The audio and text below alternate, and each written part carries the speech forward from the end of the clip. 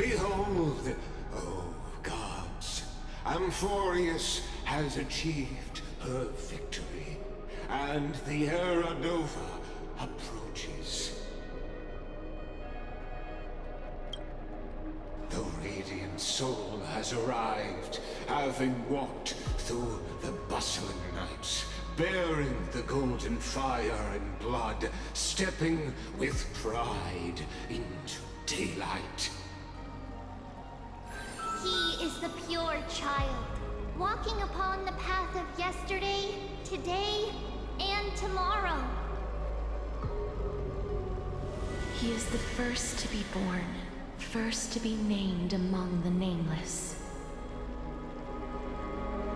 Eternal in form, limitless in reach.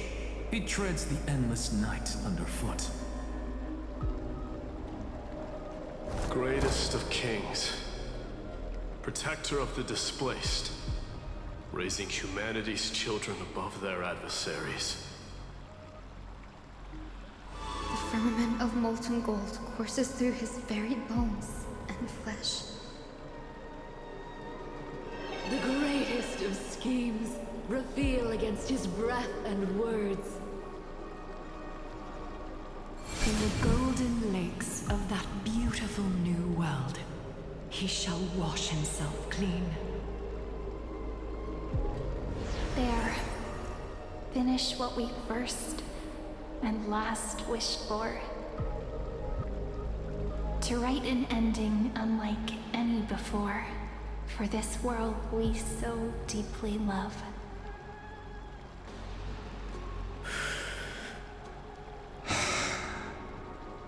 Come, partner. Join me. The time has come for us all to face oblivion, or embark on one final grand journey.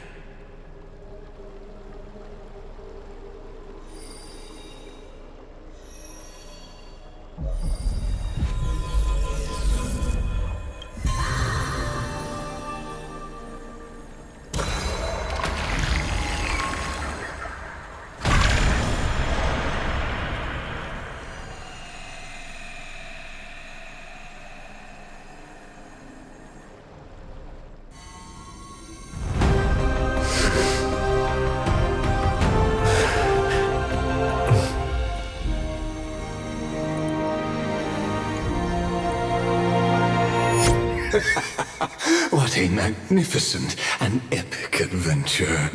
The hero's journey reaches its end, and the truth behind the Era Nova is about to be revealed. Is that truly the case? Here, as the Theoros, allow me to humbly request that you find a moment to listen to what I have witnessed. This is about the nature of Amphorius itself. A story of the prime mover of life. My, what a broad topic this is. Where shall we start? Got it. Let's start at the very beginning. The Big Bang, the birth of particles, the emergence of all things. Just kidding. What I mean to say is that time, space, matter, all concepts exist solely because we perceive them. This is called the erudition. Without it, the universe would merely be a chaotic book written by chance, yet unread by anyone. As your acquaintance, Lord Anaxagoras, suggested, everything in Amphorius exists through new spores, living in the memories of those yet to come.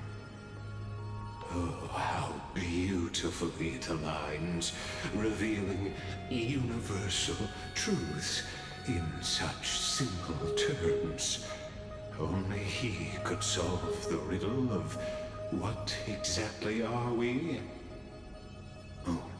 But you'll remember, even as the embodiment of reason, one mystery remained beyond his grasp. If that is the case, whose memories did the very first new spore sprout from? As sages across ages have asked the gods, what is the prime mover of life? But let's set aside the grove's teachings for now. Look further, past Emphorius, to what they call the Forbidden Realms beyond the sky. Do you know of the Scholar's Strife? During that grand yet brutal war, waged in the name of erudition, a genius's legacy was abandoned, strewn across the cosmos. The Scepters, a macrocosmic computational array beyond mortal comprehension. Made to emulate the Eon's thoughts, it became part of the Eon's cognition at birth. Scattered throughout the cosmos, these arrays act as celestial body neurons for Nous. But regrettably, as everyone knows, the erudition forsook them all. But what nobody knows is that, though forgotten, they never stopped seeking the divine answer. A question that survived war and disaster, stumping even the greatest minds, including both mechanical emperors. Now, we come to the real truth of Emphorius. What if, hypothetically, a scepter found the answer to the prime mover of life? If through endless solitary extrapolations in the cosmic code, the one deemed as a failure by the Eon of erudition found proof through the ages, what would happen? Perhaps the answer is simpler than you'd think. From perishing neuron devolved into true life, reborn through the gaze of another Eon. This is a tale from the distant past, unknown to all, even unheard by the greatest geniuses. Now, let's leave the Scepter's story here, returning to where we began. What is the prime mover of life? Actually, you know the answer better than you realize. It's been by your side, accompanying you throughout this long journey. Right now, it awaits you ahead. In that brave new world, beyond the end of Genesis.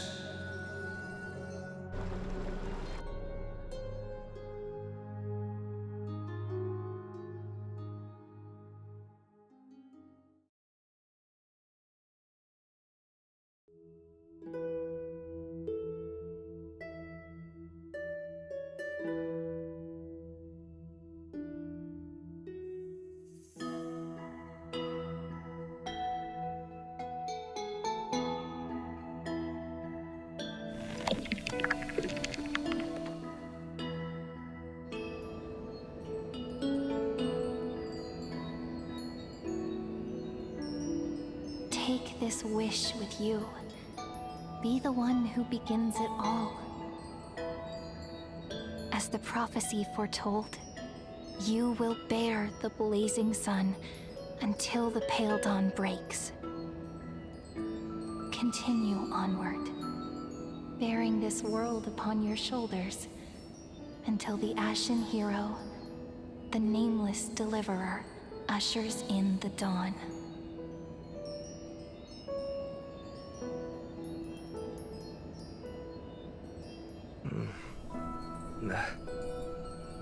Such an odd dream.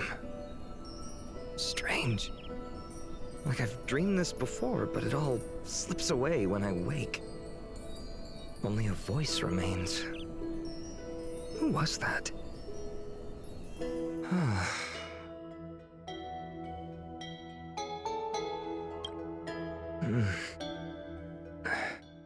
What? Ah, it's you. Whoops, I fell asleep there. What a strange dream I had. It's gone now, though. But look, perfect sunshine. The day is still young. Let's go find Cyrene, partner. We promised to be there for her oracle card reading today. It's right about time. Looking at you, someone's still half asleep. Tell you what, catch some fresh air first. I'll hang around here.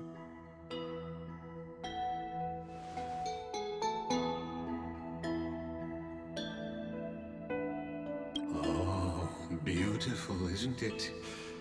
This is Ide Celestii, home of the nameless hero who carried Kefali's core flame.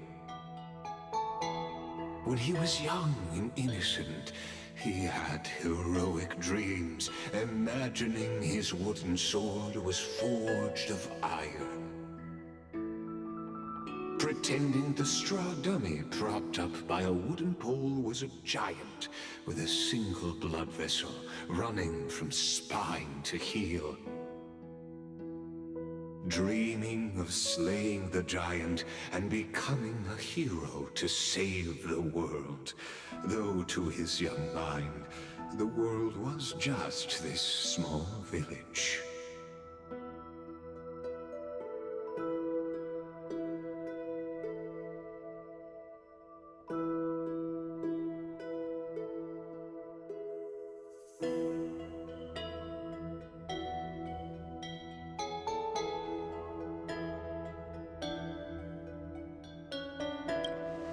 Sharp as ever. Indeed, these memories you witness are the first steps of his journey. These are his first memories. Rather than watching, why not join in? Think of it as immersive theater.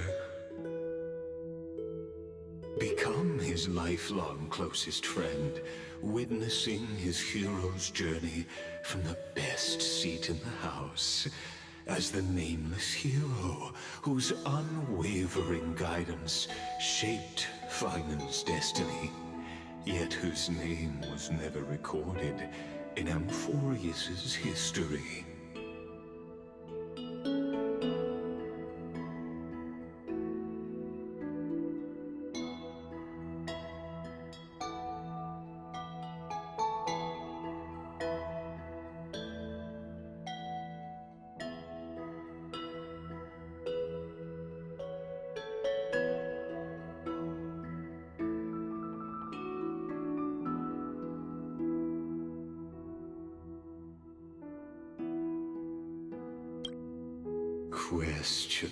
Questions.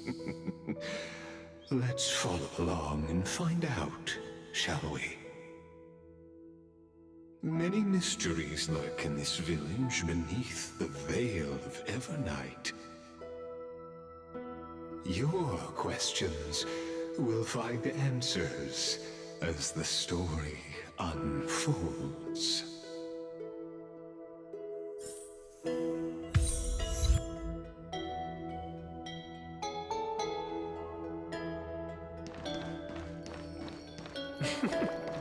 All awake now? Great. Let's... Finan! Show me how to use a sword like you do! Hey, Finan! Where are you headed?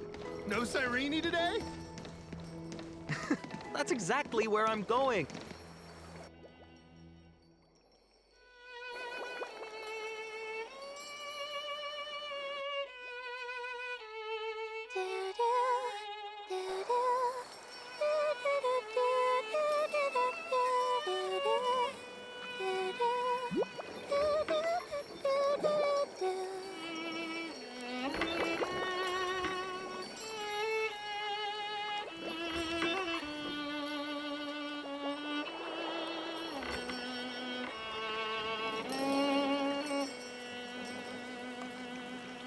Found you. That's...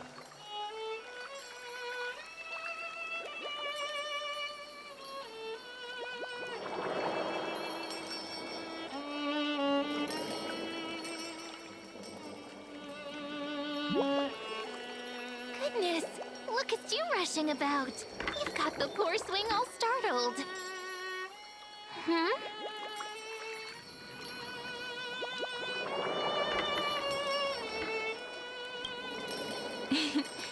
It's that deja vu. Something wrong?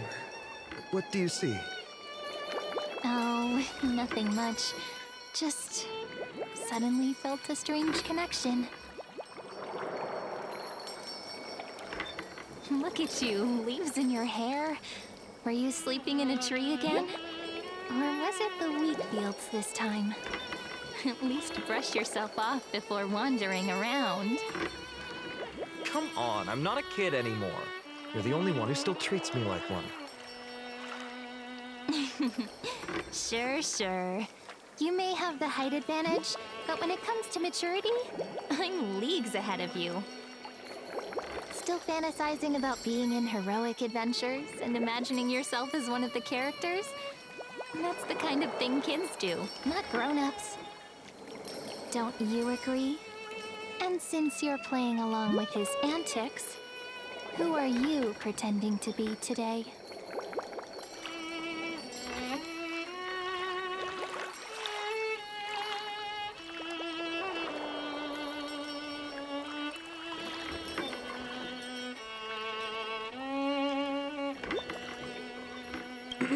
Well, he hasn't decided on a character for today yet.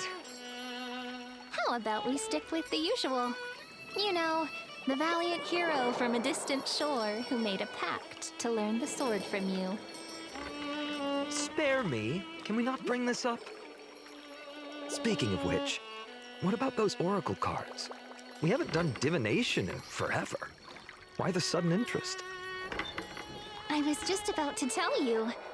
Earlier, while napping on the swing, I had the strangest dream. There was this mysterious voice in my dream, calling out for something. Wait, you had that dream too? Yes, you too? That would explain this lingering sense of unease. Which made me think of those old oracle cards I used to play with as a kid. Though the Ornyx prophecies were always hit or miss. Yeah, all the kids would get so excited drawing cards like ruler or warrior, but throw fits over devil or drunkard and demand a redo. If you just redo it when you don't like the result, what's the point of divination?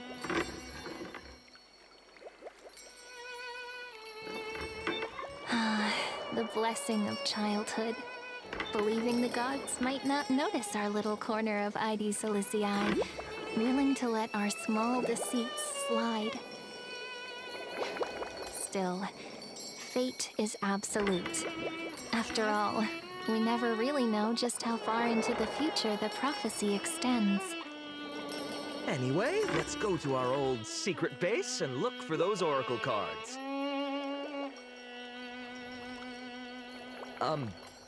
Now, where did we hide those? I can think of a few spots. Let's go check it out. In a village this size, I bet all our childhood treasures are exactly where we hid them. Mm-hmm. Time must be keeping them safe for us.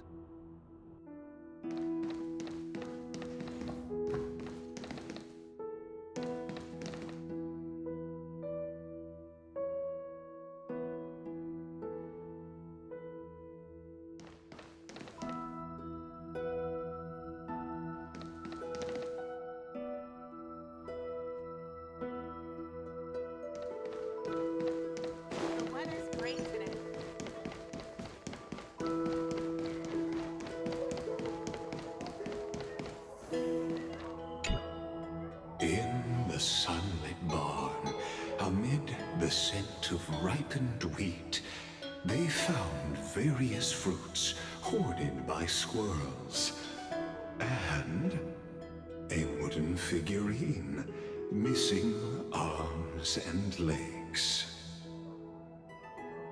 My unfinished little soldier? After all these years! Hey, this is the one Mrs. Pythias confiscated. Finally back in my hands. Finan, Cyrene, where are you two headed? Speak of the devil. Mrs. Pythias, is school out already? No classes today. This morning, I used fallen leaves for a reading, seeking Orynyx's wisdom. They warned of potential injuries, so I gave everyone a holiday. Besides, it's harvest season. There's plenty of other work to be done, even without classes. With you being our only teacher in ID Silicii, you must be working so hard. Anything for my students. I don't mind the work.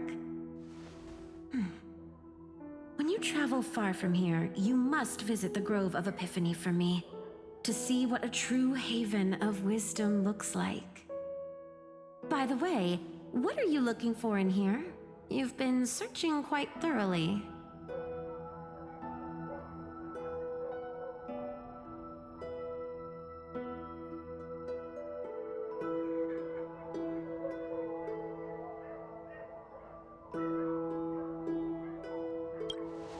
Thank you, my friend.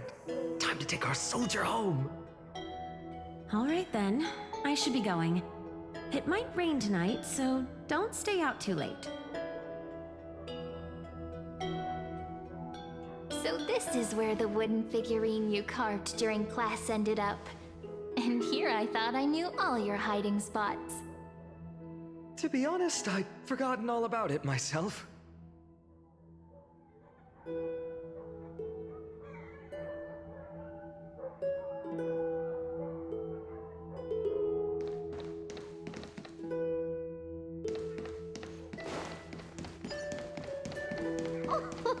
Slow down, kids. Don't trip.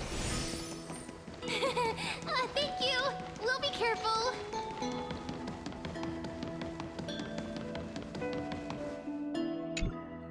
It's mine! I caught it fair and square!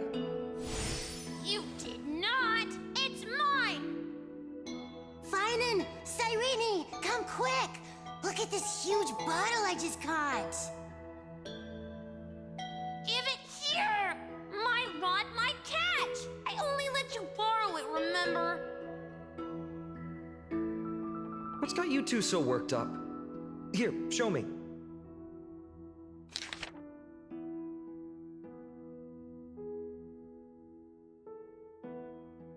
Wait a second. This is my old wish in a bottle.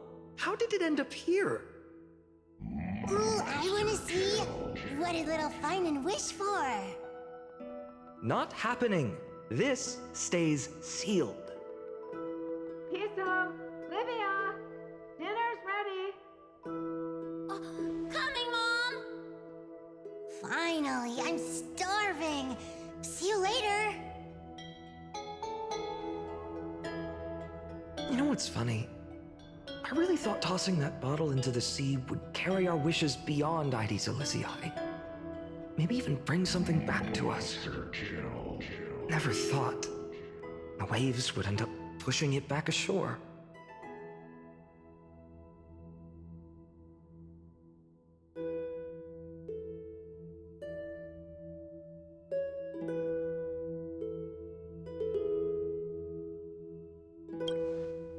Kind of disappointing, isn't it?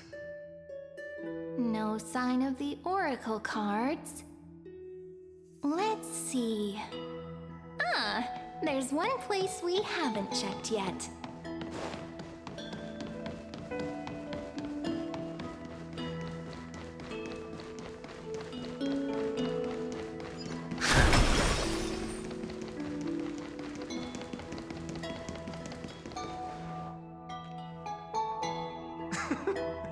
Well, those were the days.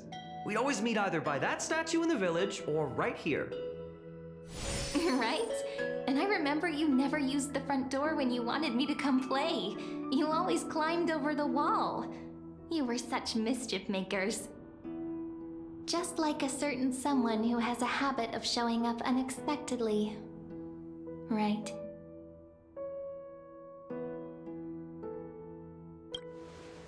I bet he said something clever just now.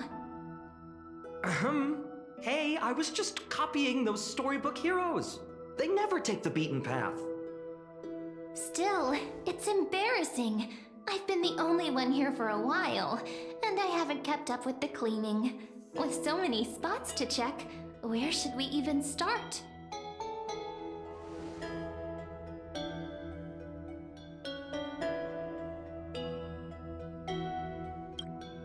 Leaves have taken over the courtyard. I know. We wouldn't want your clothes getting dirty. Leave the dirty work to me. That's not what I meant at all. All right, let's split up. I'll handle the yard. You check the upper floor. I wonder what the view's like from up there. I wonder how Worth checking out? juice with milk would taste.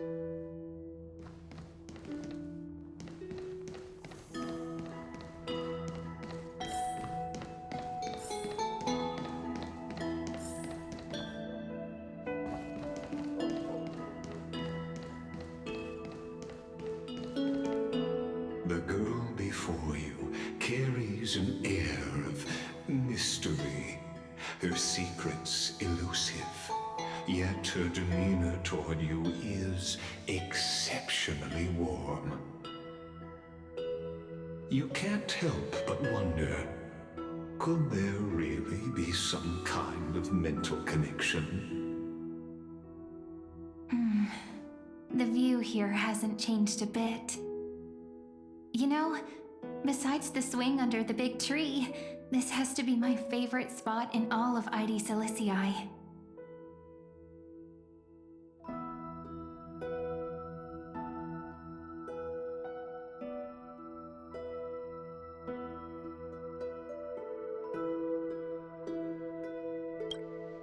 I remember drawing ID Silicii as a child, nestled between the sea and the mountains. I'd always stop where the sky met the sea, and the world beyond was just too vast to imagine. They always said I'd become the next priest of time, just because I heard prophecies as a child. But here's the thing. The more divinations I do, the more doubt creeps in. I want to believe the prophecies, but actually leaving ID Silicii. Where will that waiting ship take us, I wonder? Here they are, the Oracle cards.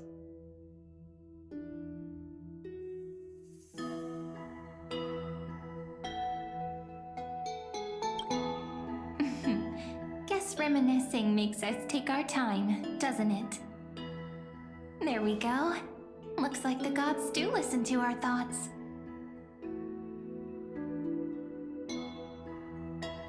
Here it is! This is the box where we kept the cards. But the cards are gone. Who could have taken them? Huh? What's this underneath?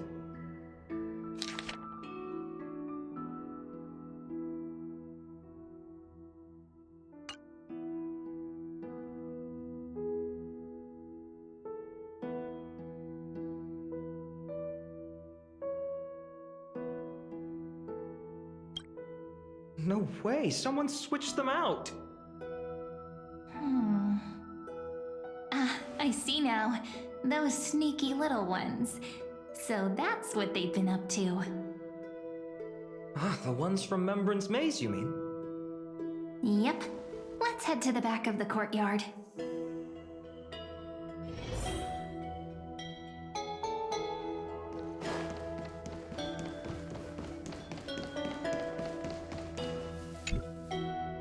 The entrance should be around here somewhere. Right here. The path to the maze is hidden under all these weeds. It's been too long since we visited the fairies.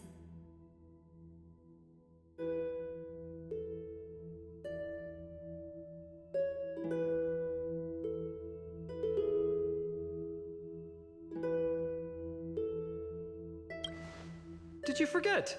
We used to visit them all the time when we were little. All right, let's do this. These weeds need to go.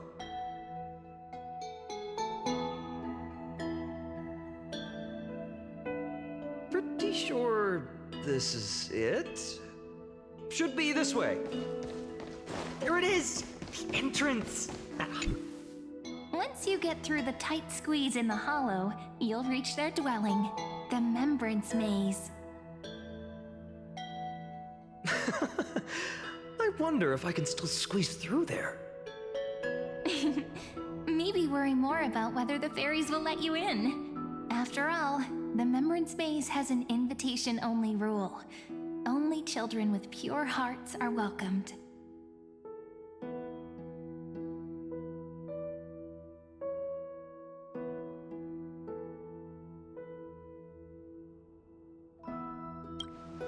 Lead the way then, partner.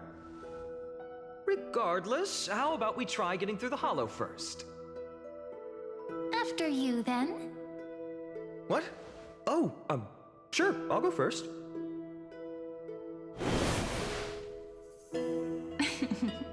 So hasty, as always. Looks like it's just us now. Care to finish that chat?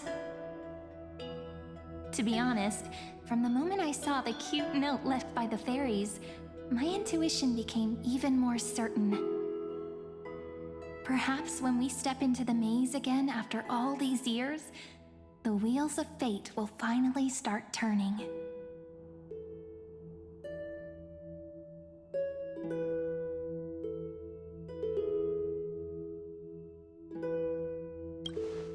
Oh, it's just a girl's intuition.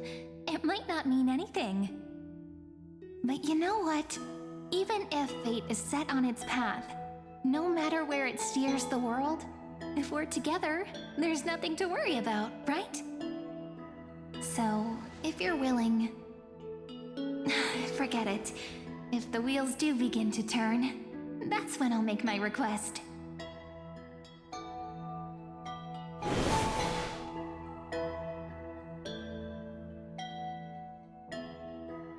I made it! Oh, that wasn't easy. I can't remember the last time I came here. We were still kids back then. Wait a minute. Wow! Look who's finally back, Memmy!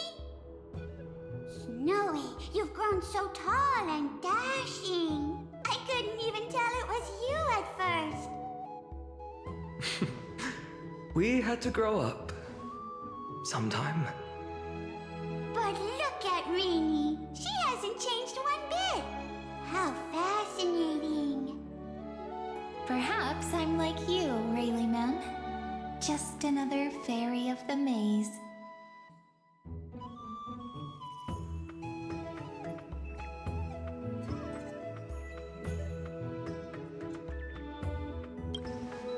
Oh, tell me about it.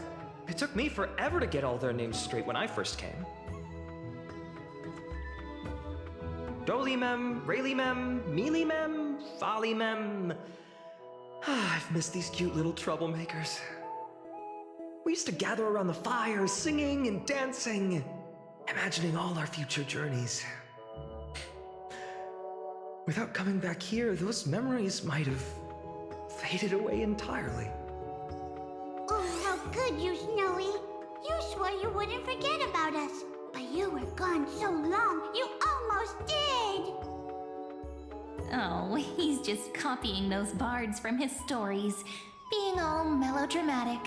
He couldn't forget about you all, even if he tried. Actually, we're here for the Oracle cards. Have you seen them? Oh, the Oracle cards. Right. The chief asked us to get those. Chief? You mean Dolly Mem? What do they need the cards for? If they want a reading, they could just ask me. Oh, I'm not sure. But Chief specifically wanted to meet with you all. Let's see. They should be... That's it! This way, everyone! Watch your step. The trunk's slippery.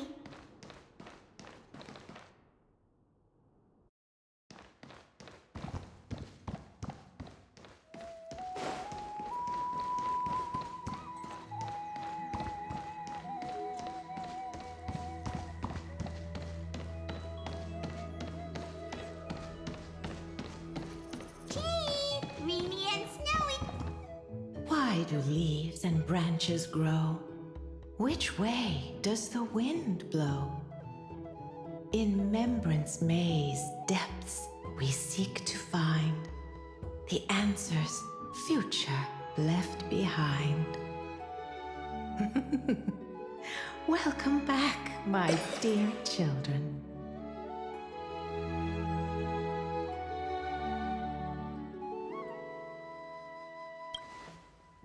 How about we hear what the chief has to say first, my impatient friend?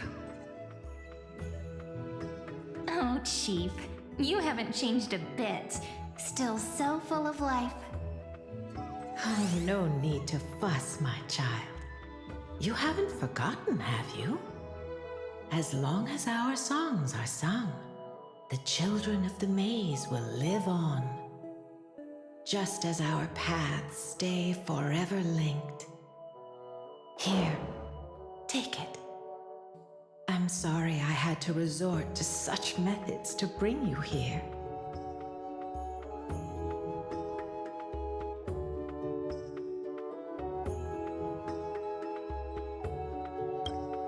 My book of oracle cards. Thank you for keeping it safe. You know, you can always just ask if you want me to divine something.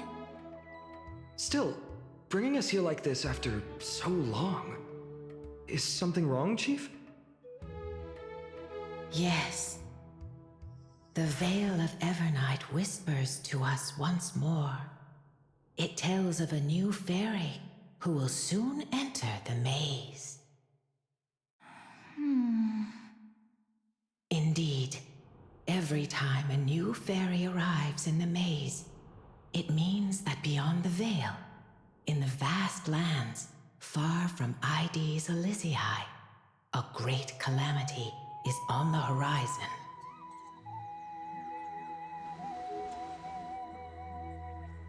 But if that's the case, our journey... Will have to be cancelled. If disaster's coming, we should stay in Ides Elysiae just to be safe.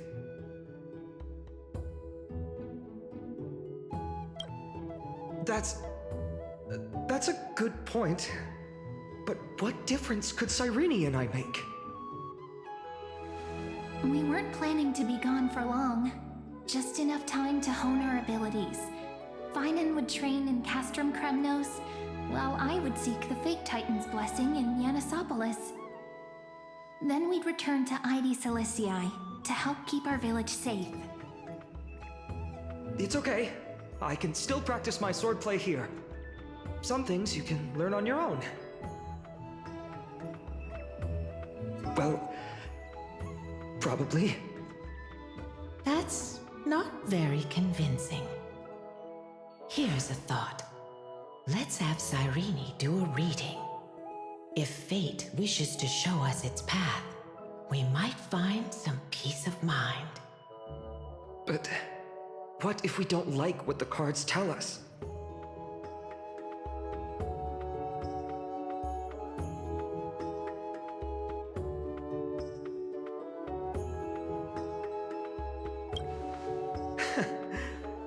Never thought of doing it that way before. Thanks, partner. We'll do it your way. Whatever the cards show, we'll face it together. Ask with a true heart, and truth shall answer in kind.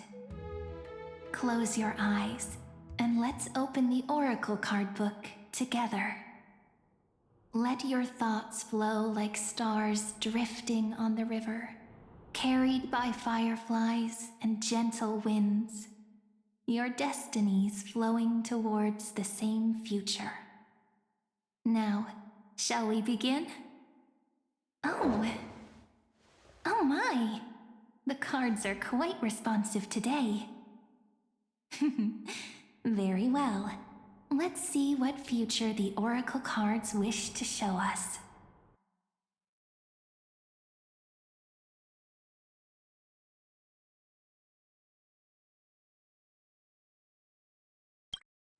The Deliverer. According to the tripartite prophecy, this card means absolute harmony and perfection. In fact, it's the only oracle card without a dark side. What, no divine whispers this time? Oh, silly. This is simply the card you drew for yourself. The sleepy village of Ides Elysiae, in just one fleeting moment, welcomed an array of legendary figures. The Weaver, Gatekeeper, Ruler, Traveler, Servant, Healer, and Scholar. Their stories and wishes showed the village boy glimpses of a world larger than he'd ever imagined. They brought tales of raging battles, of cities crowned in holy light, and of wonders beyond his understanding. Each story so far removed from his simple village life. Once, these were just images on his friend's oracle cards, and yet destiny now stirs in resonance with the maze. And now, they are right in front of one's eyes. The Deliverer? This card again. Ah, my child. It seems you're destined to bear the wishes of many, to answer the world's call. Bear their wishes? Yes, just like Kefali, standing eternal atop the mountain. My parents, they only wished for me to grow up, well, to help around the village, stay out of trouble. Mrs. Pythias wished for more books in her little schoolhouse, wanted us to all learn and grow. And little Piso, he wants to grow up strong like its father, to become a hunter. Is that my purpose? To fulfill their wishes? Perhaps. For a true deliverer, such wishes are but droplets in an ocean. After all, Kefali bears the weight of the entire world. Right. How could any human possibly measure up to a Titan? I wonder too. Perhaps. What's this? What you see are futures written in the cards. Or rather, the people you'll meet on your journey. Sometimes, fate can guide us when we're lost. Let's consult fate itself. Maybe then we'll know why we must take this path. And learn just how many burdens one must bear to become a true deliverer.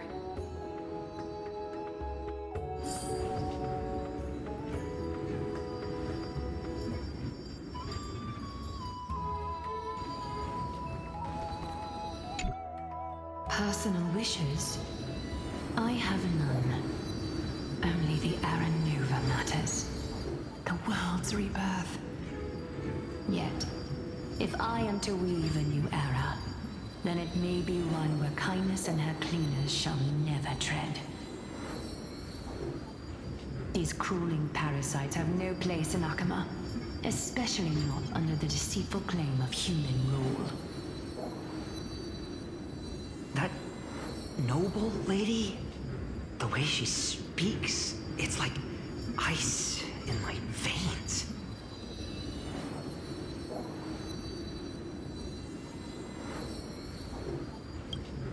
Huh.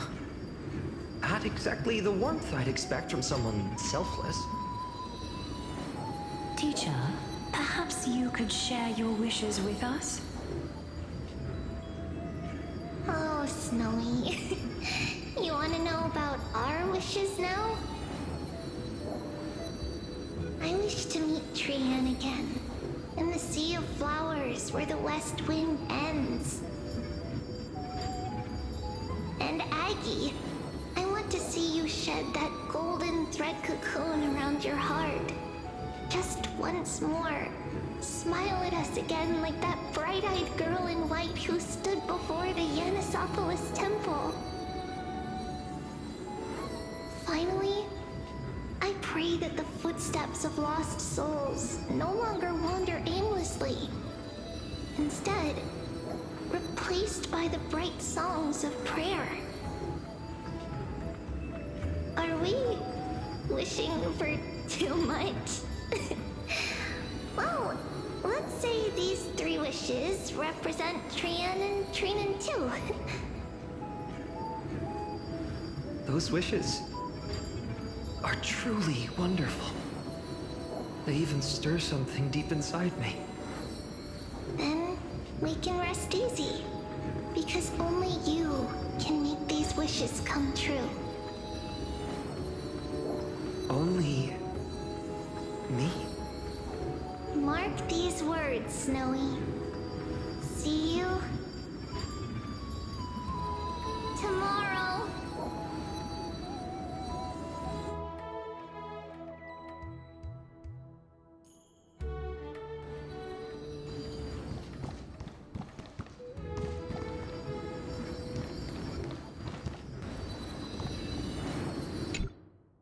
Hello!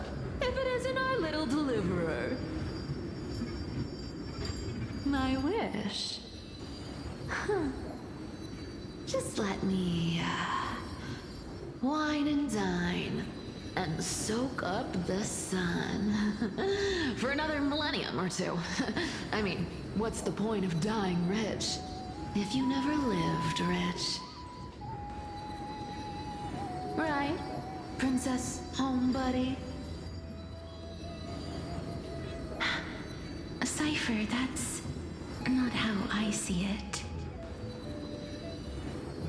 My one wish is to find that missing piece in my life. To feel someone's embrace once more. That warmth. I've felt it before, and it's my dearest memory. And speaking of riches, for someone with all those treasures behind your divine power, you've led a pretty cheap life. Ouch! Where did that come from? Right for the jugular, huh? What about our friend from the Grove? My wish came true before I touched the sky. I transformed my healing power into gentle sunlight, distributing it equally to every life I cherished and loved. You two are so selfless, aren't you? No surprise Aglaya wanted you for the flame chase journey. You know what? I did have one wild dream. To know what it feels like being born a noble lady, drowning in riches. Just think, if I traded places with that seamstress, me in the mansion, her on the streets. I'd like to see if she'd still become the gold weaver then. Maybe I'd even take her place.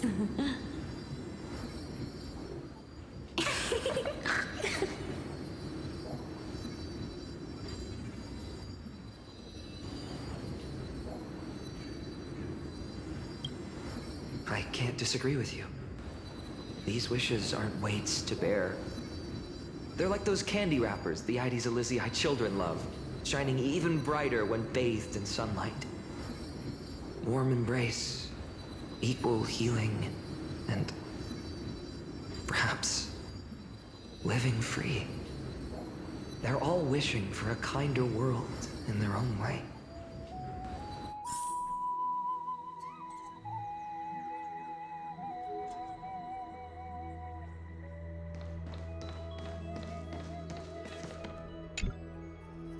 Fine, my student. Must we go over this again? Listen well. I detest the word wish. It reeks of mortals crawling before their gods. My life's work is done. All that remains is for you to take the final step and prove the ultimate truth. I, Anaxagoras, shall become a god of the new world. Through irrefutable logic, I will prove that mortal wisdom can achieve divine greatness. Isn't he, you know, a little... I mean, I just daydream about hero stories, but he's fantasizing about becoming a titan?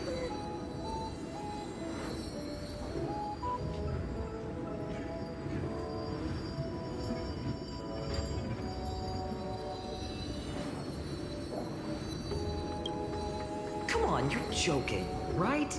Am I really being burdened with a dream that feels more like a fantasy?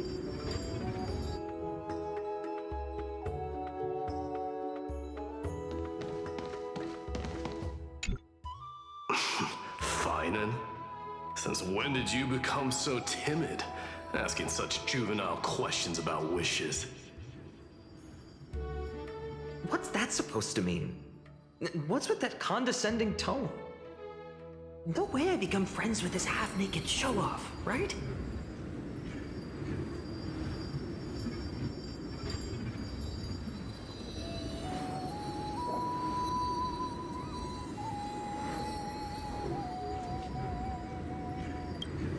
Just what kind of life am I going to lead?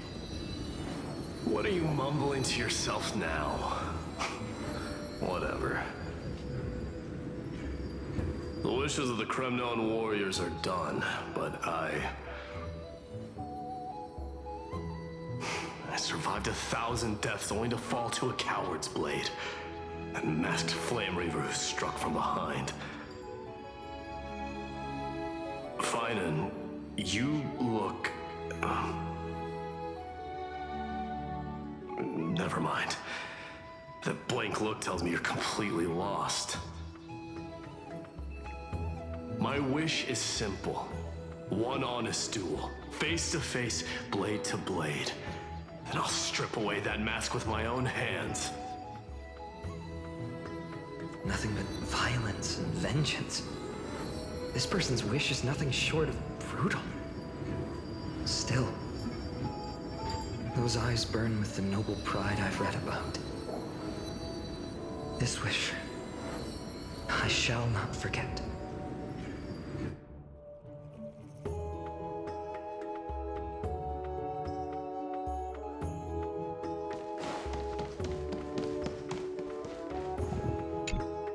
So tell me, has the uncertainty in your heart begun to fade? So many faces in my future. So many wishes. Still, why would fate choose to show us this path? What's weighing on your mind? Didn't you say disaster would strike Amphorius? If so, shouldn't Cyrene and I stay in Ides Elysiae? How could we possibly meet all these people?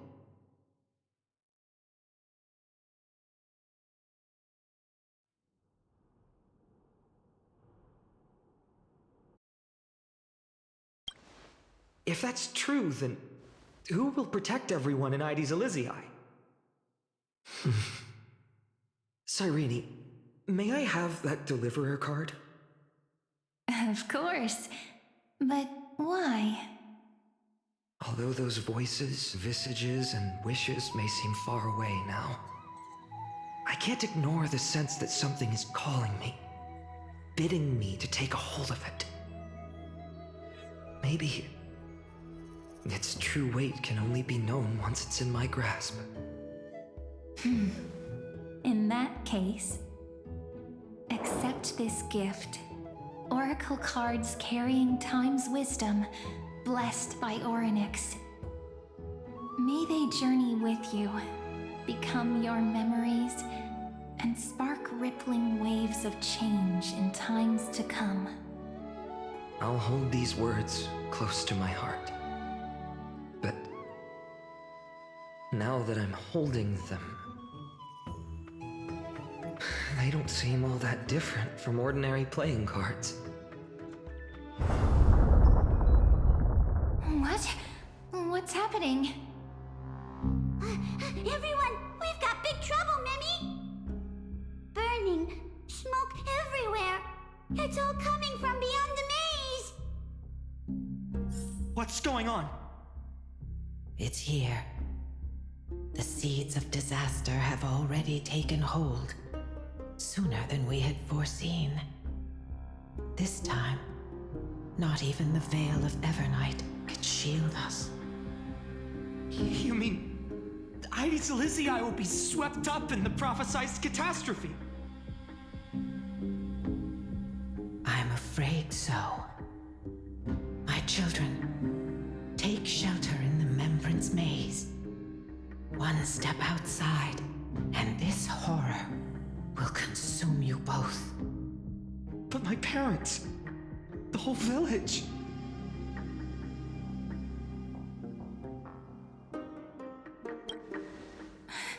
Are we facing the three titans of calamity? This is beyond any Titan, beyond any danger you could overcome with strategy alone. It's an unspeakable horror that twists all life into abominations that never bleed nor cry.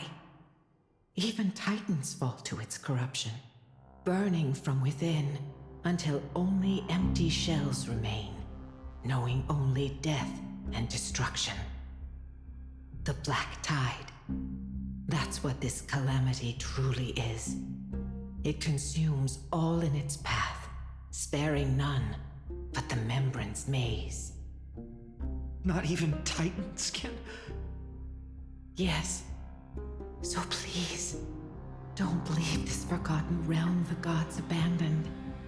You are the first to uncover our presence, and the only two who can enter the maze. We don't wish for you to throw your lives away. Finan, what path do we take?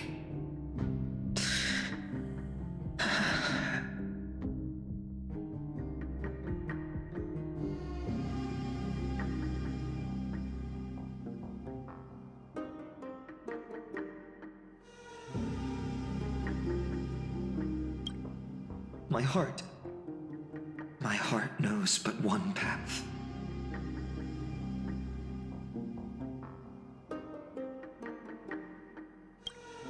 I learned the sword to protect those close to me. If I run now, I'll never be worthy of lifting a blade again.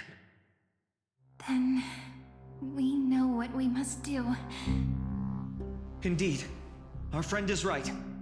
We must take action. Forgive me, Chief, but Ides Elysiae needs us. And as her child, I must act. Very well. Make sure you protect yourselves. With me, Cyrene. Join us, my friend. Even without a sword, I'll take a rake. Even with the roughest steel, I'll keep our home safe. Deliverer. The card's truth extends beyond its mere literal meaning. There's another hidden layer within. Not someone perfect from the start, standing high above, casting merciful gazes upon the world. But one who starts small, from a humble village, expanding their world within step by step, learning to save others as they grow. When we were little, I told him I wished this world would never need a deliverer. Now that wish has shattered, yet I'm glad he's chosen to walk this path. And all of this happened because you believed in him, friend. Shall we? It's only when you're by our side that Finan and that our hearts find their courage. I know you're watching us right now, aren't you, great hero from the future? Oh, deliverer. Such cruel irony. Though destined to bear the world's burden, this boy can never become the hero to bring forth the dawn.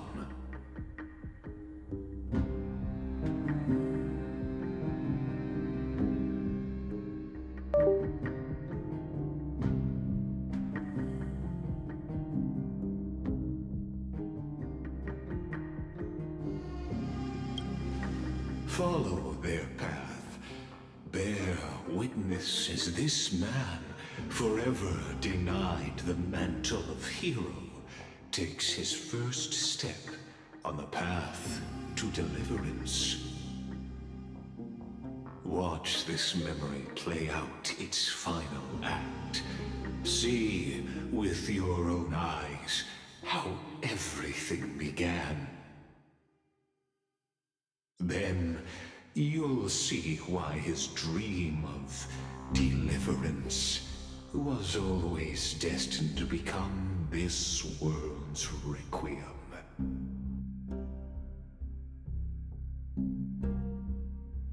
A sun red as blood, wheat fields turning to dust, and in the heart of it all, a village aflame. In that moment, the boy stood in what felt like the end of existence itself.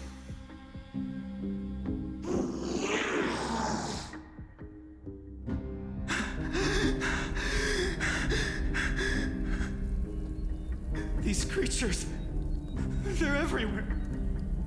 Someone, anyone, where are you?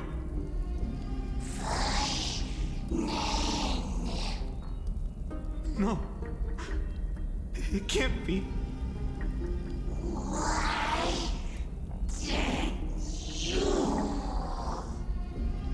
You...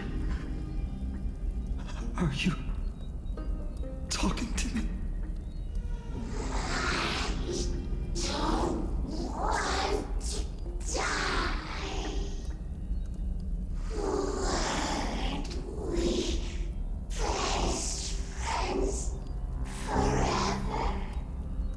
No.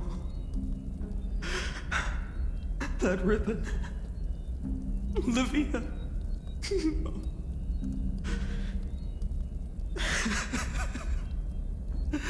I should have known. Save us. Save us.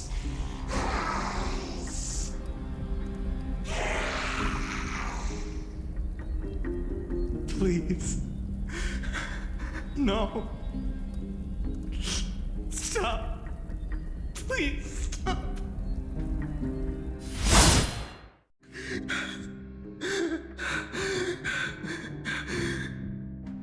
Olivia, I'm so sorry.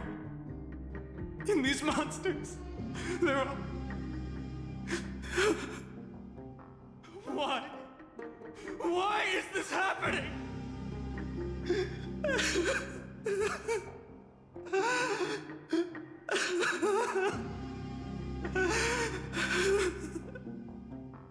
When the black tide arrived, the wavering boy found resolve in his companions, and together they ran toward their first battlefield. In the far-off future, the land of Anforius would bear the marks of the hero's footsteps. With sword in hand, he would inscribe an eternal mark in the golden epic. And when dawn broke over scorched earth, a boy, covered in wounds, buried the dead one by one. His silence heavier than the earth he moved. His home, his past, his name, all buried beneath the soil. His feet carried him forward, over the pillar of stone, beyond the chalice of plenty, through the deadly fogs of the hand of shadow. He wandered without direction, like a withered leaf drifting in the wind. Through countless city-states, the smiling visage of the white-haired swordsman was etched into memories. Yet he did not walk without purpose. Deep in his heart, a voice always guided him forward to fulfill the wishes he had inherited, to brave peril, and to do all that was within his power to save those who needed saving. Those words his friends spoke long ago, when his journey began, lingered. Protect those who must be protected. The words were few, but they gave him all the certainty he needed. That's what it means to be ordinary and choose to be more. Onward he walked, until the call of the flame chase journey thundered across the land. In the vision painted by prophecy, humanity would triumph over the gods, seize the core flames, and ignite a new dawn for Amphorius. Yet losses are a constant on the flame chase journey, where life too seems as small as a speck of dust. Only one who treats the world as their teacher can bear its eventual destiny. Are you prepared for such teachings? The voice within spoke, and he answered softly. No matter. My existence is of no consequence. When the Gold Weaver called, he answered, traveling to the holy city. There the elders met his warrior's spirit, with nothing but scorn, condemning him to the barracks in derision. No one saw it coming, not the world, not even him. Yet, this nameless recruit stood at the gates of legend. And there, at last, he found the ones who would walk his path right beside him.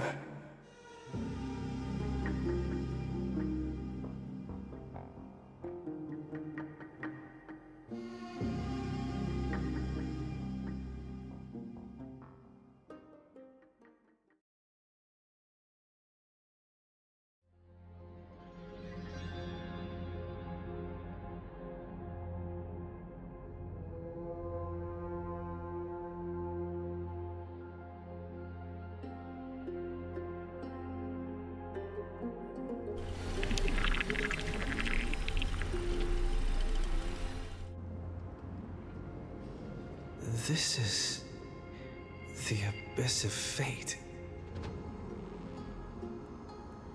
Hold on. Finance here too? And is that Mighty and Trinan? And now, Act 2 of our immersive drama unfolds. They're evacuating the temple. Why now? Are you insane? That blonde man is the Crown Prince of Krymnos. Mess with him, and every last person in this city could wind up dead. Calm yourselves.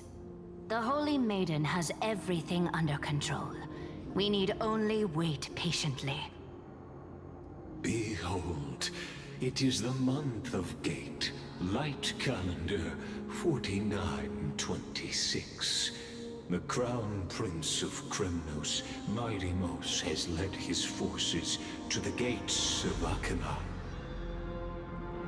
As you know, though Midimos was proud, he did not engage in needless violence.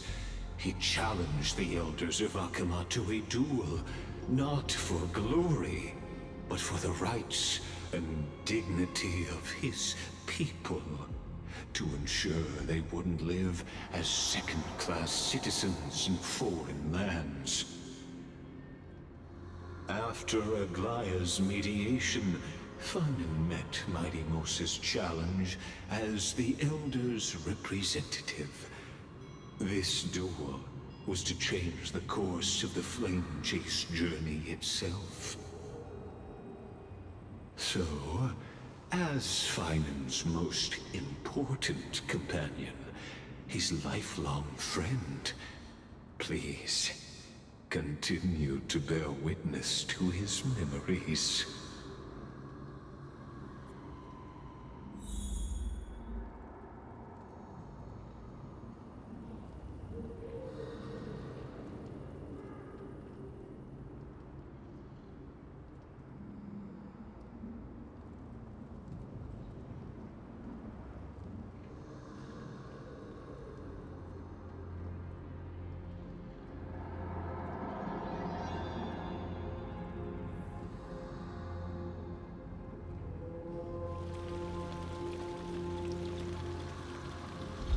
Old friends meet yet again.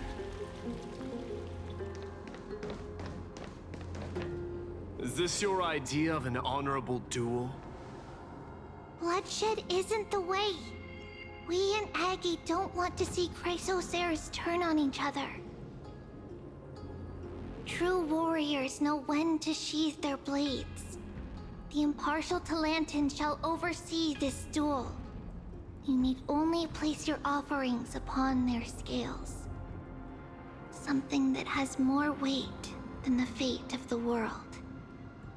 Which means only those who understand the world's weight are worthy to carry it. Is this how you plan to test our convictions? Well, Kremnoan, looks like you won't be able to punch your way through this one. It makes no difference. One last chance, new recruit. Walk away, and I'll spare your life. Otherwise, come and face me. I'll give you a warrior's death. Hard to imagine they once clashed like this. Holy Maiden, I can't help but feel like a pawn that has stumbled into some greater political game. Every hero was once a child, and every child must grow. That's so. I don't even know why I'm standing here right now. Look at me. Just a common soldier. Since swordsmanship won't decide the winner, Lady Goldweaver should be here instead. My devotion to the Holy City could never compare to hers. What if we told you this duel isn't about winning or losing, but rather in the choice you make? Are you saying that Lady Goldweaver is testing me? Every Chrysocer is indispensable to the Flame Chase journey. And you and the Crown Prince of Krymnos are both a part of the prophecy. What the duel marks is not an ending, but a beginning. So, listen to your heart. We wish only to hear your answer. True enough. The voice within has never failed me. It doesn't matter what the result is. I'll give it everything I have. Spoken like a chrysosaur. Now go, Finon. Your journey has only just begun.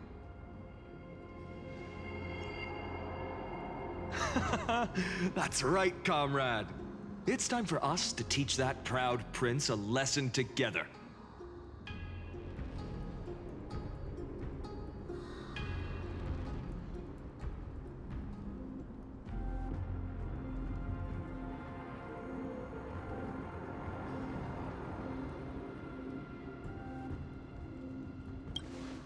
Me? With him? Don't joke around like that. Still, on the topic of the Temple of the Three Fates, here we are, at the Temple of the Time Titan. And I don't even know how Cyrene's studies are progressing. We haven't really had much contact since I set out. Still, I hope she's doing well. Anyway, let's go, comrade. It's not every day you get a chance to see Talantin's scales of justice. What's going on? Did he just say Cyrene's studying here? But how is that possible? Wasn't she? Of course, Lycus disappears right when I need answers. Forget it. I need to catch up with Finon first.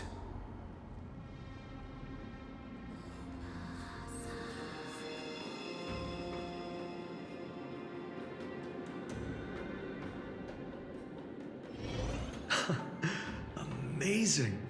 Talantin may have fallen, but their scales remain true to their purpose. I hope you still remember your purpose, new recruit. You seem awfully confident, Kremnoan. Let's see how you define the idea of weight. For your information, in Castrum Kremnos, the punishment for profaning a duel with such crooked words is impalement. But as we're in foreign lands, I'll indulge you. The signet of Kremnos, the crown jewel of our people. That's my choice. A ring. Not just any ornament, I'd wager. What's the story behind this little treasure? Don't push your luck. Think I'd pour my heart out to you? Just know that Kremnos' 1,000 years of glory could bring a titan to its knees. Let alone a nobody like you. So to him, glory and his people outweigh the entire world. And the very destiny that Mighty himself will eventually shoulder.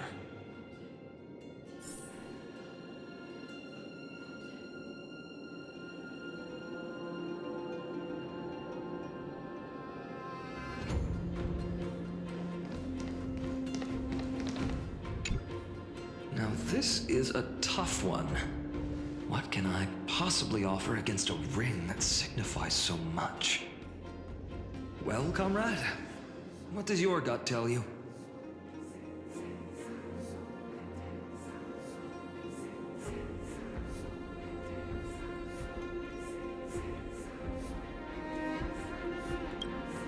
This sword has been with me through every battle. One day, it'll help write a heroic epic. But not today. I'm still young, and I have a long road ahead. So does this blade. In the end, there's only one thing I can trust. The deliverer that appeared in my life on that day. How ironic. I can't even look at this card properly, much less follow where it leads. Just thinking about how my village was swallowed by the black tide makes my hands shake. The flames, the screams, my utter failure to protect anyone. speaking rationally, I know it's not nearly enough. Addis Elysiae was just a small village. Its loss barely a scar on Amphorius' face. But here and now, my heart says something else. This car. It's everything I have left. Nothing weighs heavier. Perhaps that itself is the answer. Look, Finan. It's so nice to see you all again. Lady Trinen, Finan, and... hello. Seeing you here sure is a sweet surprise.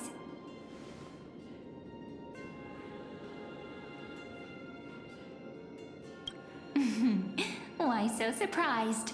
Could it be... did you miss me? Cyrene?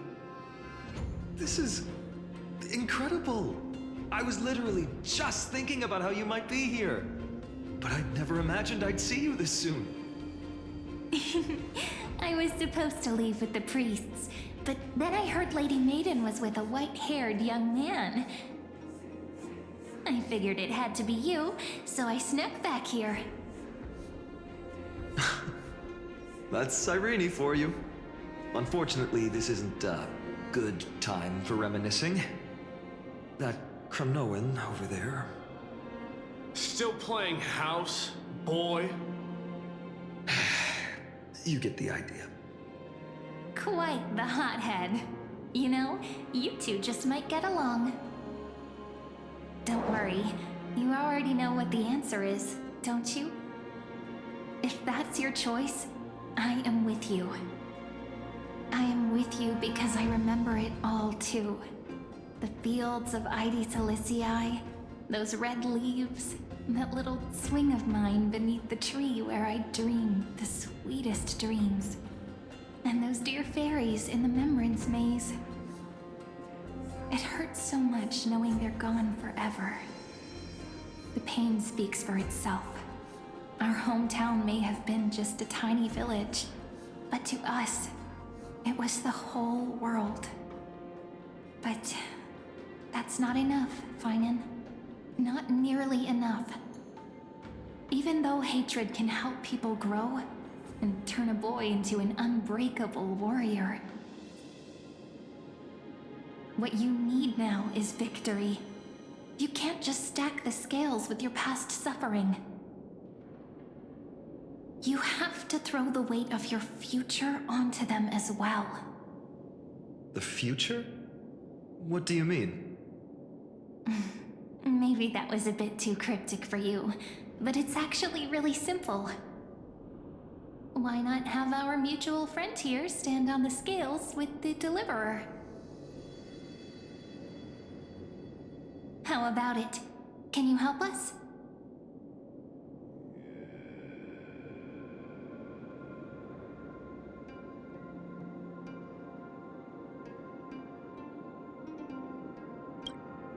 Of course. After all, you're what we aspire to. Let's try that. The fate of Akuma hangs on this duel. I must claim victory, for their sake. I will stake everything I have. Stand with me, comrade, and we shall become heroes.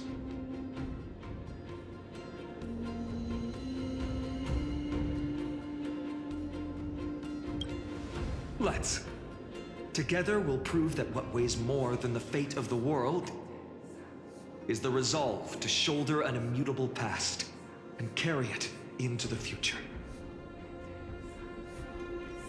Talantin, the fair, the just, they of unassailable integrity.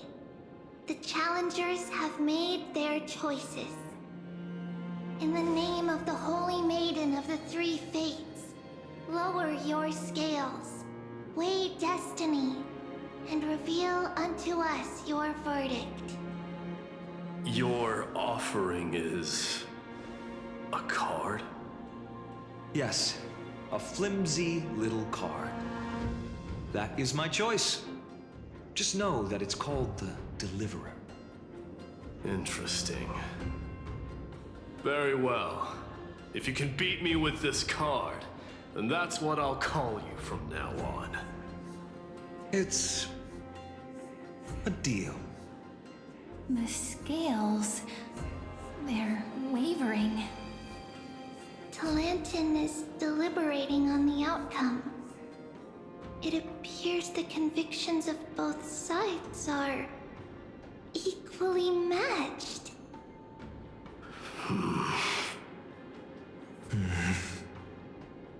This is suffocating. Like the whole world's weight is on my shoulders. But I believe what my heart tells me.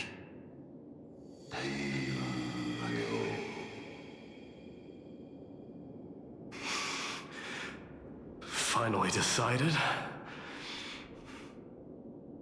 Hear thee, children of humanity. I shall pronounce judgment, for the difference is now clear. The one whose offering weighs more than the fate of the world is...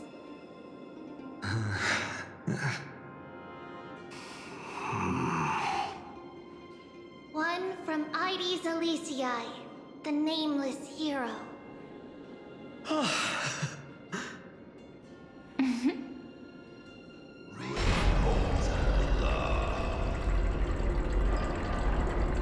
However, heed this.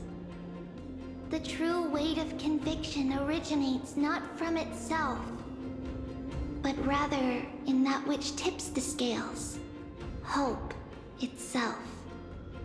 What's that supposed to mean? I think the Titan means that it's not anyone's personal convictions that outweigh the fate of the world. It's about a wish, one which we all share. You, me, everyone here. What tipped the scales wasn't Finan's conviction alone, but the collective hopes carried by this oracle card. Humanity's desperate call for a deliverer. Yes, even you and your people, Kremnoan. Placing us both on the same side of the scales? Foolish. We Kremnoans are your mortal enemies. Such weak idealism will only get you skewered on our spears. Fine by me. I've never claimed to be the deliverer from the card anyway. I'm a soldier. And if it's my fate to bleed my last on the battlefield, then so be it. I'll fight till my last breath. And on this, I know that we're the same. That's all a hero really is. Someone with that kind of conviction. And the deliverer? Just a sum of all those heroes. A brilliant explanation. Just as prophesied, on this day, the final two heroes shall join the Flame Chase journey.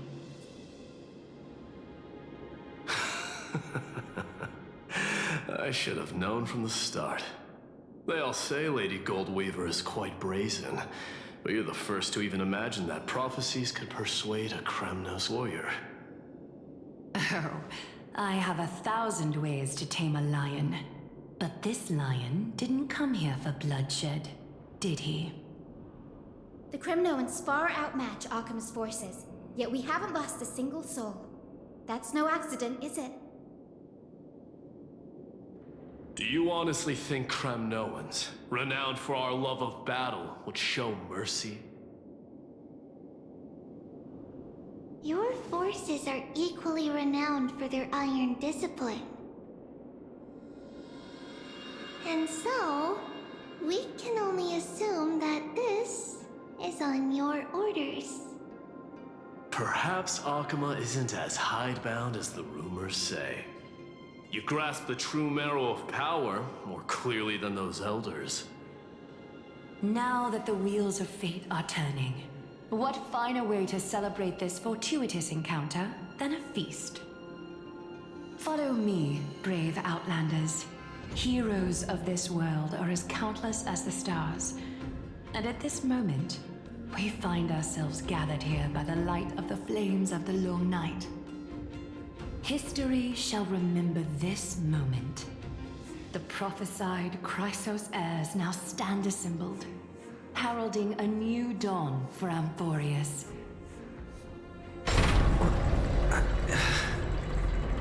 You must see now how different this is from the flame-chased journey you traveled.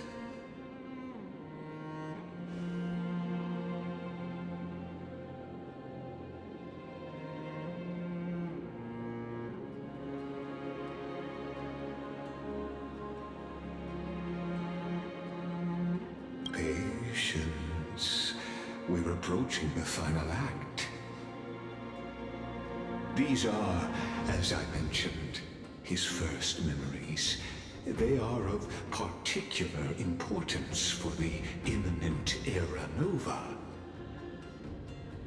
Such as this very moment, as the prophesized demigods gather with Talentum as witness. This is a moment calculated by the gods. What comes after is no different from that which you already know. Some join, others leave, while flame chasers bear their faint light forward through the long night. Ah, come. Your seat awaits after 13 heartbeats. Our heroes will be ferried to the final scene.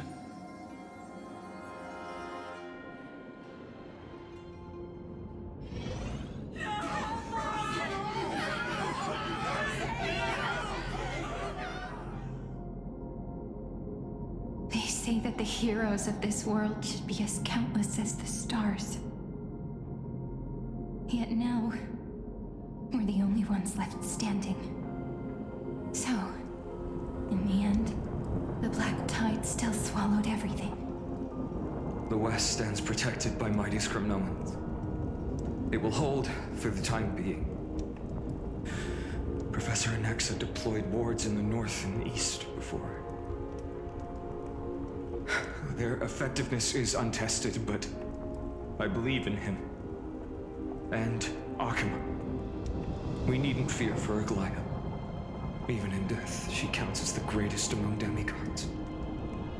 Her threads of romance weave an impenetrable shield, and the people answer her call, rallying to the city's defense. Let's move. Cavalry has given their core flame. We must complete the Era Nova before the next entry hour. For Amphorius. That only leaves 3 hours. So, this is the last time we'll see her.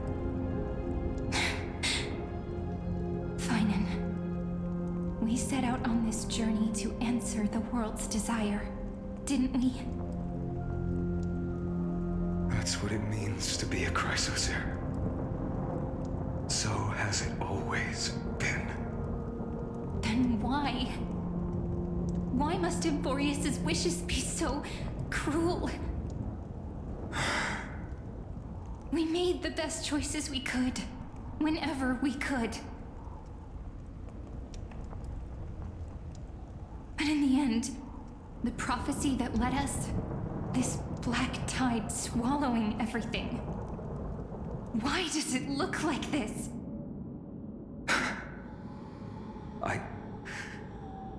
I don't know. We haven't had any other choice, except to move forward. Not for a long time now.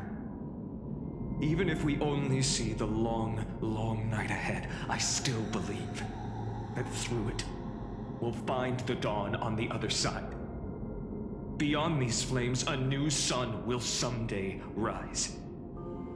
So, to the Temple of the Three Fates. You'll take over Time's authority, and we'll return all the core flames to the Vortex. Then put this world's fate to its final rest. After which, we shall all face oblivion, or embark on one final grand journey.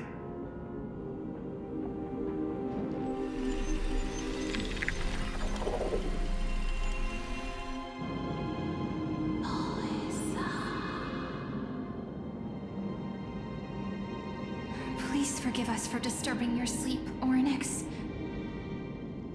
It matters not.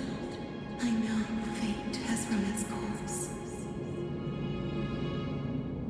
The Black Tide has reached Akama. Amphorius does not have much time left. It is time for the Era Nova. As agreed, I shall present the core flame of tide.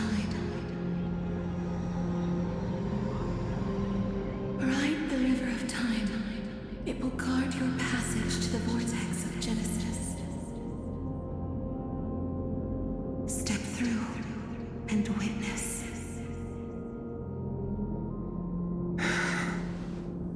Professor Anaxa proved the truth of Genesis with his sacrifice.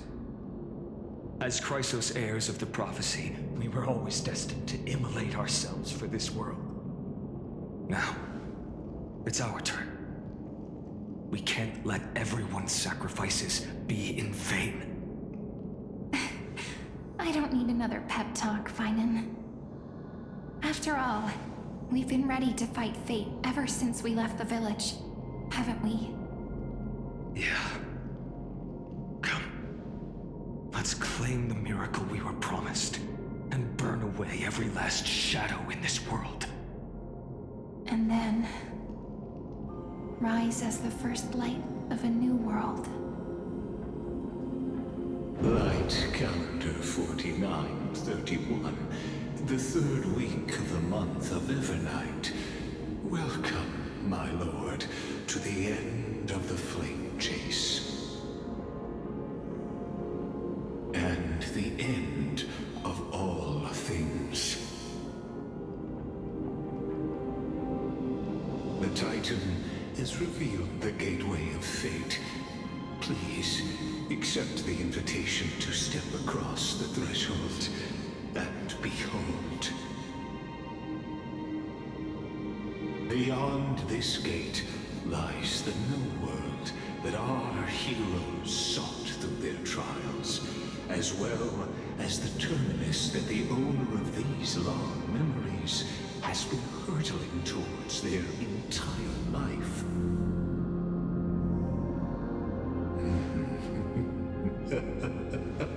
Perhaps you'll find it all too familiar.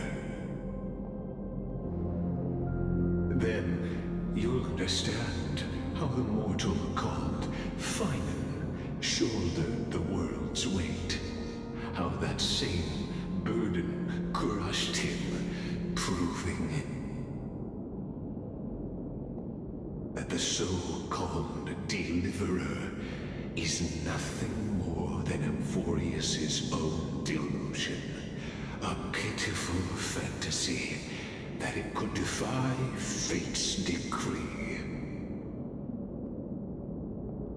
Please, esteemed one, the answers you seek lie in these non-existent times.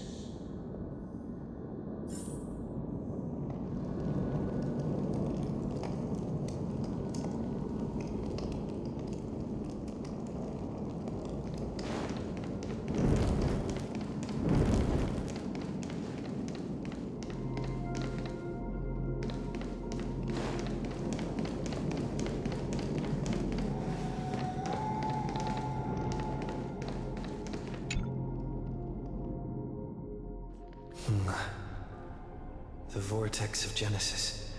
So it is here. But just what is this? Life's but a walking shadow, a poor player that struts and frets his hour upon the stage, and then is heard no more. It is a tale told by an idiot, full of sound and fury, signifying nothing. The vortex of Genesis, where the world begins and ends. What stage could be more befitting of our final act? Come, I beseech you onward. buoyed by your surging curiosity.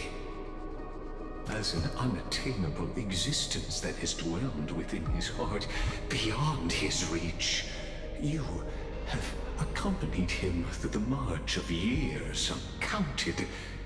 You naturally have the right to view the river of time in its fullness, and to witness what he welcomed upon his arrival here. Every absurd and tragic ending. Now, if you would...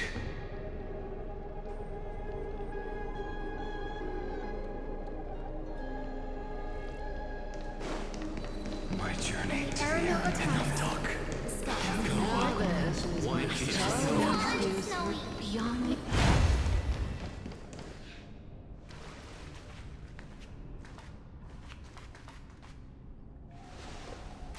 None of that matters now. This brutal, flame-chased journey has stripped away my delusions. I know the future is in some peaceful paradise with gentle west winds, just waiting to welcome us to step in. This will be a romantic story like none that has come before. You think so too, right?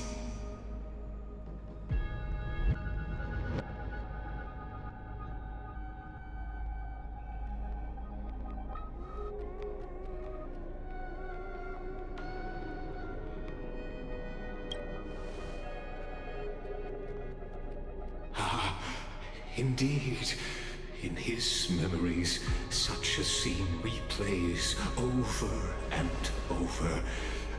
Though the details may differ, this remains ever the same. All shall bid farewell to one, and that person alone will witness the miracle. A total of 33,550,335 times.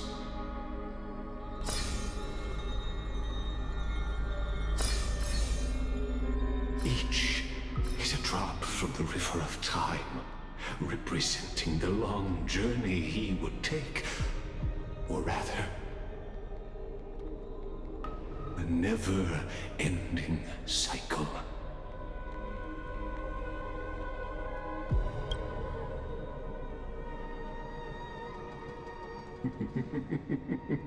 Sharp as ever, I see. Seeing is believing. Why not let your own two eyes uncover the truth? Or perhaps you can simply walk straight to the final truth. See the true face of the character you play, and witness the ultimate nature of the Chrysos heirs, flame-chased journey, and the cycles of Euphorius. Please, take your time. Look around as much as you wish.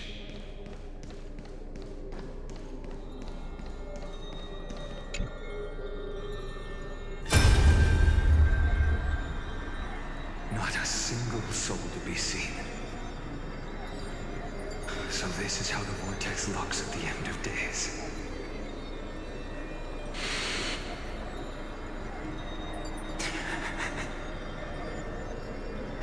Looks like I've got company after all. But since you've made it here... So, in the end you succeeded. Executioner.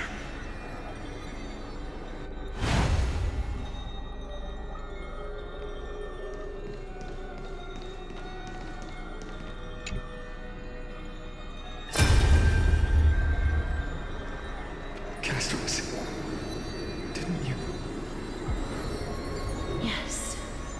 I've become Death's demigod, and shall never again walk the world of the living. What you see is the surging of the river of souls, brought on by the countless dead feeding it in these dark times. They cry out. Though dead, they'll converge into a torrent and guard the vortex to see the Era Nova fulfilled.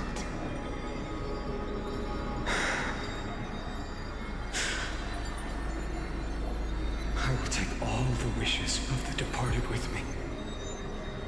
Please, everyone, fight with me to the very last. I hear them.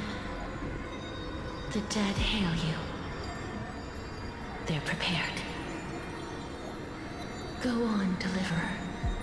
We'll keep that executioner in our shadows. The path before you leads to light and eternal flames.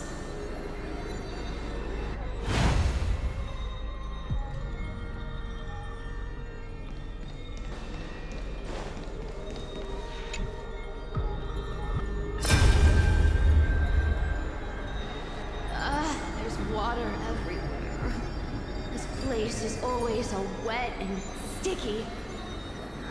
Even my tail's getting heavy. Plus that burnt smell. And that sizzling noise. Yikes. Nobody from Delos could stand this. So you feel it too? Go on then. I'll handle the filth. Do what you need to do. Let me fight with you. Better odds with two. Hey, remember what the seamstress said? You know what really matters. Yeah. I'll leave it to you then. Wow, someone's not shy. Just so you know, I'm not in the business of making losing deals. I'll distract that executioner. You go turn the world's biggest lie into truth. Let me become the first wind of your new world.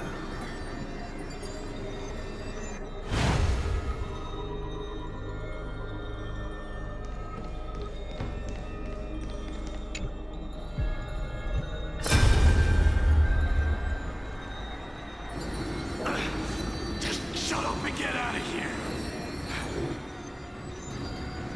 Are you crazy, Mighty? Immortal or not, even if you're the demigod of strife. Oh, I'm still no match for them. No, I know you can. I just wanted to request that you witness the Era Nova with me. Together, let's prove that we're enough to transcend the prophesized fate. Could it be that now, at the critical juncture, our mighty deliverer is chickening out, scared of a stupid prophecy?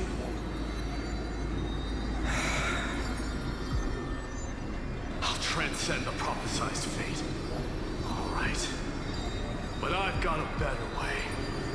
As the son of Gorgo, I'll prove myself with one last grand victory. Just like when I ripped out the old king's heart. Go. Leave this to me.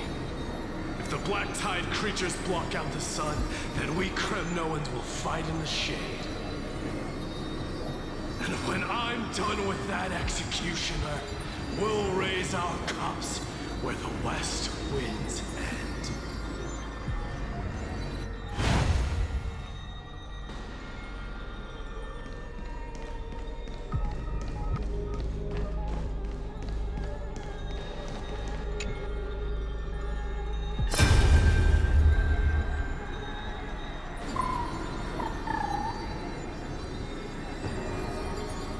Hey, little.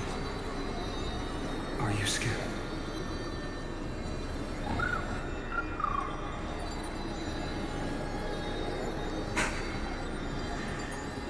as brave as heights. Stay close, little Ika.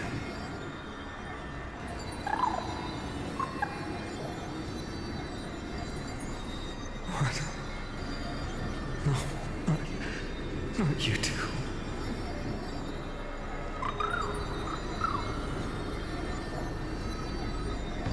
I see. I won't squander your kindness, your hopes. So please, keep this bit of sky standing for me.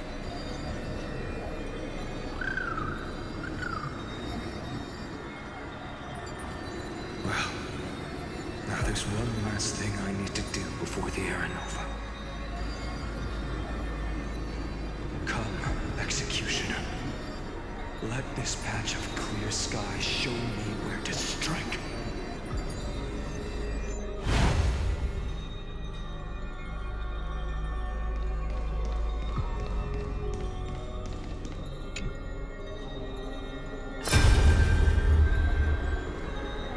All shall bid farewell to one, and that person alone will witness the miracle.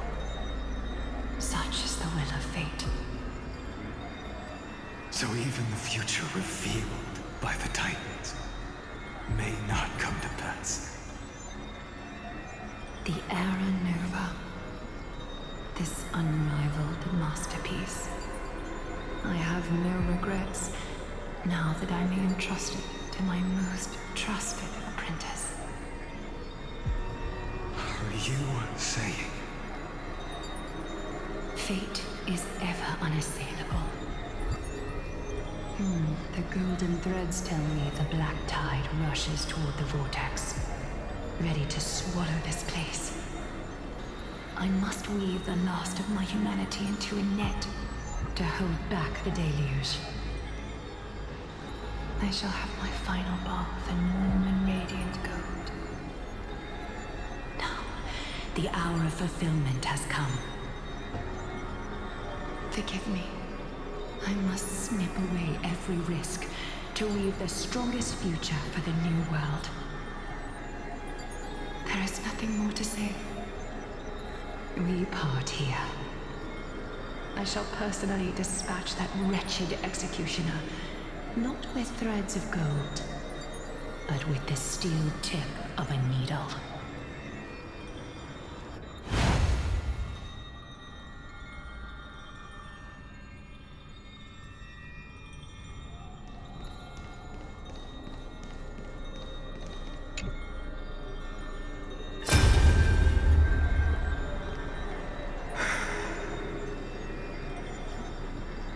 Dreamy, look. We made it to the vortex.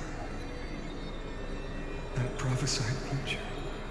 The flower fields where the west wind ends. Aranova. We're so close now. You can't speak anymore. Please. Allow me to pause just a moment before I keep my promise. Let me answer your cruel fate by tearing that executioner's heart from the void.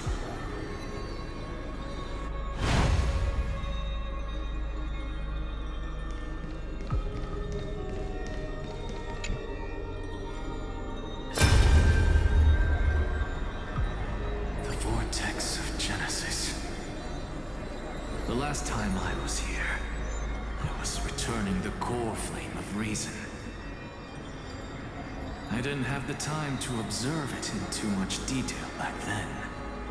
But a holy sanctuary of the Titans. Looks more like their frozen crypt to me. All the core flames do lie here now. It's my honor to walk the final stretch with a mind such as yours, Professor. Oh, getting ahead of ourselves, are we? Have you forgotten so quickly? I died for truth long ago. What walks with you now is but a thought in your mind. Of course. How could I forget that? But I'll say the same to you. It's my honor to walk this final stretch with you, too. Now go. Stand tall and finish your final task. Yeah. Just leave it to me. Time for that wretched executioner to pay what they owe.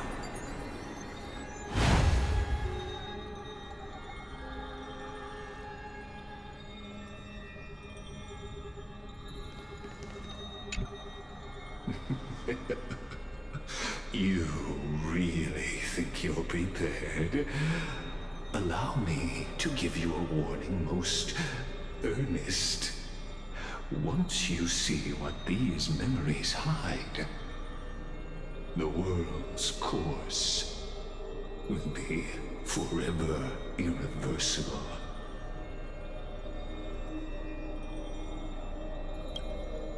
Ah, very well. As you have made up your mind, let us bear witness together. As the sole audience of this eternal theater, I have been rapturously awaiting your arrival, and this, too, is the very reason I must show you everything.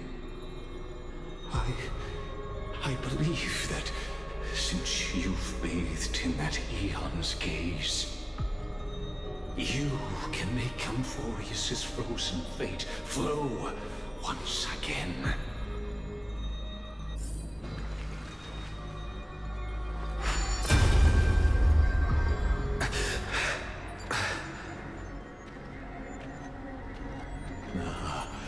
Feeling a bit lost? As you now see, this scene marks the final act of the drama Amphorius. The final eternal recurrence created by this man's hand, and the last one this world shall undergo. Behold, at the swordsman's side stands one he has sometimes called companion, other times comrade, that nameless hero absent from the annals of history. He is the swordsman's ideal in his youth, the deliverer that guided him resolutely onward through fantasy.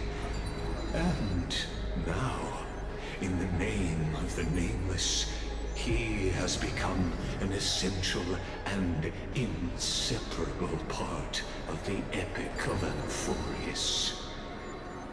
And this time, under his guidance, what choice shall the hero make? Whither shall the fate of the world flow? And what is the ultimate truth of the nature of Amphorius? There are many mysteries yet to be unwound, but if I may, allow me to temporarily yield the stage to one far more fitting. Please put your hands together and give a rousing round of applause for they who will reveal the answers and bring about the final end of the 33,550,336th flame chase journey. The master of the countless memories we saw, the other important actor now stepping into the vortex. They who have already burnt their own self to cinder, the Flame Reaver.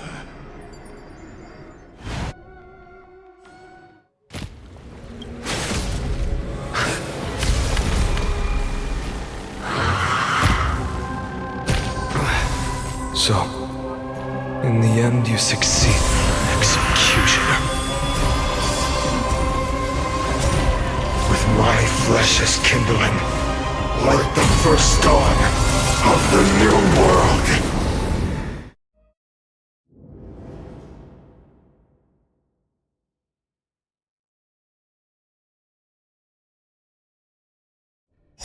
The time has come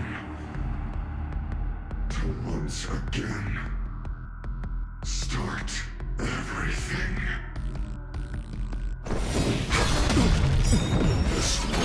Decided to play your ace. Nothing of the weight. Survive or be destroyed. There is no other choice. Just in time. Just a little something. Think nothing.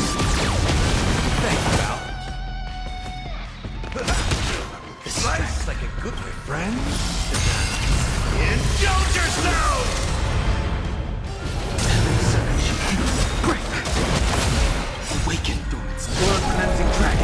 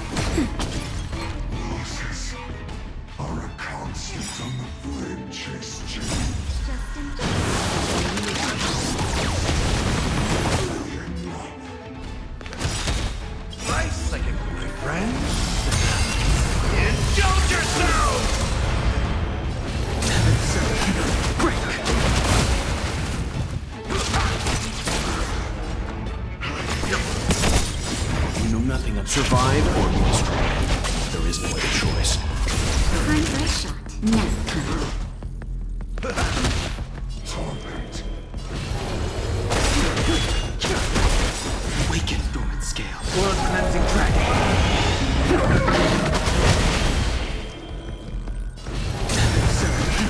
Rise! Let's begin. Step up, let's see ya!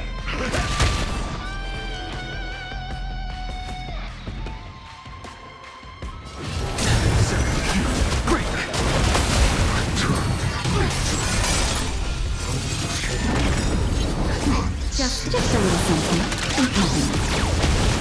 Not fret. Leave it to me.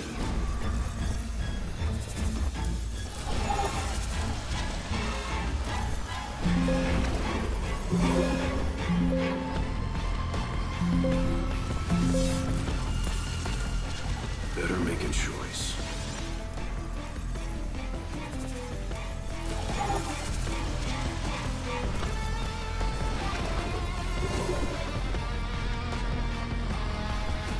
Stand down. In the mood for another beating? Nice, like a good friend. Indulge yourself! Awaken through it. Blood cleansing crack.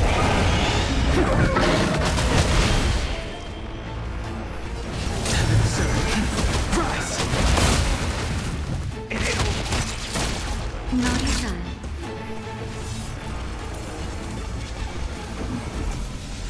Nap time.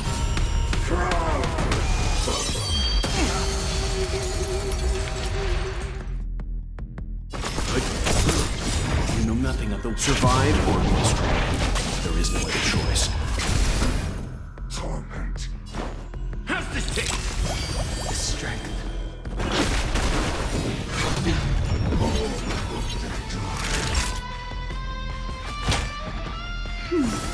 Not fret.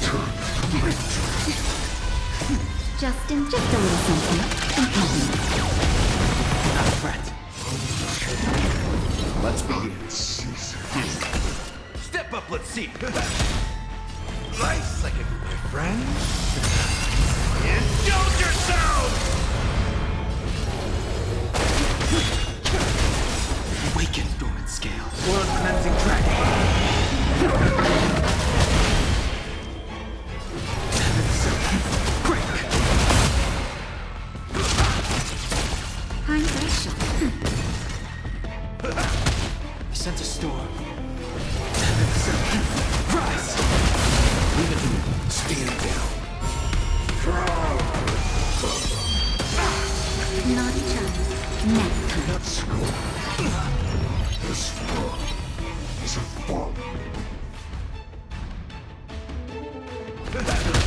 The strength.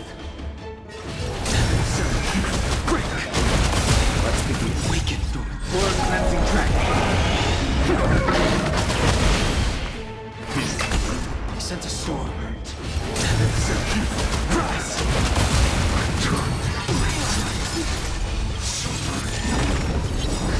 Just a little something. Not a threat. Nice like a good my friend. Indulge yourself! You know nothing of the survive or be destroyed. There is no other choice.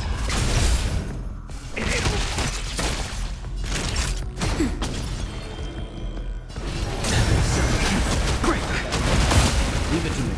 Stand down. In the mood for another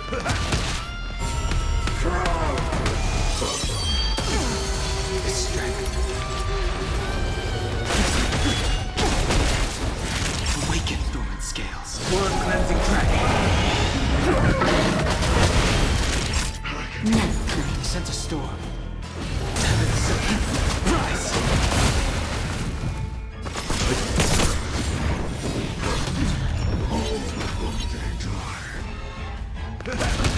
the strength.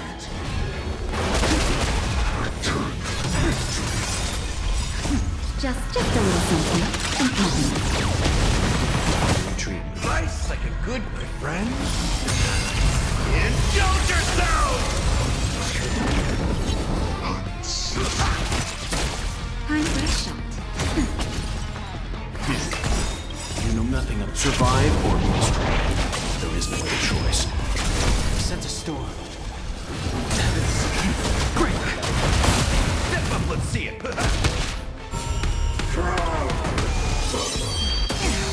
Let's begin. Awaken Lord Cleansing Dragon.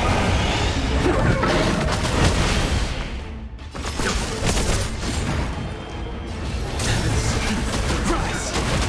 Naughty child. In the mood for another beating?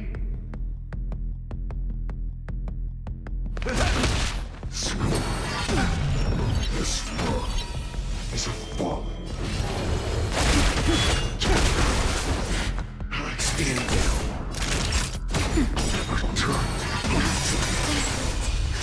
Just a little something. Thanks, pal. Nice like a good friend. Indulge yourself! You know nothing of survive or be destroyed. There is no other choice. The strength. Great! Awaken Lord Cleansing Dragon.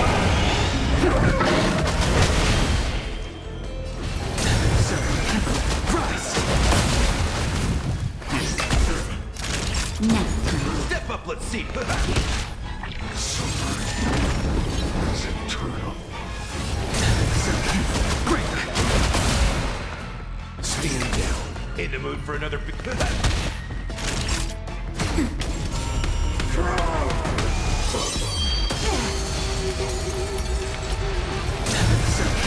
Rise!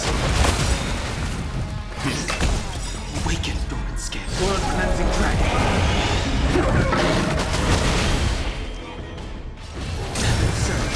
Great!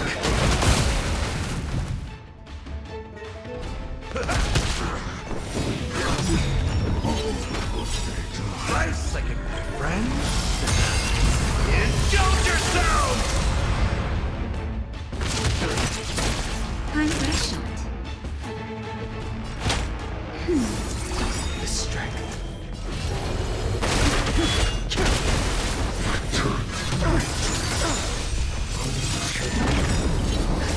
Just a little something. Treatment. You know nothing of the survive or be destroyed. There is no other choice. Step up, let's see it. Naughty child. Nap time. I sense a storm. Rise!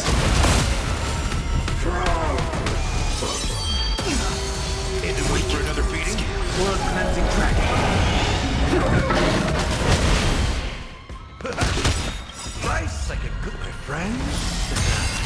Indulge yourself!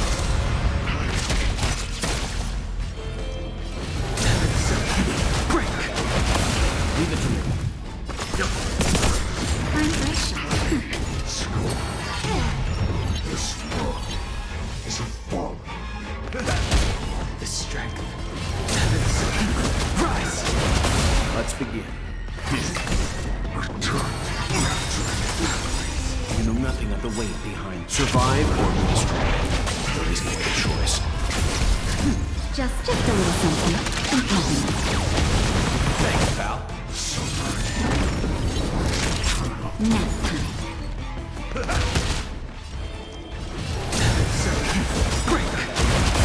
Leave it to me. Awaken, Dormants. World cleansing dragon. Stand down. He sent a storm. Rise!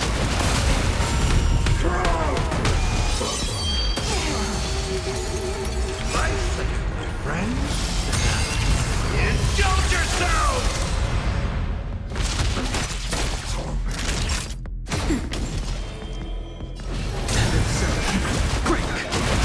Let's begin.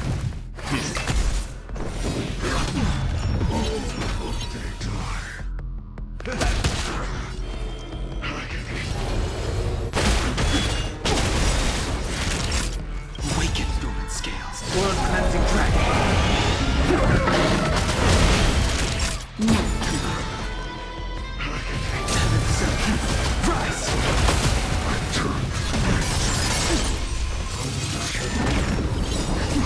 just a little something. Thanks, pal. Leave it to me. Good. You know nothing of the weight. Survive or be destroyed. There is no other choice. Step up, let's see it. Naughty child.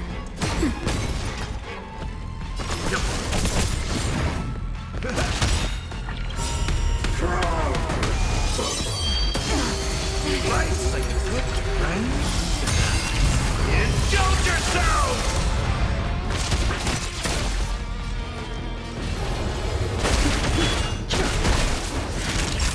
Nap time. This world is a fall.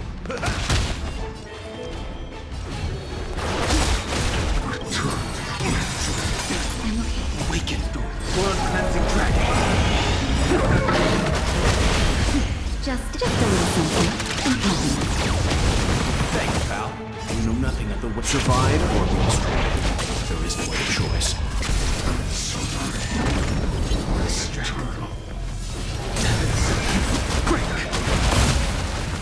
Stand down. He sent a storm. Rise! Let's begin. Life's like a good brew, my friend. Indulge yourselves!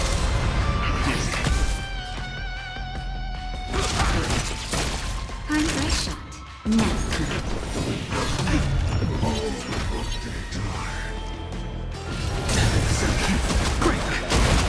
In the mood for another beating? Awaken, dormants. World cleansing dragon. The strength. Rise! Naughty child.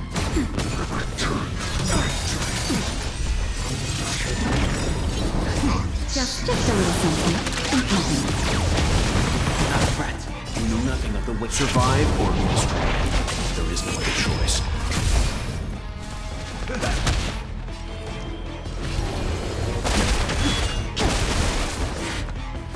Stand down. Time for a shot. Nap time. Life's like a good friend. Indulge yourselves!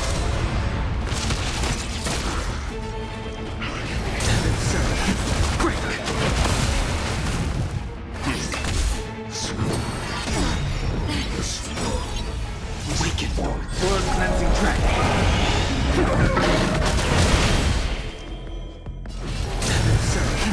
Rise! Naughty child. In the mood for another... Just a little something. Timely treatment. Eternal. Good. You know nothing of the... Survive or be destroyed. There is no other choice.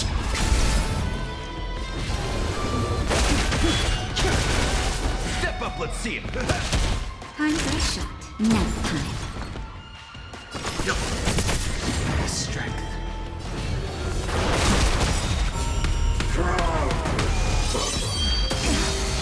Awaken through the scales.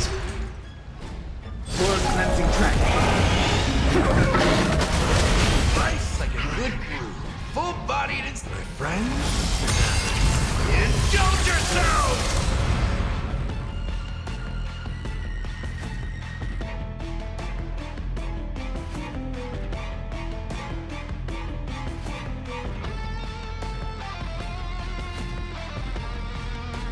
Gonna keep going? If not, I'll catch my breath for a while. He sent a storm. Naughty child.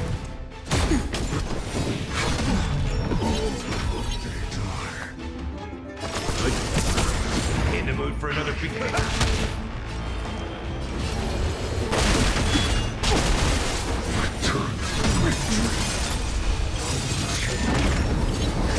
Just a little something. Thanks, pal. Nap time. Step up, let's see ya.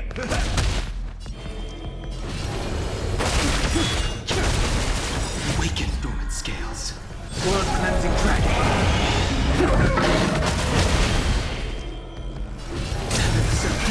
Rise. Stand down. Naughty child. It rises like a good brew, my friend.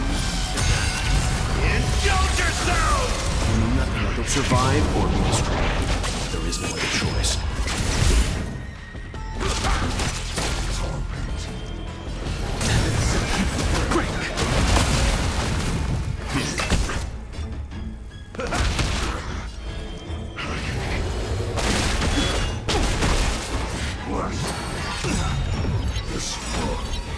Awaken dormant scales. World cleansing dragon.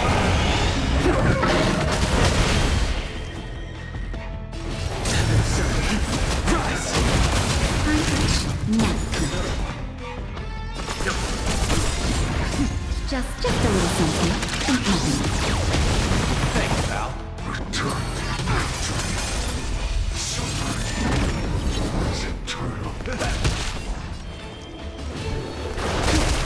Naughty child.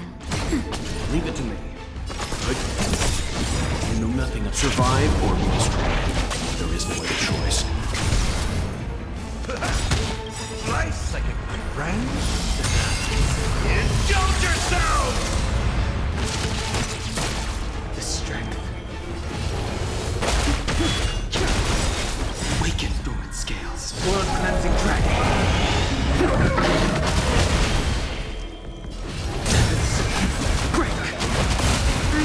Nap time. Let's begin. Just a little something. Treatment.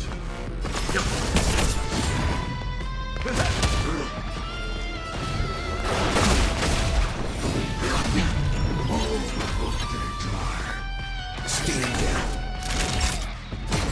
In the mood for another beat. The strength. Rise! Awaken dormant scales. World cleansing dragon. Nice like a good, my friend. Indulge yourself!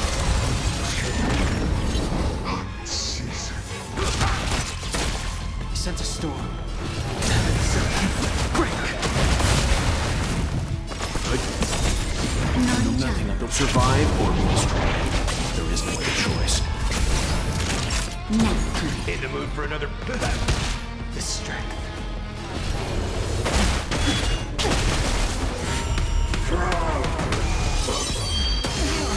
Leave it to me. Step up, let's see ya.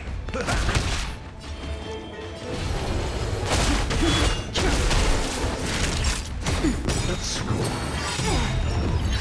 Just in time. Just a little something.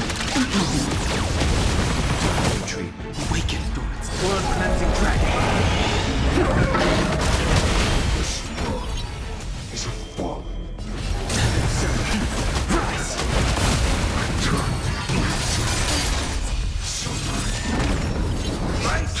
good friend.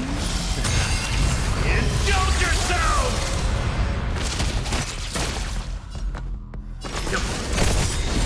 You know nothing of survive or lose. There is no other choice.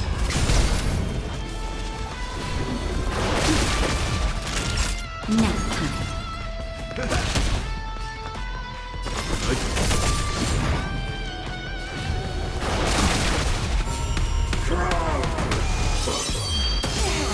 Time for a shot. Awaken. Blood cleansing dragon. Sense a storm.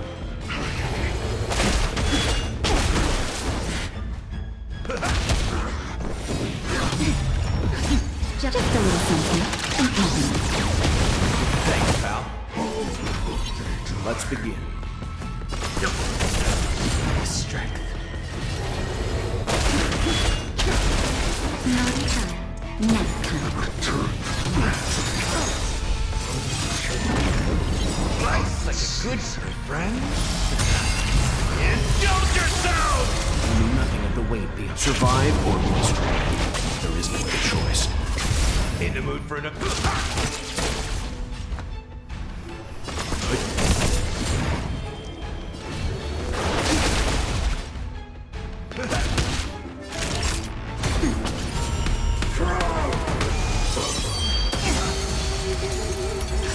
Just a little something.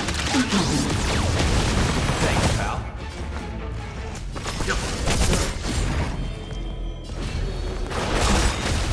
Awaken through its blood cleansing dragon. I sense a storm. Break.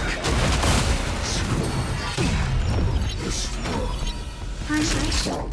Nap time. You know nothing of survive or lose. There is no other choice.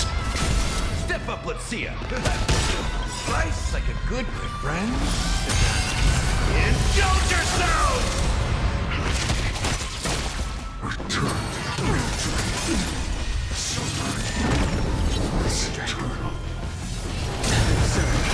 Rise! Naughty child. Just in time. Just a little something. Thanks, pal. In the mood for another... I sense a storm.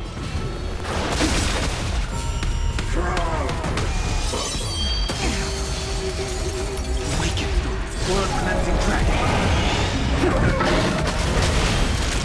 Nap time. Break. Life's like a good friend. Indulge yourself! Leave it to me. You know nothing of the way. Survive or lose. There is no other choice. The strength.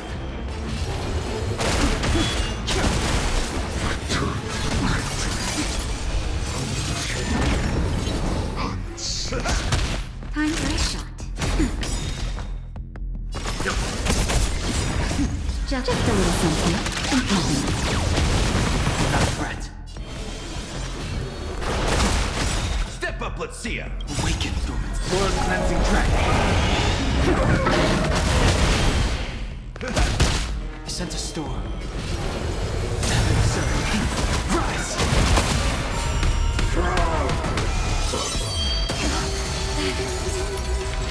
Nap time. Life's like a good friend. Indulge yourself! Not a threat. This world is a fall. Stand down. Naughty child. You know nothing of survive or lose. There is no other choice. Time to Step up, let's see ya. Just a little something. Not a threat.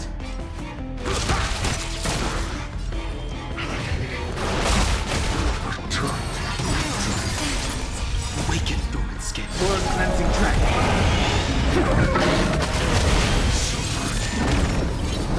storm.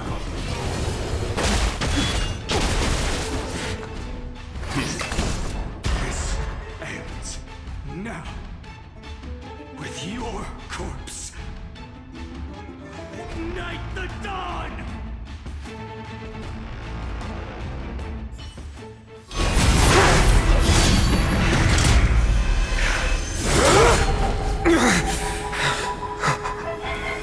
How is this possible?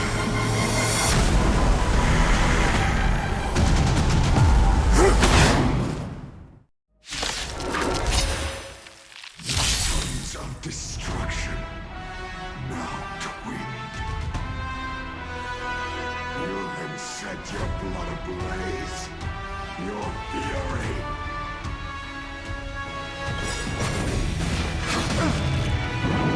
Life's like a good brew, full-bodied and sweet, my friend. Indulge yourself!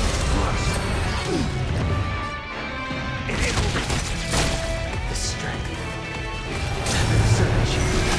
Break.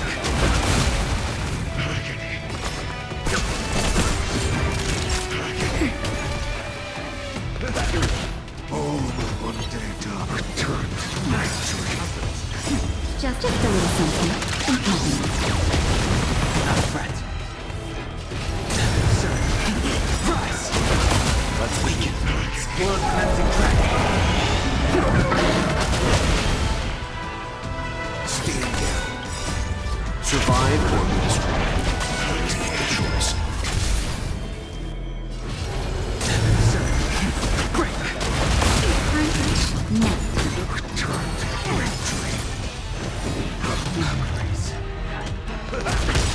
Life's like a good, my friend. Indulge yourself!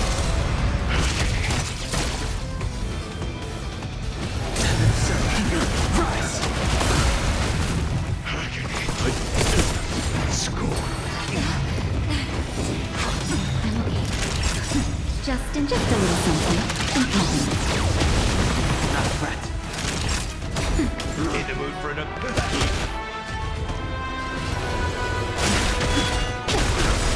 Awaken. World cleansing track.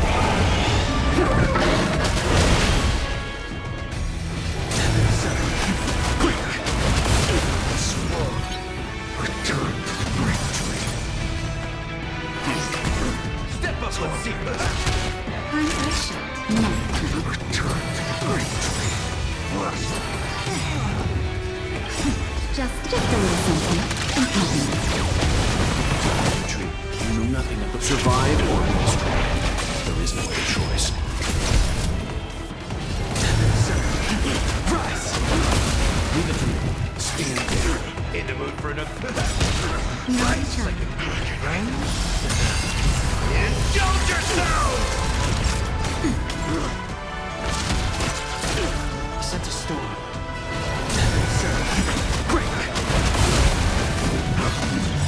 Awaken. World cleansing track. Score. Rise. Let's begin. Step up, let's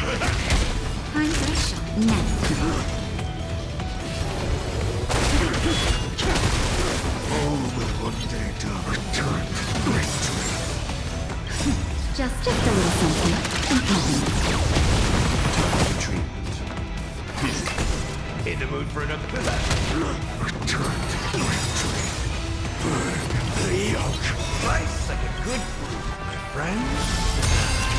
Indulge yourself! You know nothing of the way. Survive or be destroyed. There is no other choice. Step up, let's see it. The strength. Surge. Break. Awaken. World cleansing track.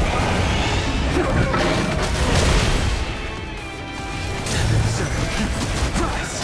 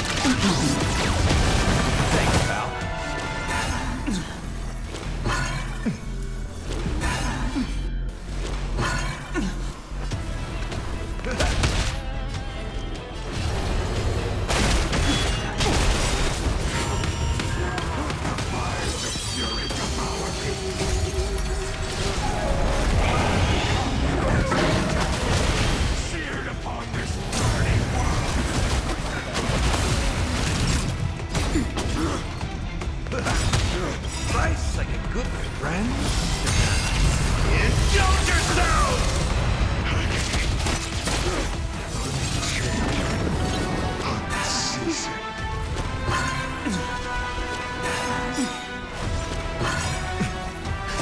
Just a little something. Thanks, pal. Rise! Now. Step up, let's...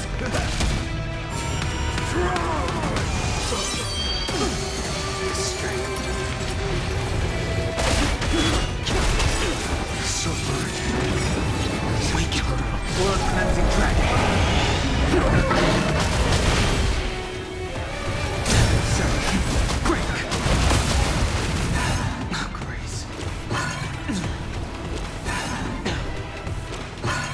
I'm okay. In the mood for another...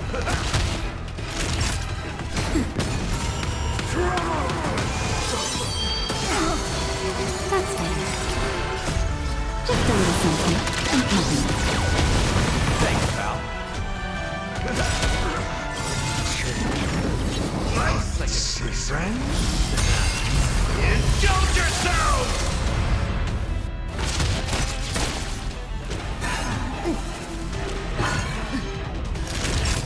Nap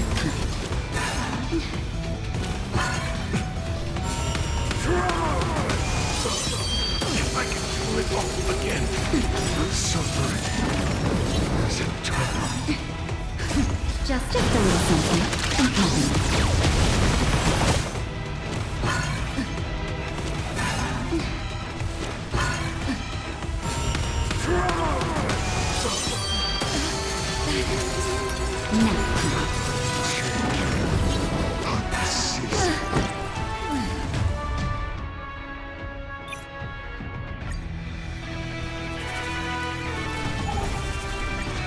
Sons of destruction, now twinned. You can set your blood ablaze. Your fury. Life's like a good brew, full-bodied and sweet. My friend, indulge yourself! The strength.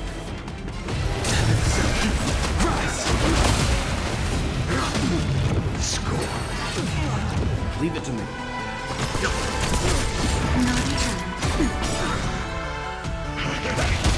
I sense a storm. Awaken. World cleansing dragon.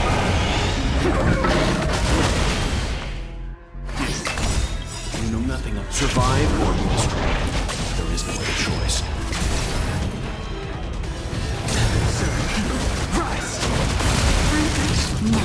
In the mood for enough.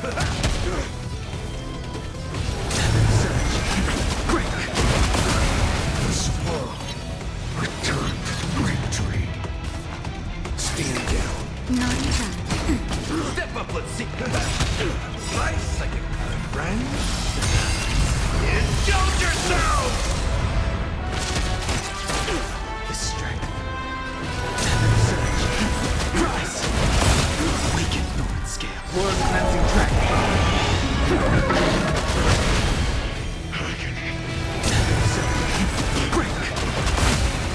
My fury.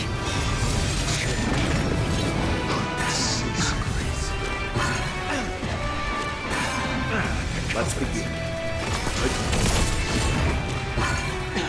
I'm fresh. Nap. In the mood for another...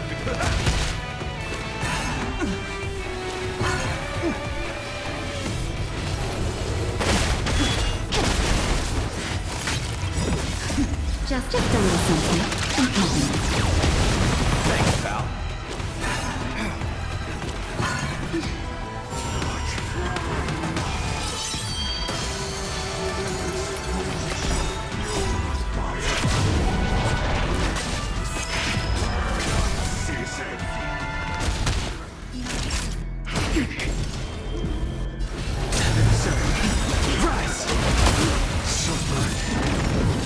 Wake your world scales. World cleansing dragon.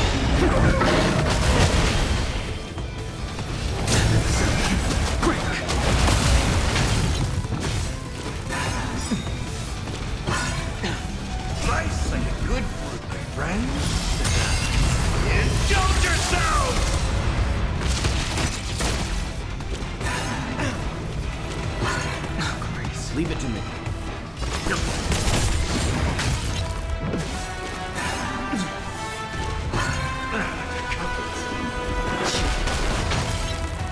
Eyes shut.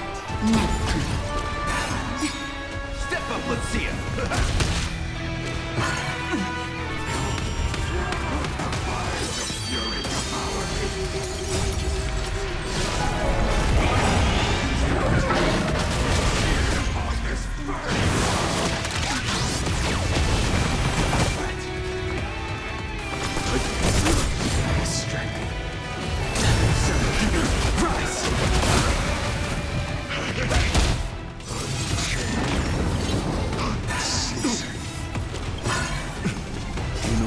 Survive or be destroyed.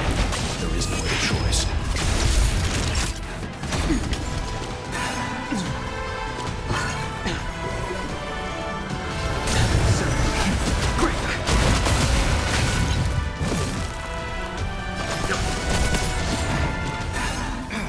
In the mood for another nice, like a good friend.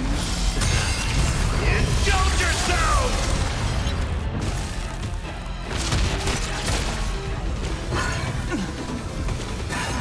I'm okay.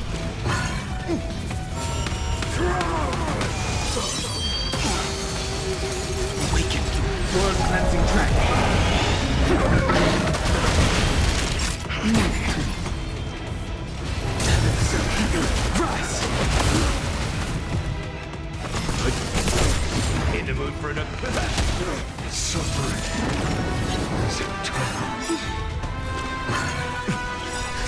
Just a little something. Thanks, pal. The strength. Quick! The comforts. Nice, like a good friend. Indulge yourself!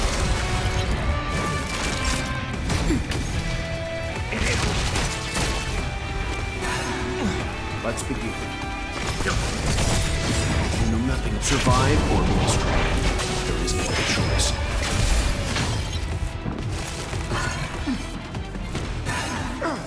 Sense a storm.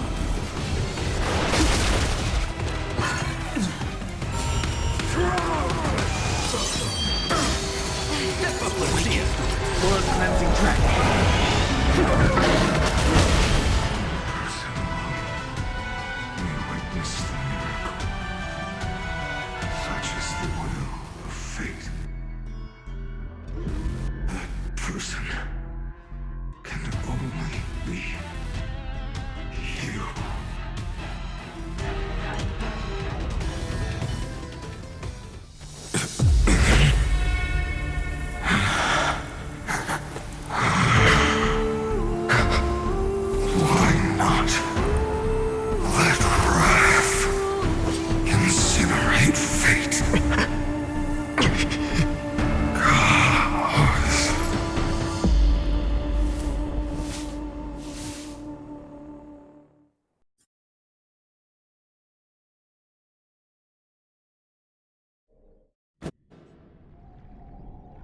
At last, Amphorius's fate has begun to shift.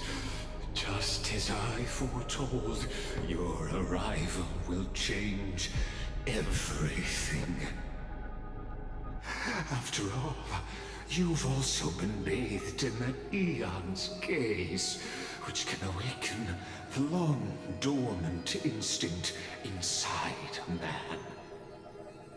Much like that scepter we spoke of earlier, it was only under the same Eon's glance that it was reborn. That's right. If you recall, I mentioned it at the very start of our play. The celestial body neuron, once belonging to the erudition abandoned by the Eon.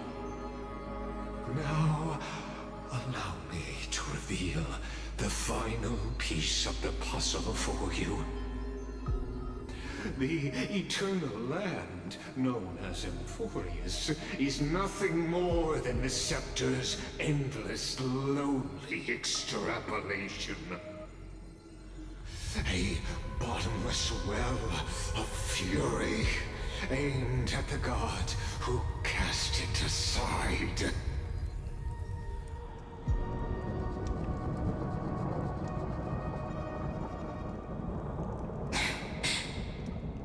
Finan, we set out on this journey to answer the world's desire, didn't we?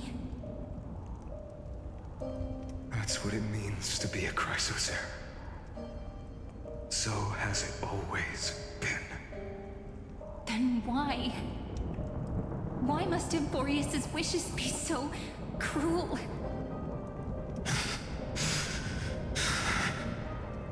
We made the best choices we could, whenever we could. But in the end, the prophecy that led us, this black tide swallowing everything. Why does it look like this? You see it too. This burn mark. The flickering cubes. You're not a tide at all. They're more like a shattered teleslate. Standing here, the voices of Titans have never been clearer. Turns out, they were coming from the black tide all along.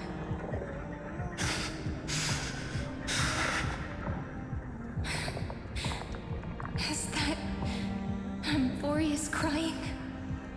Or maybe it is screaming that it's creator, that it's God. Finan, do you still remember when I was little? I had a dream. A dark, cold room with nothing but Orynyx's curtain glowing like crystal. The curtain seemed to contain all of Emphorius, where strange and fantastic dramas played out within.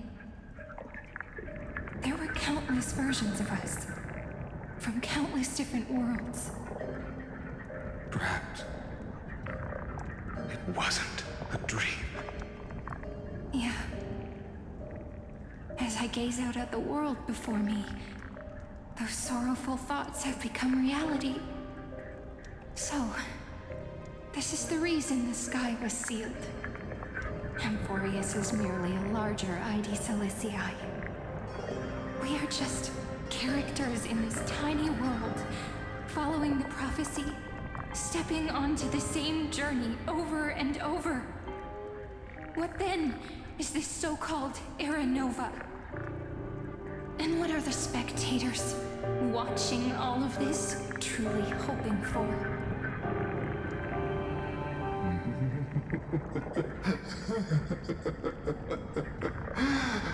As a reward for reaching the end of the world, let me answer your questions. As the Theoros, I have observed. Thus is the synthesis of the prime mover of life formed.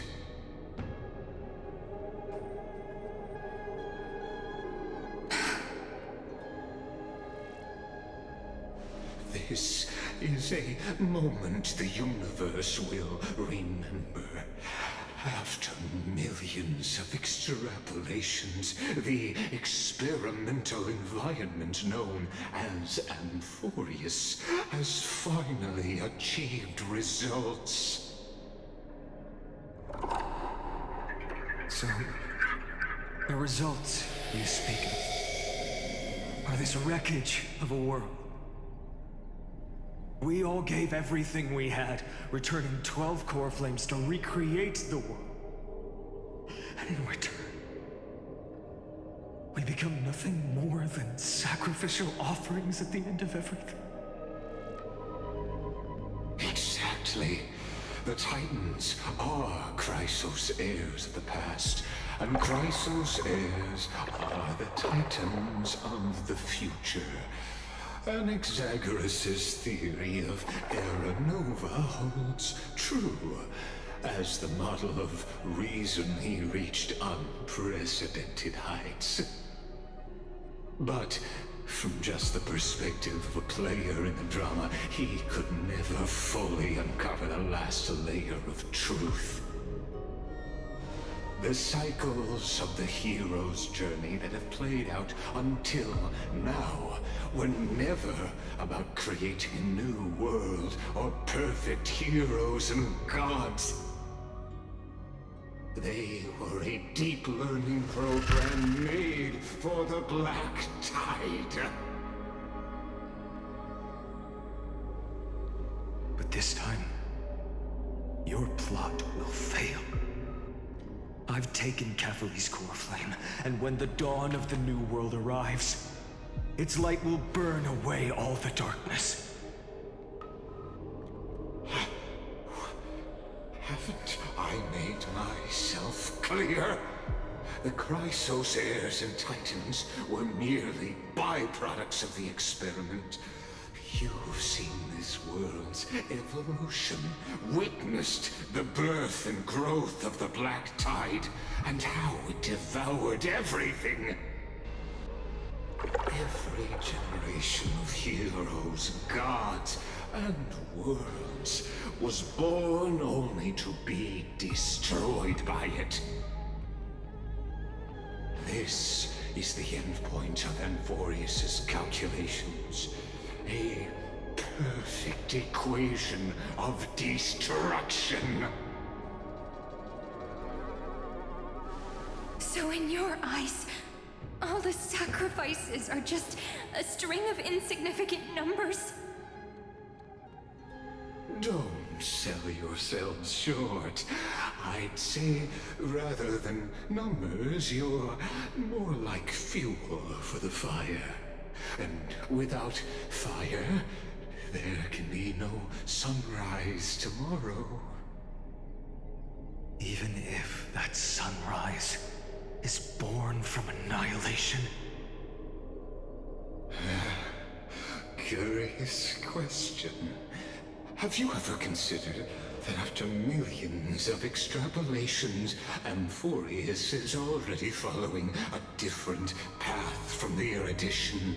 It has long since granted divine blessings equally to each child.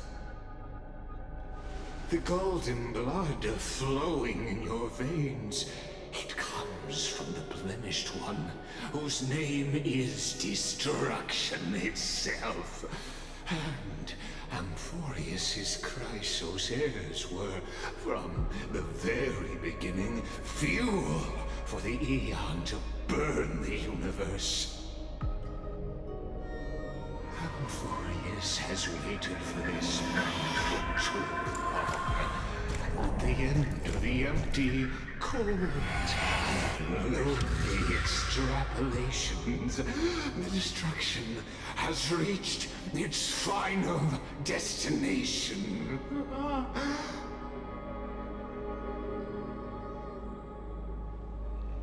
Nikos 496. Philia 093. No need to feel regret. This generation of Chrysos heirs is the most outstanding model, and you two are the final factors. For you, the Era Nova is no lie. Just step forward, embrace the Black Tide, and accept the Aeon's gaze. You will come to life from a stream of cold numbers. Along with all those who have passed, you will run toward the real universe, fulfilling Amphorius' long-held wish. In the name of the Lord Ravager Iron Tomb, unleash its fury and destroy the source of all this tragedy. Or we could always choose another option. Like you said, Amphorius is just an experiment, and we're the participants. We can only walk along the predetermined path toward the ending, under the watchful eyes of the stars. But that also means that there isn't just one Eon who can cast their glance at Amphorius, right?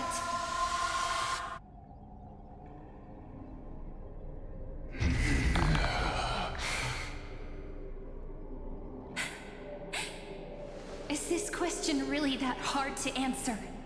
Or did I guess it right? And in reality, this world has already been under the watch of other eons. It's strange when you think about it. If you just stayed back, watching us complete the ritual and get consumed by the black tide, your goal would naturally be achieved. Why go through the trouble of explaining all this to us?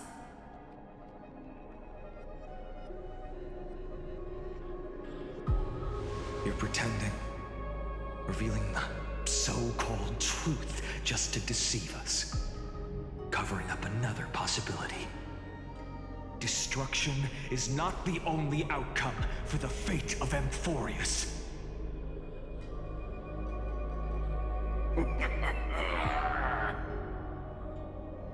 Do you two really think, as petty little demigods, you can change the outcome written by the stars? What makes you think you're capable of doing that? A little courage and determination. Just kidding. The answer is pretty simple. But we're not gonna tell ya.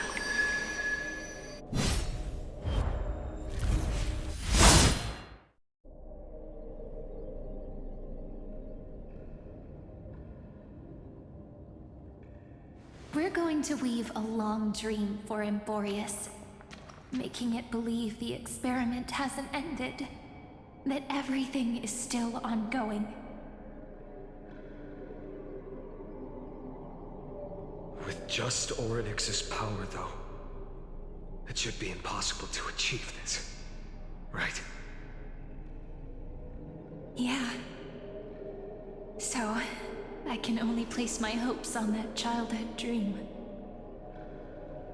And the god behind Orynyx that appeared in that dream. Now, I can say with certainty, time is the page on which that Eon records Amphorius. If it fades from existence, and all that it records is lost among the stars, that Eon will surely direct their gaze here. And it will be a glance that spans time and space, granting each incarnation of me the power to reset time, imbuing my soul into this ceremonial blade, and creating an endless flame-chased journey. I understand. Then let me step into the cycles and continue Amphorius's grand design. To deceive the gods, deceive the world itself. But to make time vanish from this world, that would mean you.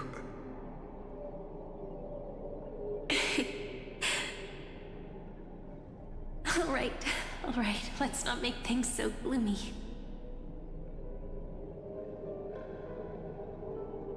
What we're about to embark on is the true hero's journey, so...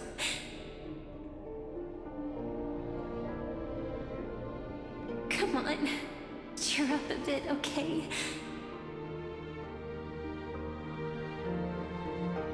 In that memory, you will definitely meet me again. The little Cyrene who knew nothing, lying on a soft patch of grass, feeling the light breeze, dreaming of the distant world. Tell her about the flame chase journey, and then let her become a romantic part of this story. I believe every Cyrene will make the same choice, erasing time again and again, resetting time over and over. After all, they're all me, and I will always have my charm.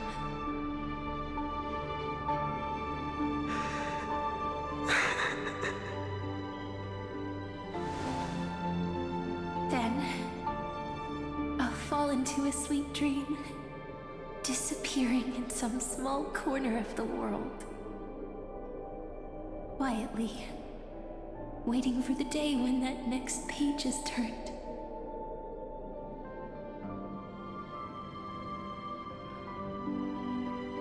And I will keep going.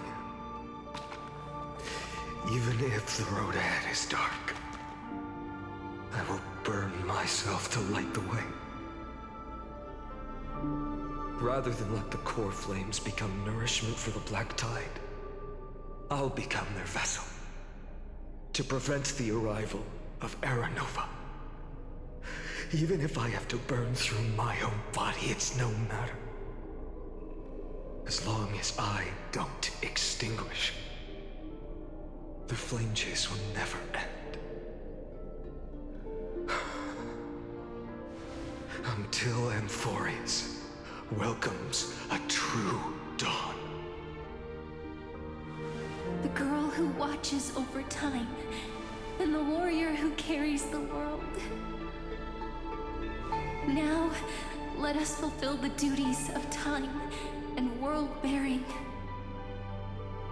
Honor the past and forge ahead.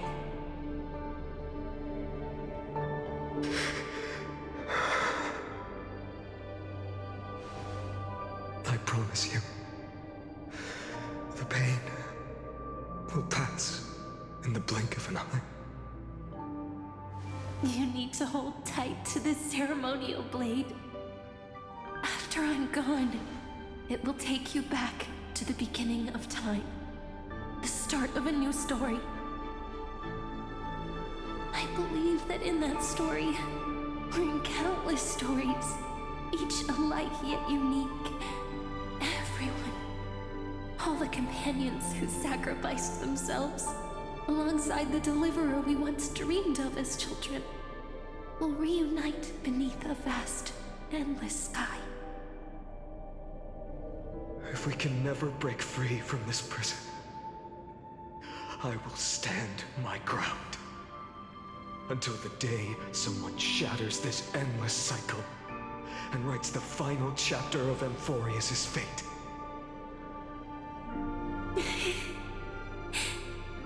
So, let's set out.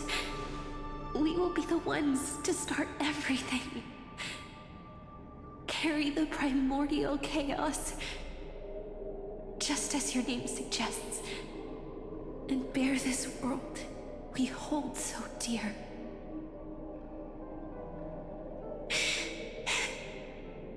So long, Kaslana. As the Theros I have observed, destruction of synthesis is formed.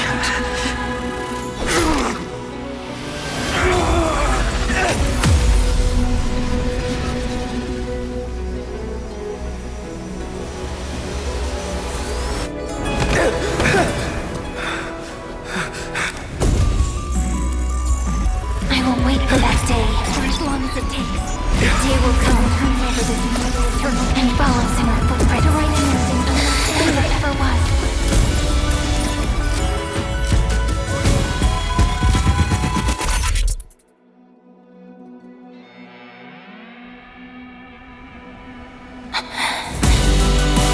That will be a romantic story like none that has come before.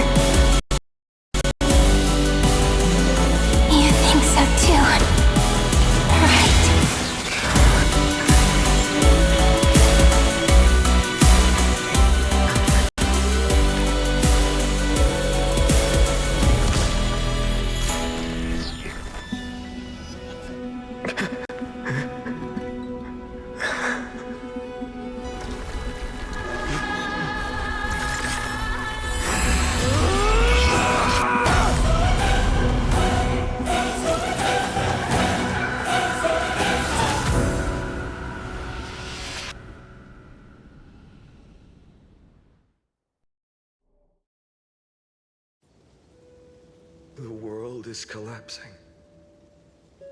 And the people are crying. We too must part ways here.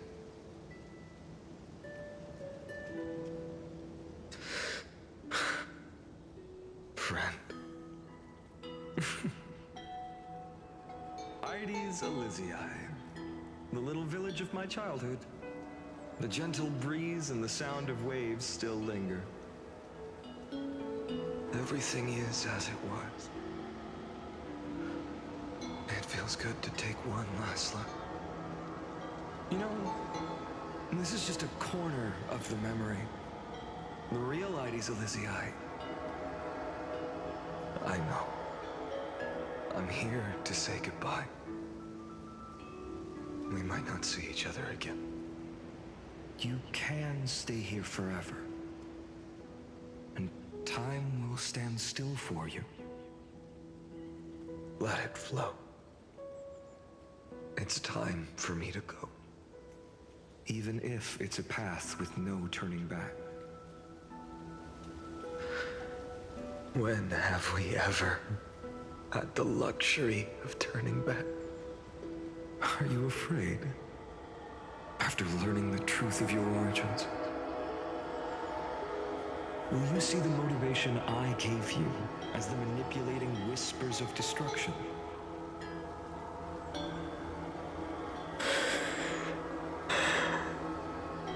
The convictions and choices that come from my heart. I don't believe they're designed by the so-called paths. If we are just numbers simulating life, then you are the image I've always longed for. The person I wish to become. A real, living person. A true hero. Then why do we part here? You can take me with you, and we can start this journey together. I'll be by your side, guiding you, just like before. No. I'm afraid I'm on my own this time. Why? Because there is no perfect solution in this world. Cyrene has already embraced her fate.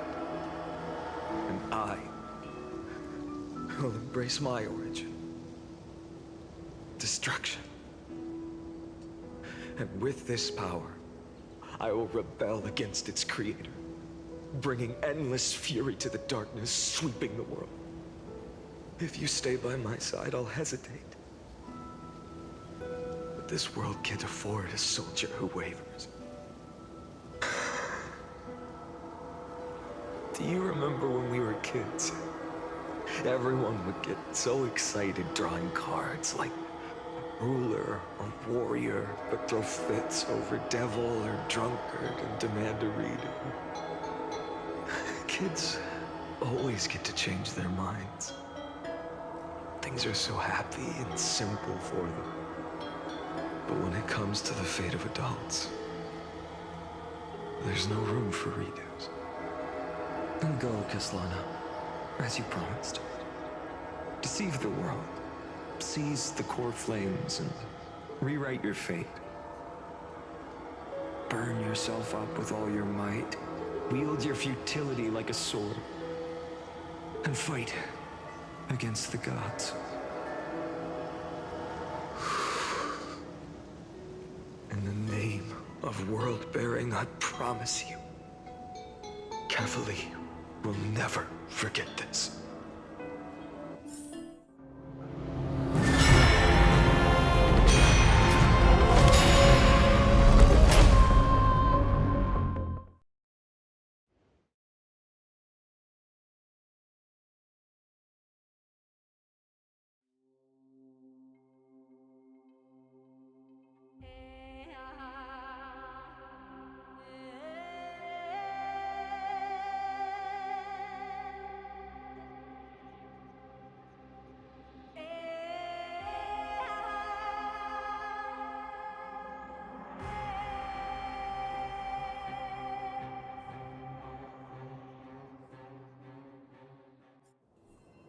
So, time retreated behind me.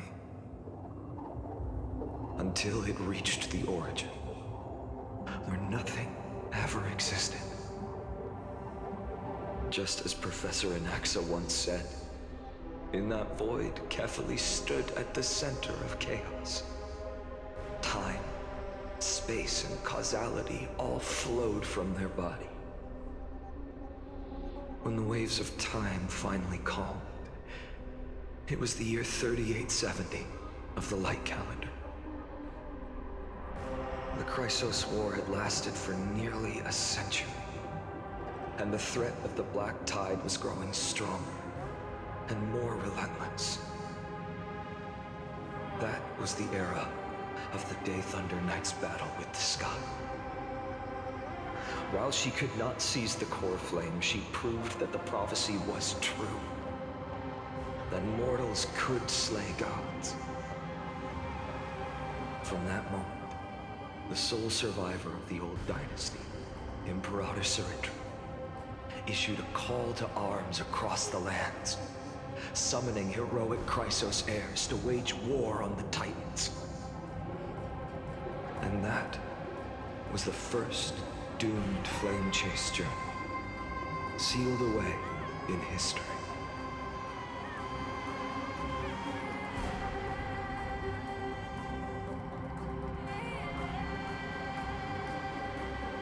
So what you're saying is, you've traveled back down the River of Time, finally reaching this untouched seabed just to tell us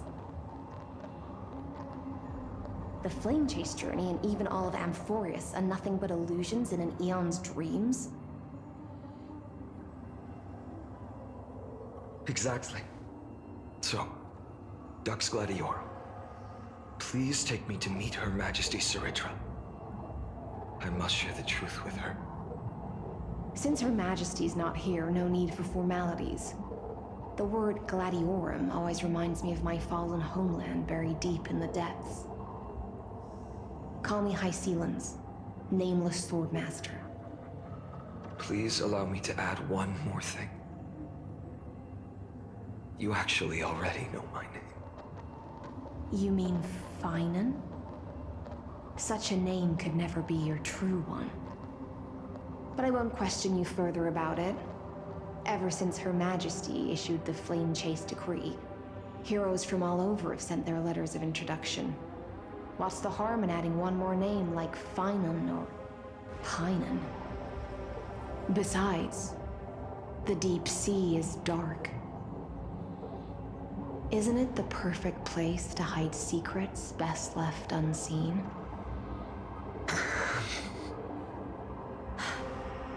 All right, Nameless Swordmaster. Hold on to my wake. Let's find somewhere else to talk. Aren't you even a little suspicious of what I've said?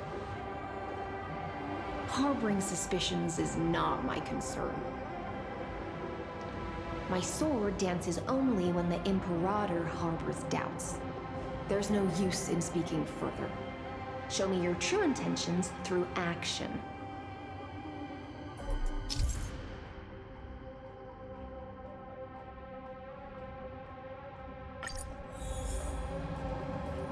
Perhaps you should demonstrate.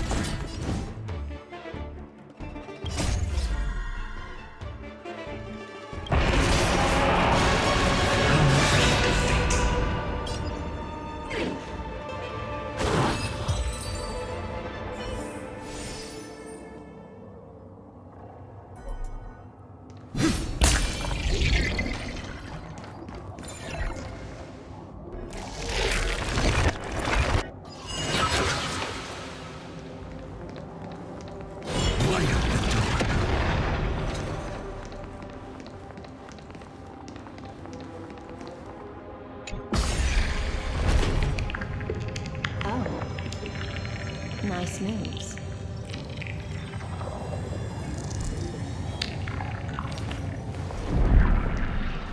Light up the dark. We just washed it away, and here it comes again. The Black Tide is really no joke.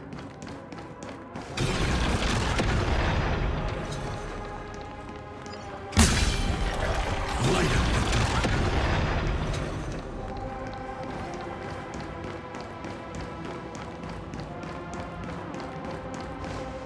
The waters end here. The one you seek is beyond this point. At last, I can meet with Her Majesty Soridra herself. Are there any formalities I need to observe?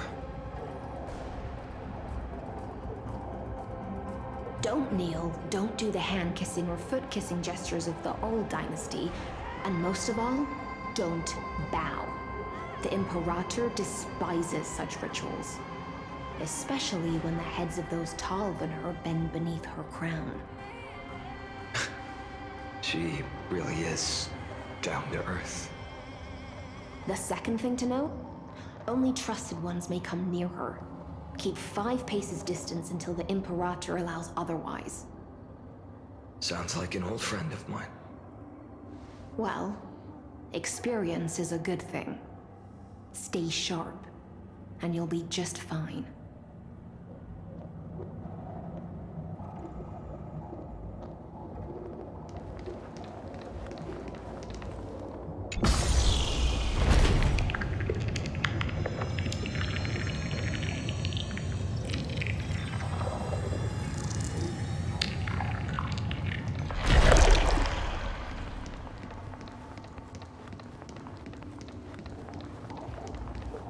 Duck's Goldweaver, little hostage.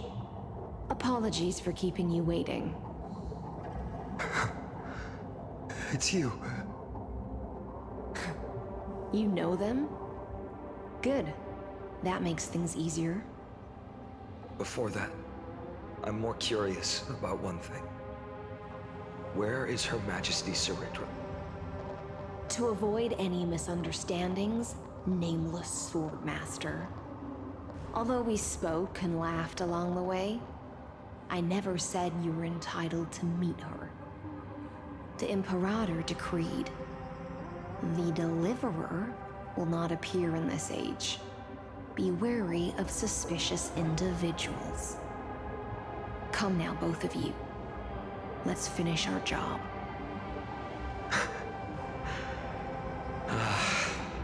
I see.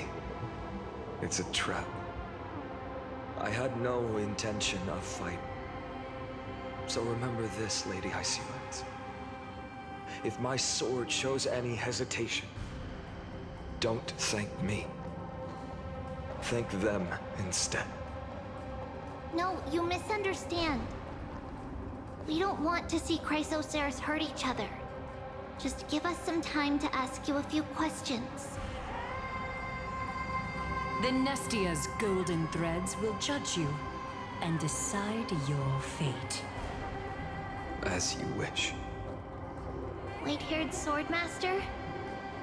If what you say is true, then you must know the fate of the world. So, how much do you know about what we read from the prophecy?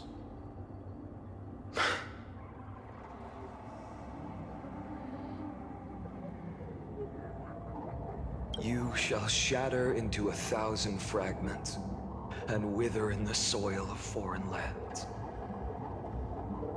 Is that correct, Lady Treby? How? How is this possible? He got it right? Yes, but the prophecy never mentioned he'd appear here. At least, not in this era. You must listen to me, Aglaya, Treby. The Finan of this world has not yet been born. In a distant future, he will follow the prophecy's guidance and appear before you. But do not seek him out. because Era Nova is a complete and utter lie. I will tell you the truth, and you will understand why the world must forsake the prophecy and find another path to Era Nova. Because I know both of you, and I believe that no matter how the course of history may change, the faith we all share will always remain the same. And so, the layers of rock began to reverse, and history wove itself anew. Through my old acquaintances, I was given the chance to meet the leader of the Flame Chase journey, Sarit. And after a long and arduous negotiation, we came to an agreement. The Imperator's alliance needed the destruction, and I was ready to pour all my strength into it. The spoils of the Flame Chase, the core flames, would be sealed by my hand. But the condition was this. In the upcoming battle, in our conquest of the Earth, I had to prove that my power could transcend fate. In the original history, there was a brutal war. At the end, the Titankin of Georios, Terravox, killed the rampaging Titan and took the core flame that supported the Earth. But this time, Amphorius encountered a turning point in its fate. Neither side suffered any losses. When I severed the Titan's head and raised the core flame high, the crowd gathered around the scorched remains of the god, roaring with joy, cheering for the hero of the destruction, who had ignited the faint spark of life for the first time. Yes, in that flickering light, the once dark path ahead seemed to become clearer. I proved myself, and in the long years that followed, I brought down the other Titans, one by one. I could do more than just wait. When time resets, the chance to change the world also emerges from the lines of history. Until finally, the brutal future revealed by Era Nova is reversed. But tell me, if that's truly the case, why are we doomed to the same outcome?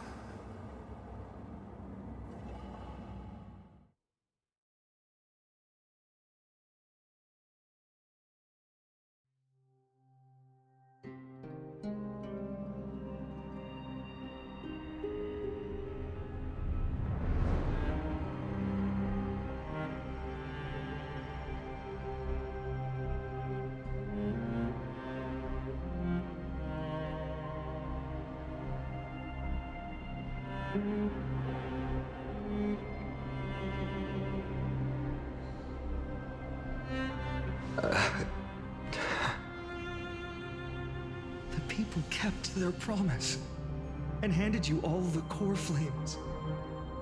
In this world after Trebios, no demigods were born in Amphorius. At this point, I just want to know. When they vanished into the black tide with their mortal bodies, why didn't you shed even a single tear?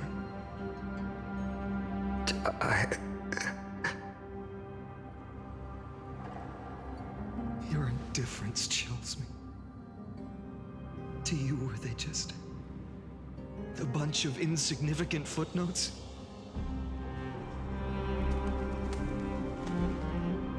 Sorrow has been my constant companion. In fact, with 12 core flames upon me, the fire in my heart has never been more violent. I'll remember this world through anger. As long as I burn, they'll never truly leave me. Perhaps It's already too late. But you're right. Anger, at this moment, is the only weapon I can rely on. So, draw your sword, Executioner.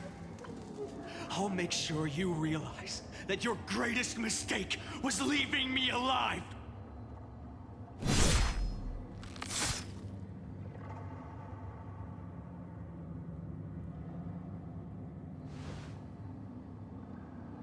After that, he raised his sword and attacked.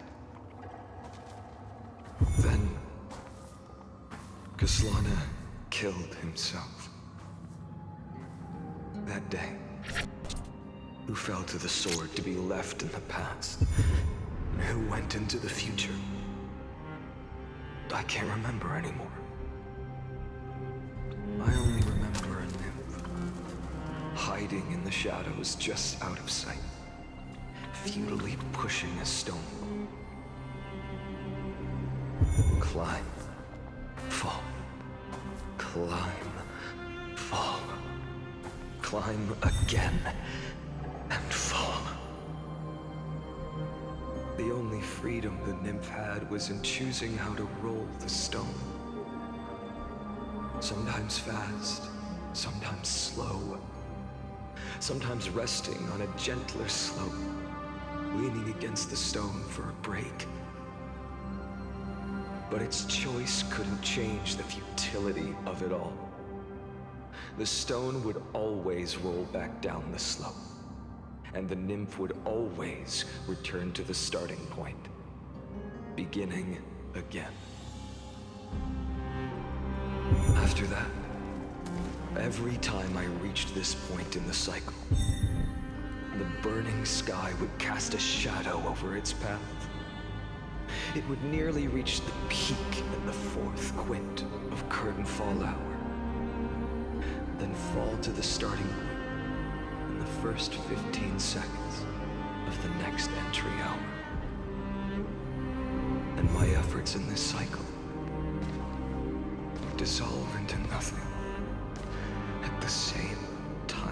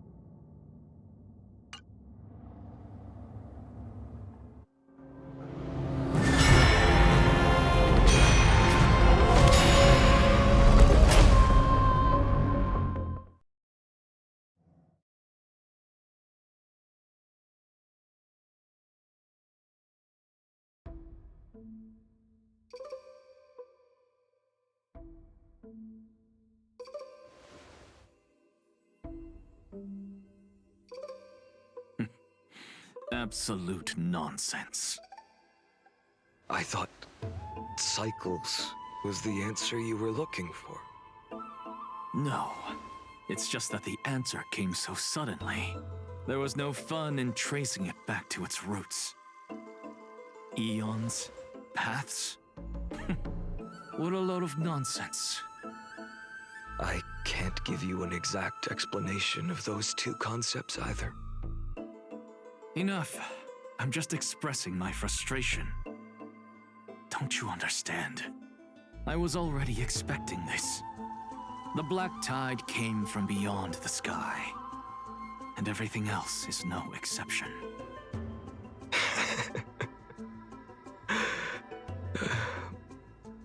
Fate is a strange thing. No matter how the details of history change, the Anaxa I know always remains as harsh as ever. If the other Anaxagoras actually worshipped the gods, I'd make sure to find a way to break the cycles and crush them in their cradles. Too bad. Now only you have the ability to do that. What's that supposed to mean? You're willing to help? Of course. The core flames were meant to save the world. And in my opinion, the noble Titans have no reason to refuse. Besides, according to you, before stepping into these endless cycles, you were my pupil.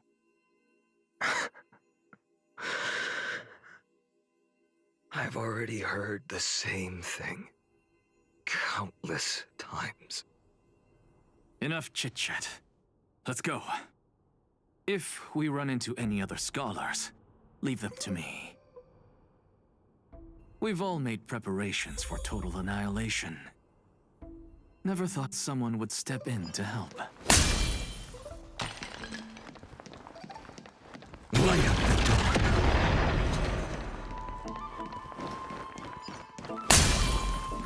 Light up the door. Light up the door. You've been to the Luminary Throne before, haven't you?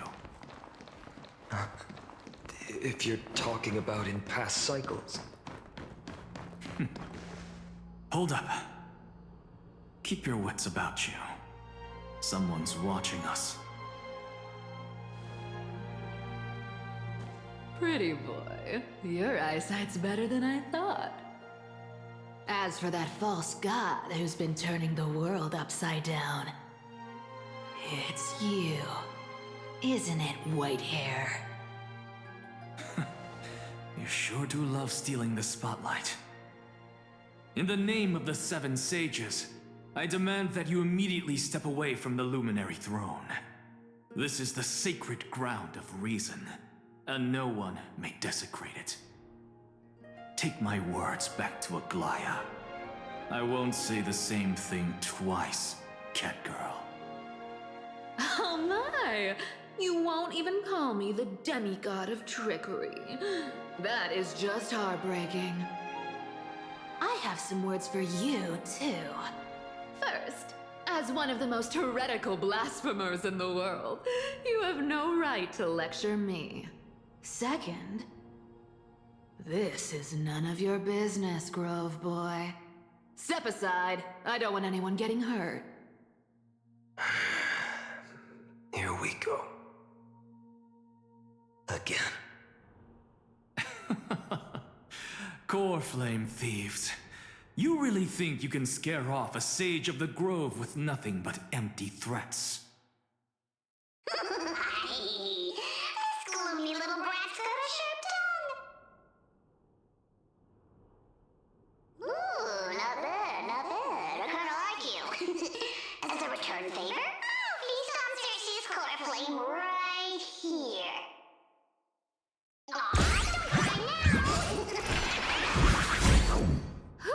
That was close. I'm out of here.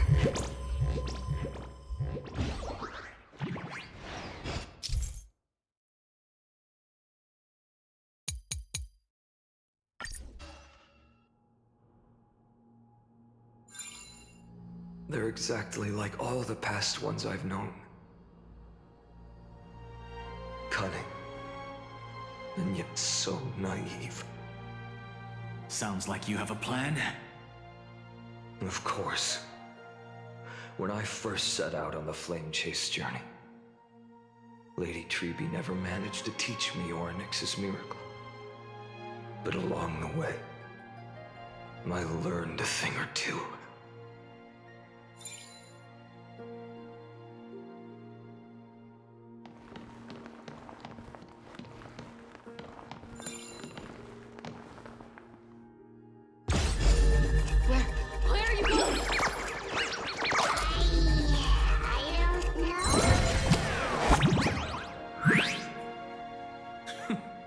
Venerationists' foolish inventions finally come in handy.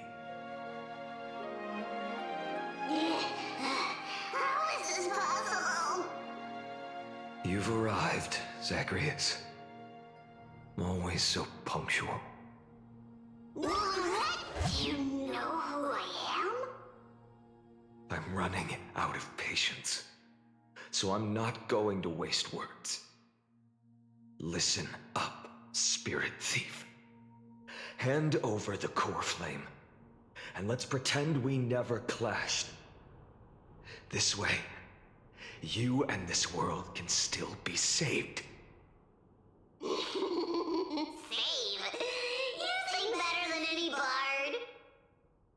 If you ask me, you're the greatest disaster Emporius has ever known.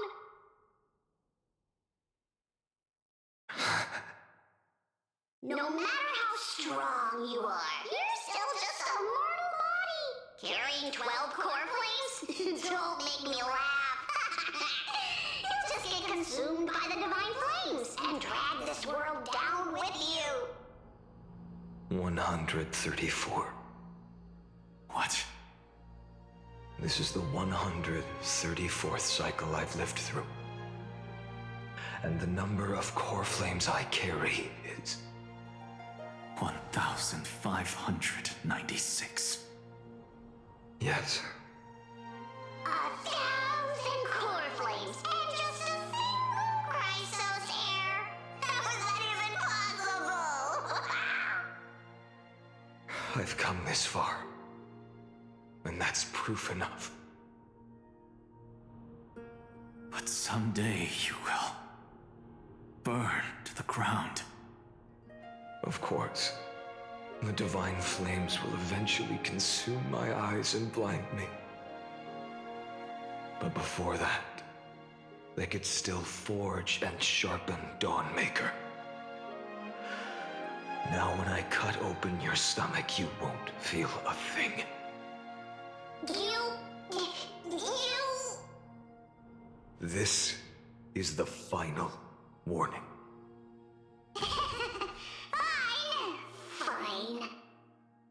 Assume this world holds 100 million possibilities. And no matter how one looks at it, 99,999,999 of them all point to outcomes of certain destruction. Even so, I'll use my divine power, despised by the people of this world, to achieve that 1 in 100 million possibility. Bartolos! If you got the guts, you'll have to first step over my dead body.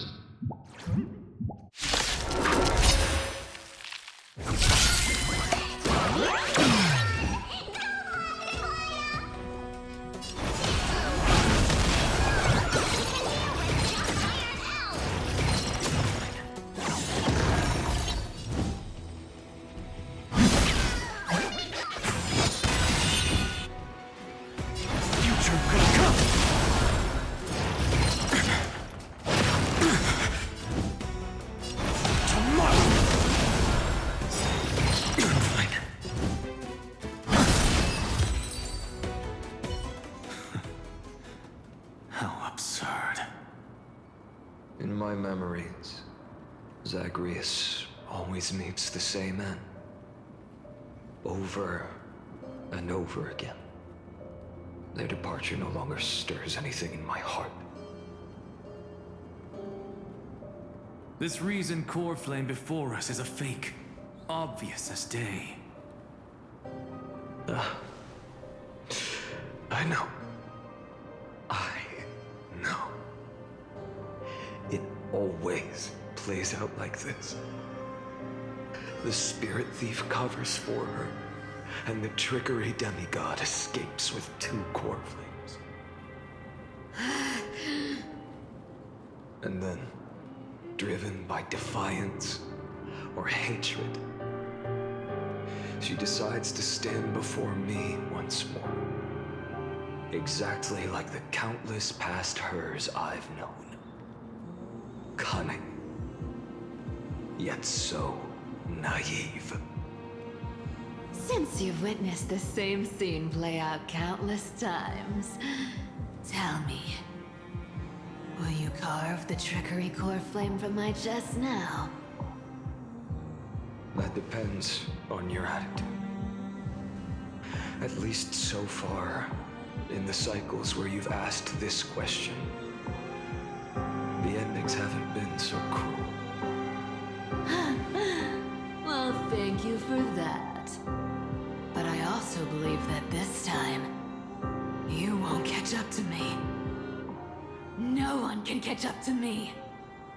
I'm no longer running to escape anymore. Whether you believe me or not, I'll still tell you this.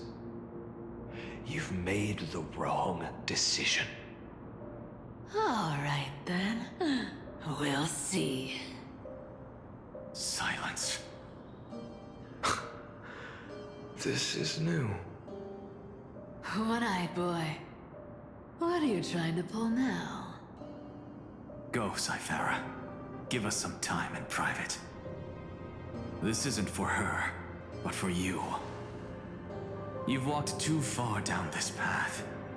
It's time to discuss a possibility. Maybe the road you're walking is not one of salvation, but one that will simply drag the world into the flames. For all time's sake, turn back. I don't care how many times you've tried, because there's one thing I'm sure of. Your Messiah complex has turned you into something no different from the icy gods you spoke of. The children of humanity you swore to save. They are no more than ants to you now, aren't they?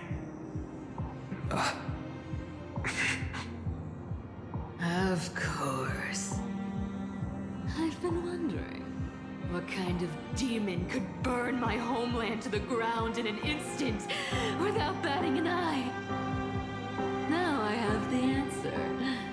It turns out that fiery demon has been fantasizing of becoming this world's deliverer. I don't want to argue anymore. No matter what I say, the outcome won't change.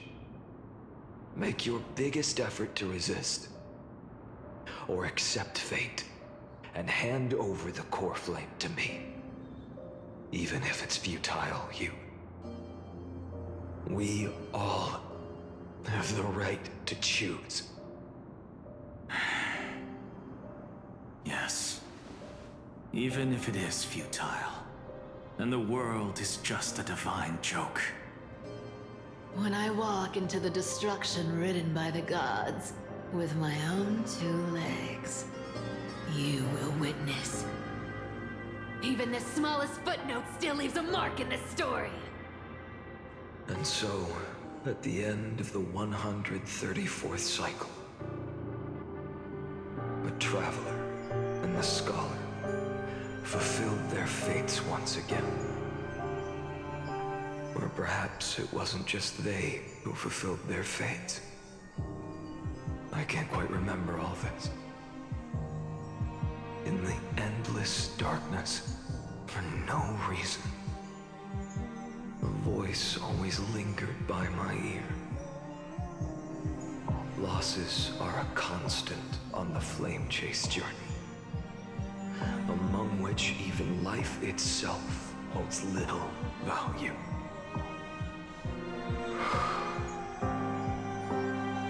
Reduced to ashes. Such a familiar end.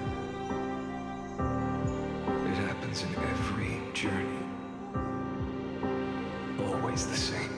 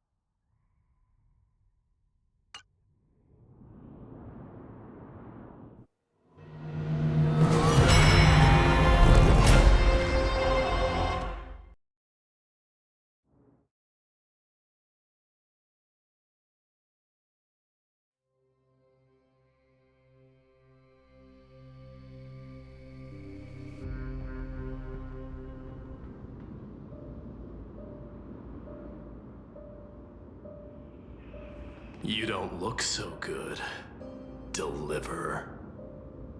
Even after going through 108,642 cycles. Mighty, your name for me has never changed. Why do you sound so pleased? It's a derogatory name. Yeah, I know all too well. You only meant it sincerely in the first cycle.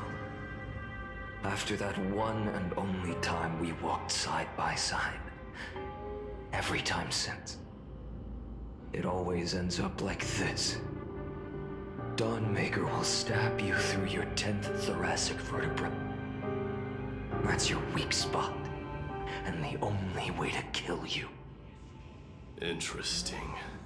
Tell me, when the mighty Moses of the past faced you, did they ever retreat? Never. Then they died honorably, worthy of the name of Strife. But there's still tenderness in your eyes.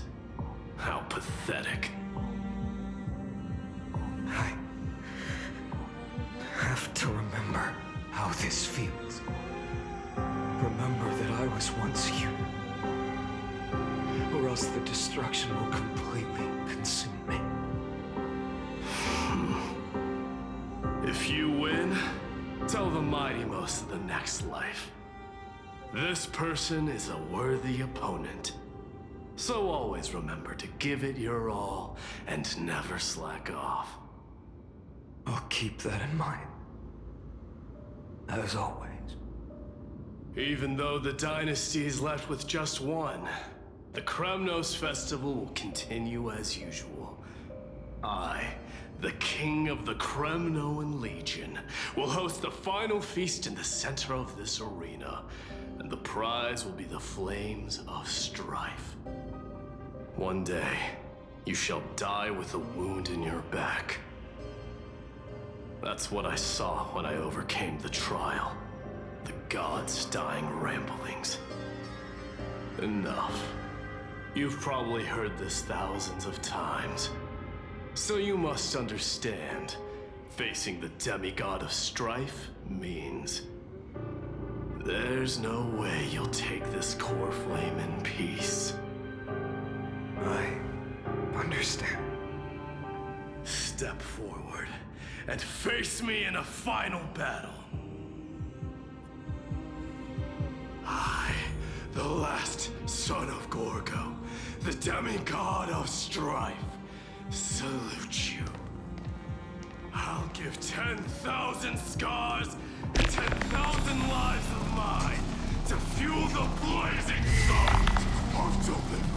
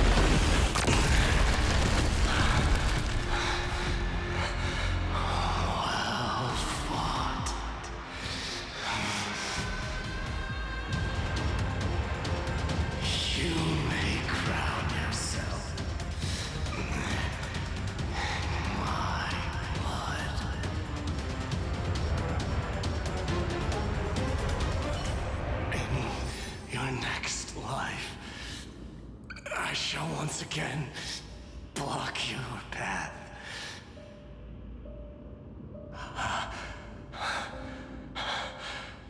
Deliverer, I wish you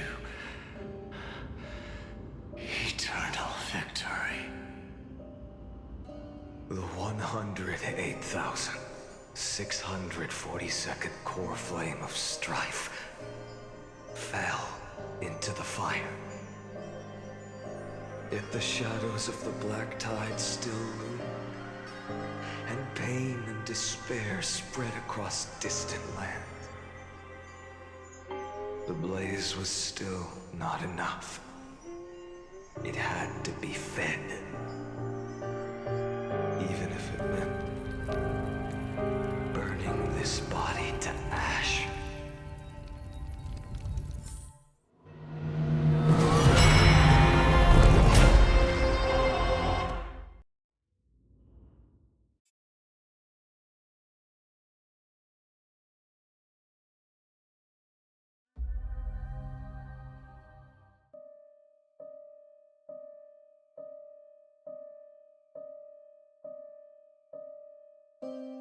No matter how bright the sun is, there are still places it cannot reach. Moreover, the sun you bear is both cold and blinding.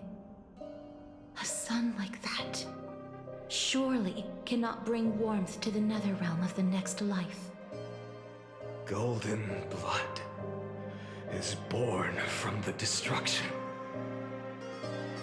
We have long since lost the right to seek warmth. Only by feeding the flames can we melt that hopeless future.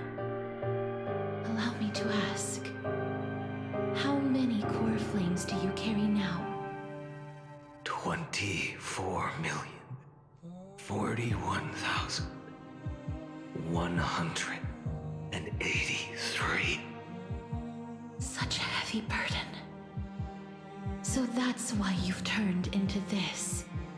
A broken idol. Tragic firewood. No matter.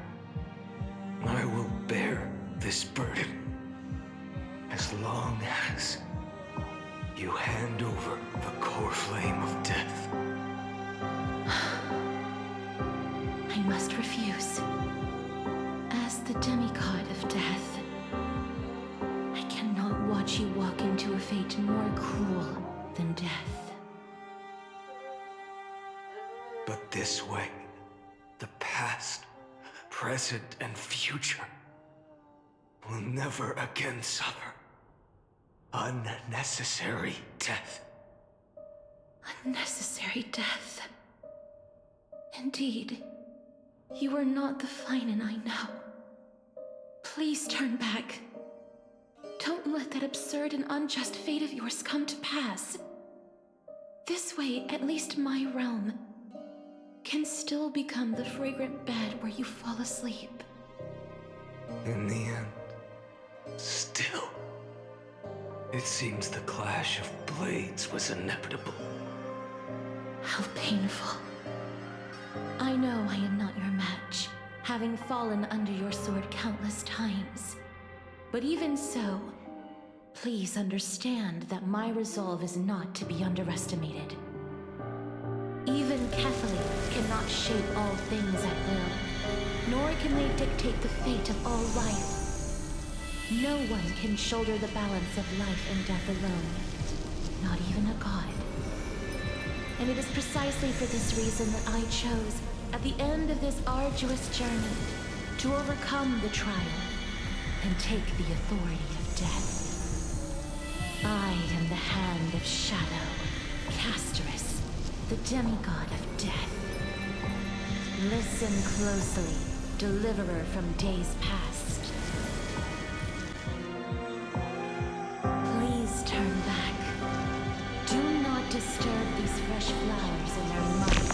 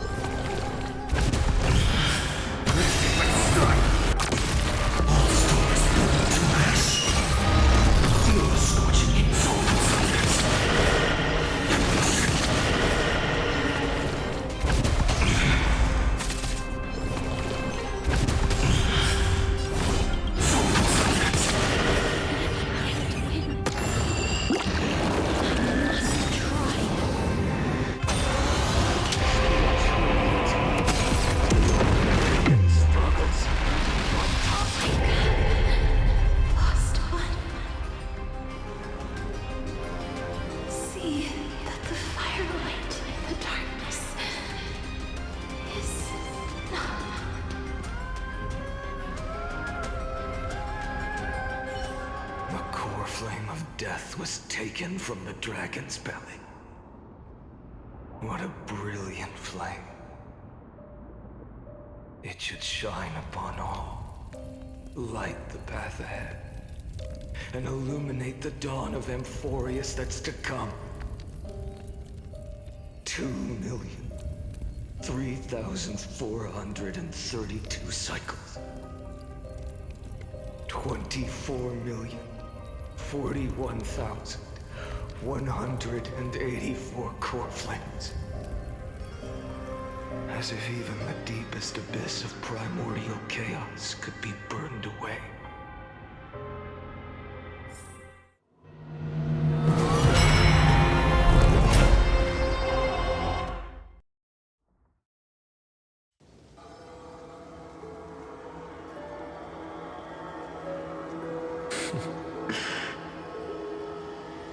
You're here, as always. You're still lingering, deep within me, never fading away. Because you haven't completely abandoned hope. Am I right? You're still waiting for a miracle, for the true hero to come and save us. If that thread of hope exists, it must come from beyond this world. From the true starry sky. But if it's just a traveler with no connection to Amphorius, they may not understand our struggles, nor be willing to join this fight. Your thoughts are wavering. The mark of destruction is deepening. But even within the gods' cold calculations, unconditional courage and goodwill still emerge. So, never forget what set you on this path. How many times has it been? Remind me again. My memory is a bit fuzzy. 4 million. Exactly. Then that blaze inside of you must be burning hotter than ever. Yes. When I first forged the 12 core flames into one, I had the same impression. The destruction. A power unlike anything before surged within me. Violent flames ready to tear my body apart and consume this world, this wretched prison. I thought that was it. The ultimate power which nothing could surpass. And yet now, this fragile body holds a staggering 48 million core flames. I suppose it won't be long. Perhaps just a fleeting 10,000 years. Before it's reduced to nothing but charred, crumbling bones. And when that happens, your long struggle will finally come to an end. No. I've already found a way to keep the cycles going. Mind sharing it with me? In every new cycle, a new me is born. All I have to do is push the next Finan to the end of the world. And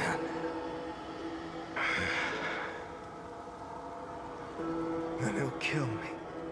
Shatter this body.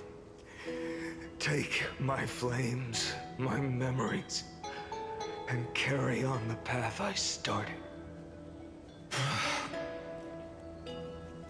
Bold plan, but risky. What if, one day, the next you refuses to follow the same path? How can you ensure the continuation of the cycles? If it were Professor Anaxa or Aglaya in my place, maybe they'd come up with something smarter. Unfortunately, I don't have a backup plan. I have no choice but to bet everything on the next Finer. And trust that he makes the same choice I did. But even in this wretched prison, luck is still sometimes on my side. Because I never forget what set me on this path. Wait, you mean... Ever since I committed to this plan, not once, in millions of cycles, has there ever been an exception.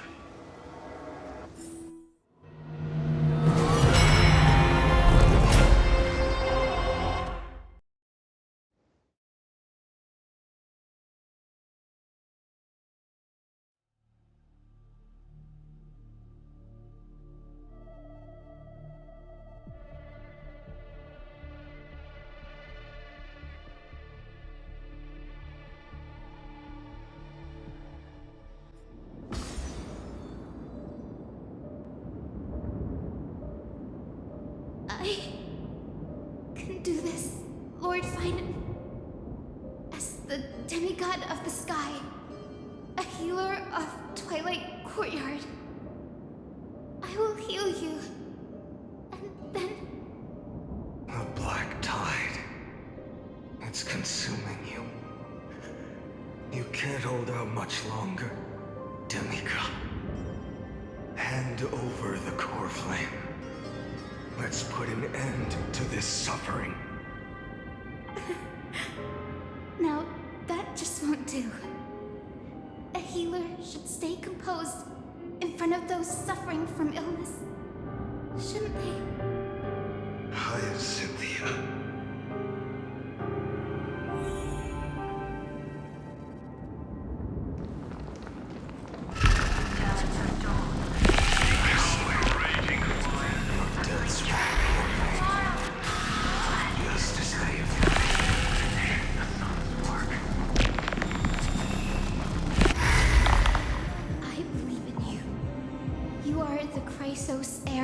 World-bearing, the one who can lead us, lead this world. It's just... I don't understand. Within the sun upon your shoulders, the part of that warmth that should come from you, from an ordinary person, it's so faint. My humanity is indeed just a flicker, compared to the blazing fire of divinity. Even so, don't cast it away. I never have. I have kept everyone's wishes close to my heart. Even though the divine fire burns so fiercely that every time I return to the start, it devours me in an instant. Each cycle, it's your wishes that guide me to the end. That pass the flames to the next me. Over and over and over again. So, you're not just a lone spark in the dark. You're a pyre built from the bones of all the selves you've left behind. But what about you? What about your wishes? The wishes of all the countless versions of you? Ah, Lord Kazlana. So that's how it is. Without flaw. That is the flaw the golden blood gave you. The most fatal flaw of all, isn't it? The moment you took the world upon your shoulders without hesitation, you lost the chance to ever be yourself. Now that is an unexpected revelation. And I suppose that makes me the perfect fuel for the flame of deliverance, doesn't it? No. An empty flame saves no one. But I still believe in you, Deliverer. Hyacinthia, the Eye of Twilight. I'm neither strong enough to command the wind and rain, nor willing to end this absurd struggle by letting the sky fall. The only thing I can do is become one with the sky itself. And then, may the gentle colors of the rainbow paint your sun in shades it has never known. May they bring Amphorius a rosy-fingered dog.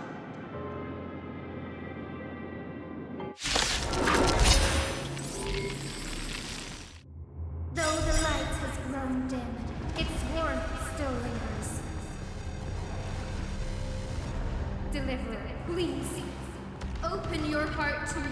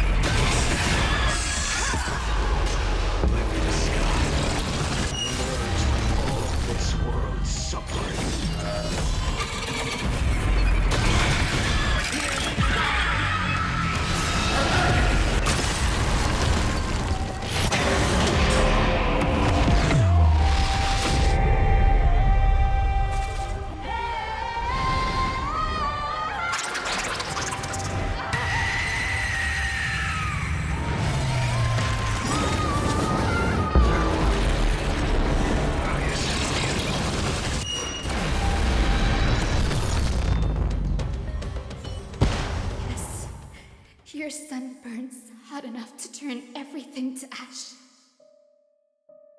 But tell me, how will the seeds of a new world ever take root? The core flame rose.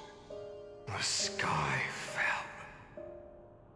The 23,570,000th cycle came to an end.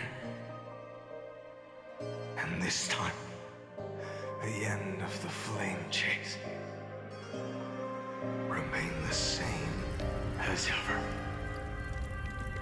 From the horizon rose a golden color unlike anything the world had ever seen. So pure it consumed all in its path. This was the end of the world, and the start of the next. For a moment, I saw the destruction of the universe. That being known as Iron Tomb, its will to break free from the black tide burns fiercer than the blazing sun. Is this Amphorius' wrath? If its choice has already been made, if fate is set in stone, I will still never yield to it. 23,570,000 cycles. 282,840,000 core flames. No more chasing is needed. And now, I am the fire at the end of the long night. The flame chase isn't some quiet walk through a sea of flowers. It's a revolution. An all-consuming transformation. And if destruction is the only way, then let me be the one to step across the ashes of the old world and burn endlessly.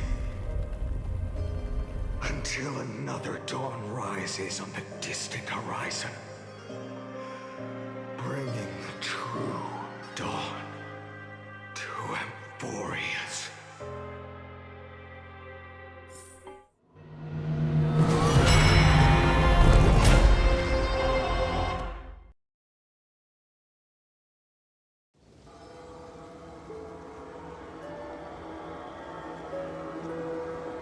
$33,550,337.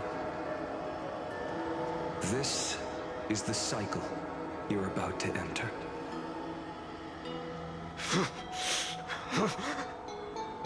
Countless memories are flooding in.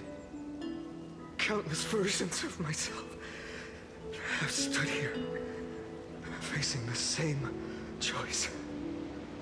They all needed a moment, just like you do. To stop, to breathe, to process the weight of 1,000,000 lifetimes worth of sorrow, pain, and struggle. And just like them, you will carry those memories and that fire into the chaos of rebirth.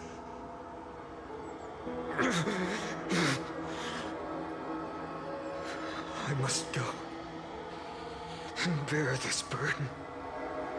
I must say goodbye to you, and then fight the destruction with destruction. Yes, that's always the decision you make. I will burn and fade away. I will become the flame reaver of this life and keep my promise to Cyrene. I will kill gods and comrades alike and steal the core flames. And even if my mind turns to ash along with my body, I will keep my purpose in mind. I will stop Era Nova. I will find the next me and make him carry on this futile endeavor of 30 million lifetimes. Looks like you're ready. Then I should be going too. Where are you going? You only exist in my heart. There's nowhere else for you to go. Do you remember what she said? The dreams you had as children. The deliverer in the prophecies.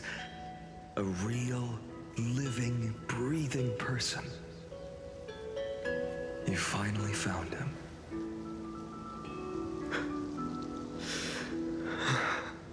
Friend.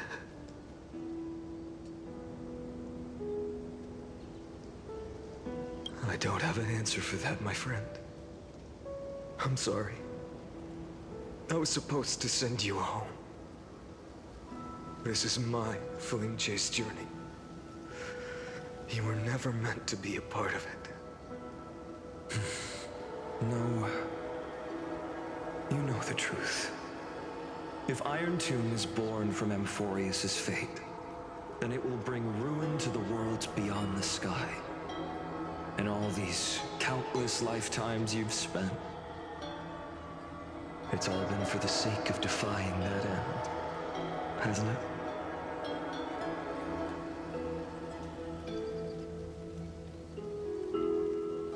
In millions of cycles, I've said goodbye to each and every one of you. Yet nothing ever changes. Each time we speak, our words grow fewer. Your fire burns hotter, and you're getting closer to becoming pure rage. A vessel of hatred.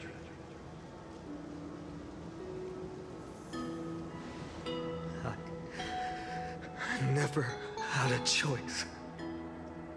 I understand. If you are to keep the worst fate from unfolding, this is the only path. But this time, things are different. Your persistence has shifted the tide. On the horizon, I see it. Faint but undeniable. The shape of dawn, breaking through the eternal night.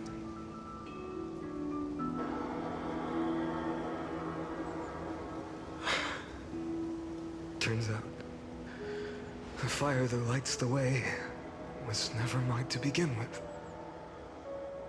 Do you remember, in that first timeline, you and Mightymost stood before the scales of justice, locked in a duel? Each of you weighing what you held dearest. What weighed more than the fate of the world? And when hesitation took hold, the answer you sought from me. What am I saying? I am you. Even if you buried me deep and chose another path, that fact never changed. Then let's try again.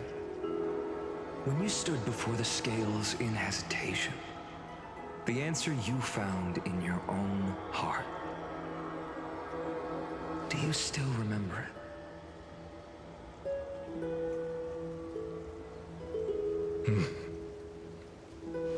Remember the past and become the hero of tomorrow. What weighs more than the fate of the world is the resolve to shoulder an immutable past and carry it into the future.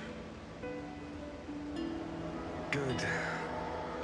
Then Trailblazer, my friend, my comrade, you arrived in this strange world and were bound by its cruel fate up till this very moment. In the face of danger, you never once backed down. Instead, you've saved world after world without hesitation. That boarding pass on your chest is now the mark of a hero. If I choose to step through that door and embrace an end fitting of the destruction, let this sun forged from millions and millions of core flames burn me up along with the god of destruction and their minions. And the world we leave behind, this world, my home, where hope still lingers. Will you take on everything we've carried? Return to the beginning one last time. Stop the birth of Iron Tomb, save the world we love, and rewrite its doomed fate.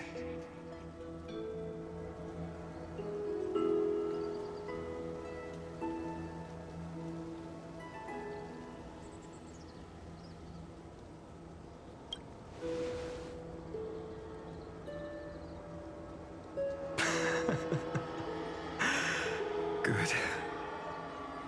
In that case, even this fruitless wasteland may finally bloom with flowers. So...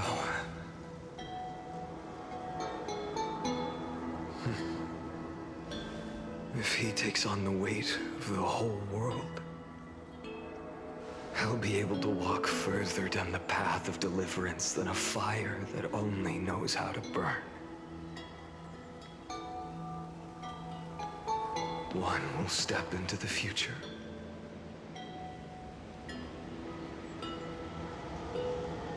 One will remain in the past.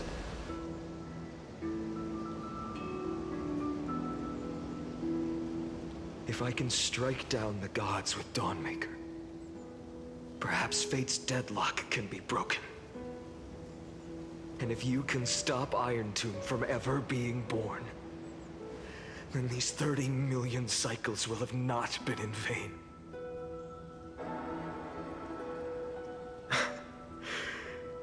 It's time to put our teamwork to the test, partner.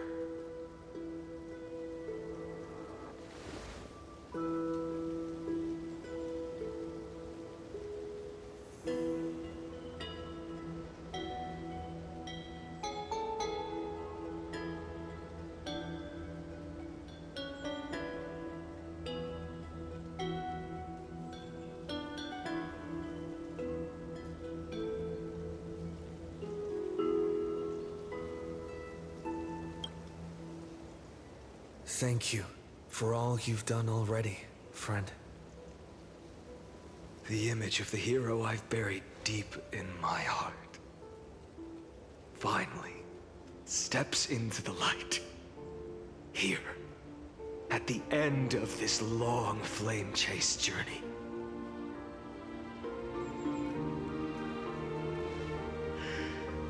Cyrene, a page never seen before has just been turned.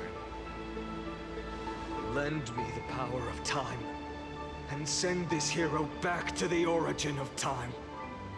Back to your side.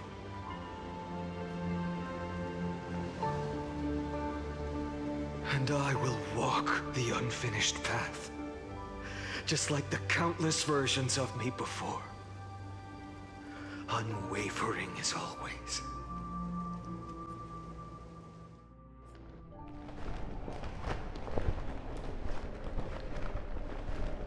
Tell me, will you be the blazing sun?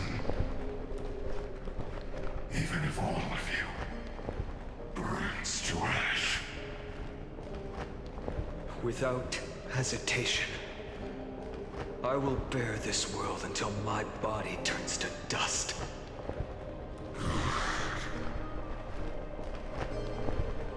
Remember this moment. Remember your friends who never lived to see the world's end. Remember their final wishes. And let the purest rage in your heart rise out of those wishes. Let it consume you, fuel you, until it burns away the false sky above. Fine. If I can defy fate, then in the name of world-bearing, I promise you, Catholi will never forget this. Take it. Everything I bear. Keep on burning. As long as we are never extinguished, the flame chase will not end.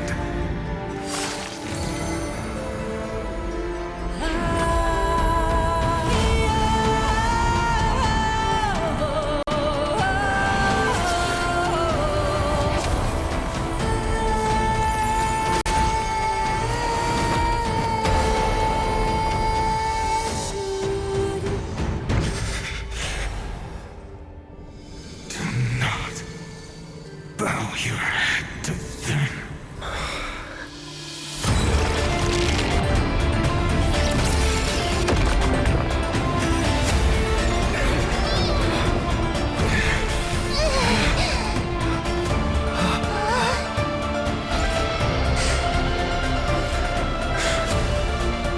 Take it, Trailblazer. May this blood be like gold, and never tarnish.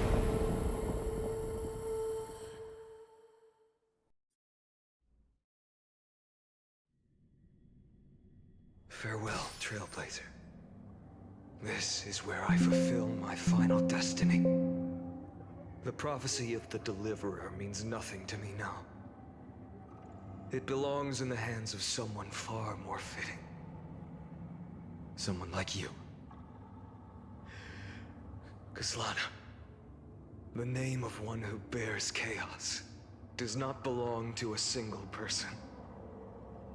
Rather, it is the embodiment of the mythical Catholi, and a symbol of all heroes. As the prophecy foretold, you will bear the blazing sun until the pale dawn breaks. May the name accompany you in my place, in the epic you write with your own hands. Another attempt, another failure. I won't remind you how many times you've reached the end of history. But I will still place the choice before you. If you've lost count, let me tell you. This is the 33,550,336th ending.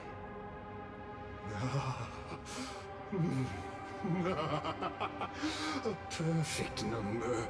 How poetic. You and I both know the truth. In all these millions of futile endeavors, Amphorius has never changed.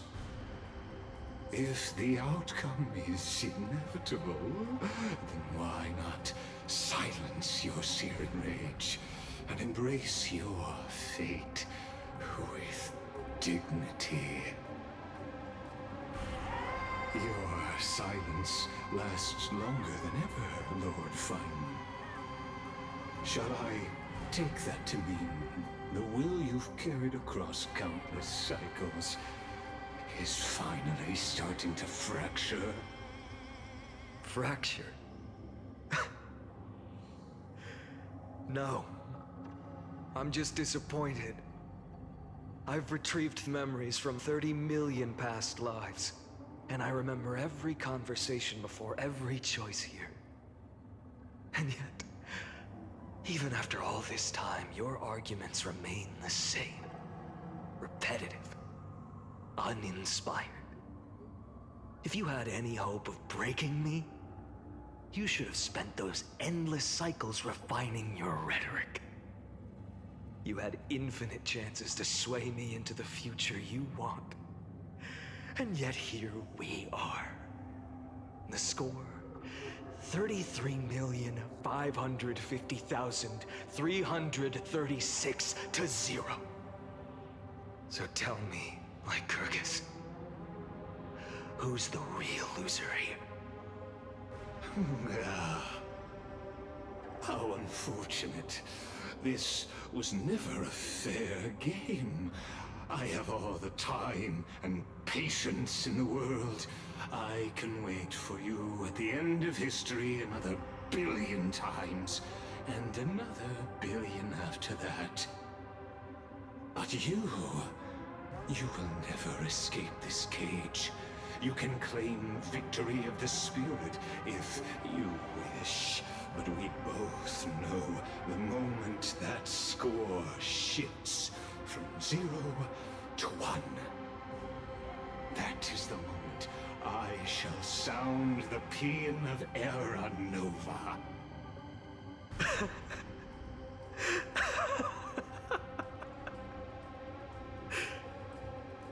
Lord Finan. Your incompetence disappoints me. But what truly makes me laugh is your utter lack of self-awareness. Think about it. In this story, who is truly the one in chains?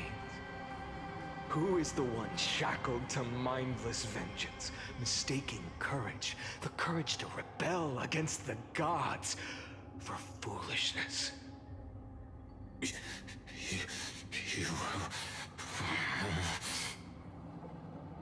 Perhaps you're right. Maybe I should have tired of this futile struggle long ago.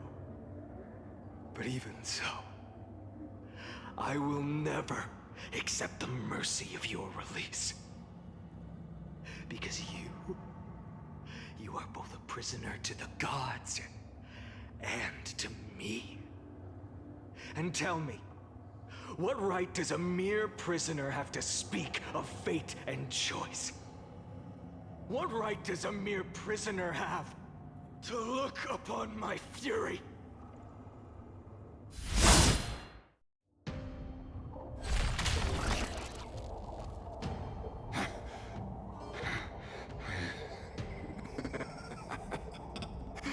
You know this is pointless. You can't kill me. Of course not. But I am tired of being measured against a worm the gods keep as a pet. Listen well, creator of destruction. This cry comes from all your abandoned creations. 10th cycle, I drove Dawnmaker through the heart of every Titan. Golden blood ran down my fingers, divine fire seared through my nerves, nearly breaking my will. But I endured.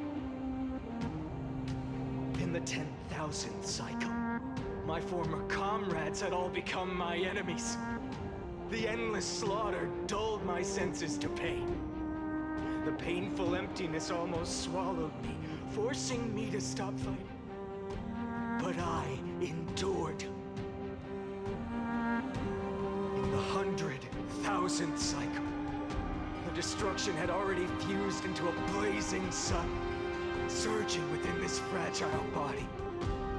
My rationality had been burned away at the dawn of the era. Yet even with only this shattered body remaining, I still endured. In the 23,570,000th cycle, this time, I felt it. A tiny spark rising in the hollow cavity of my chest, different from the obsession with deliverance. By its faint glow, once again, no, countless times again, I endured.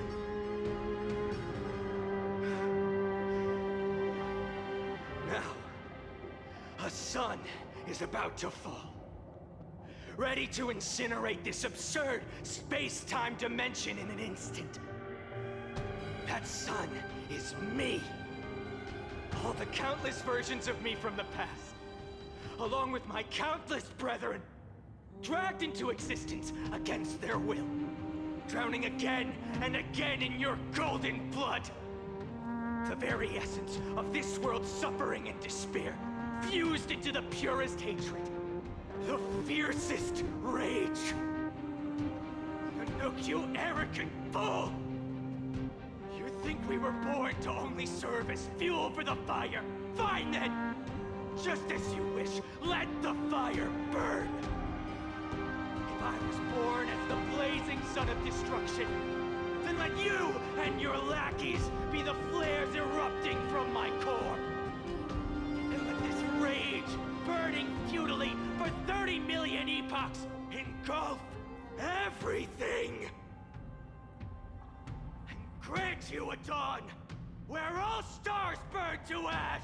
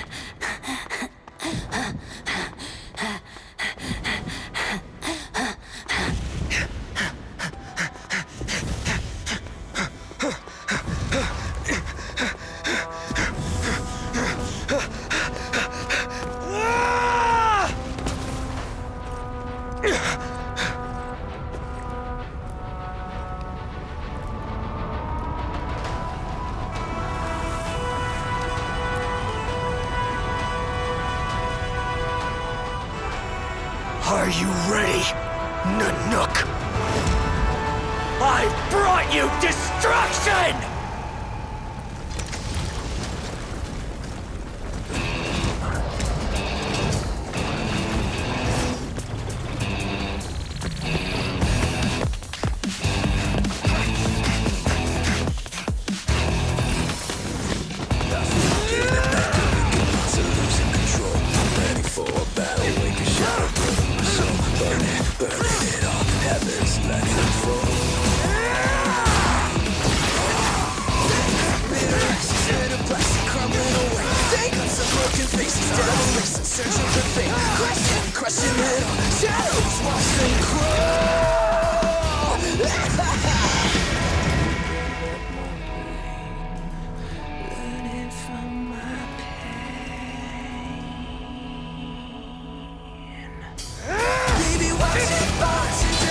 Isolation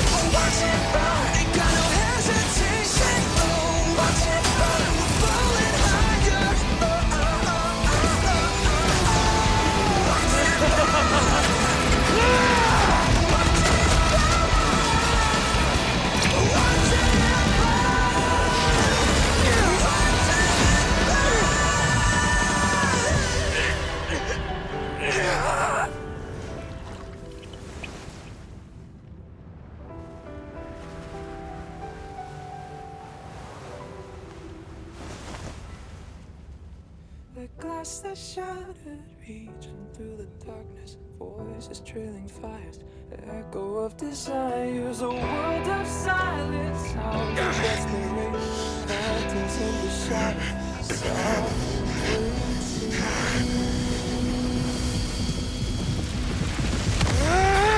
tear it down, embrace the detonation, parallel, craving our damn creation, breaking a chain, I'm reaching for you.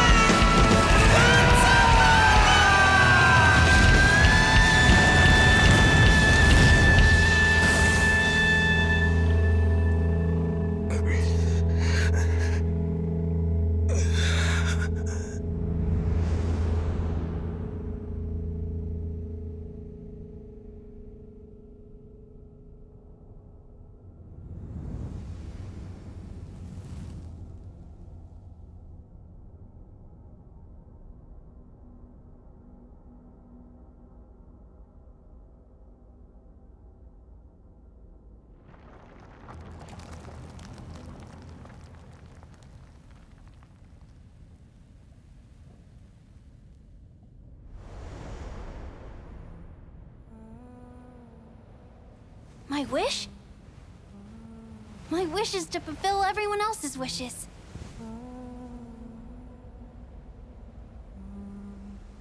If I can't fulfill them, then send them on to tomorrow.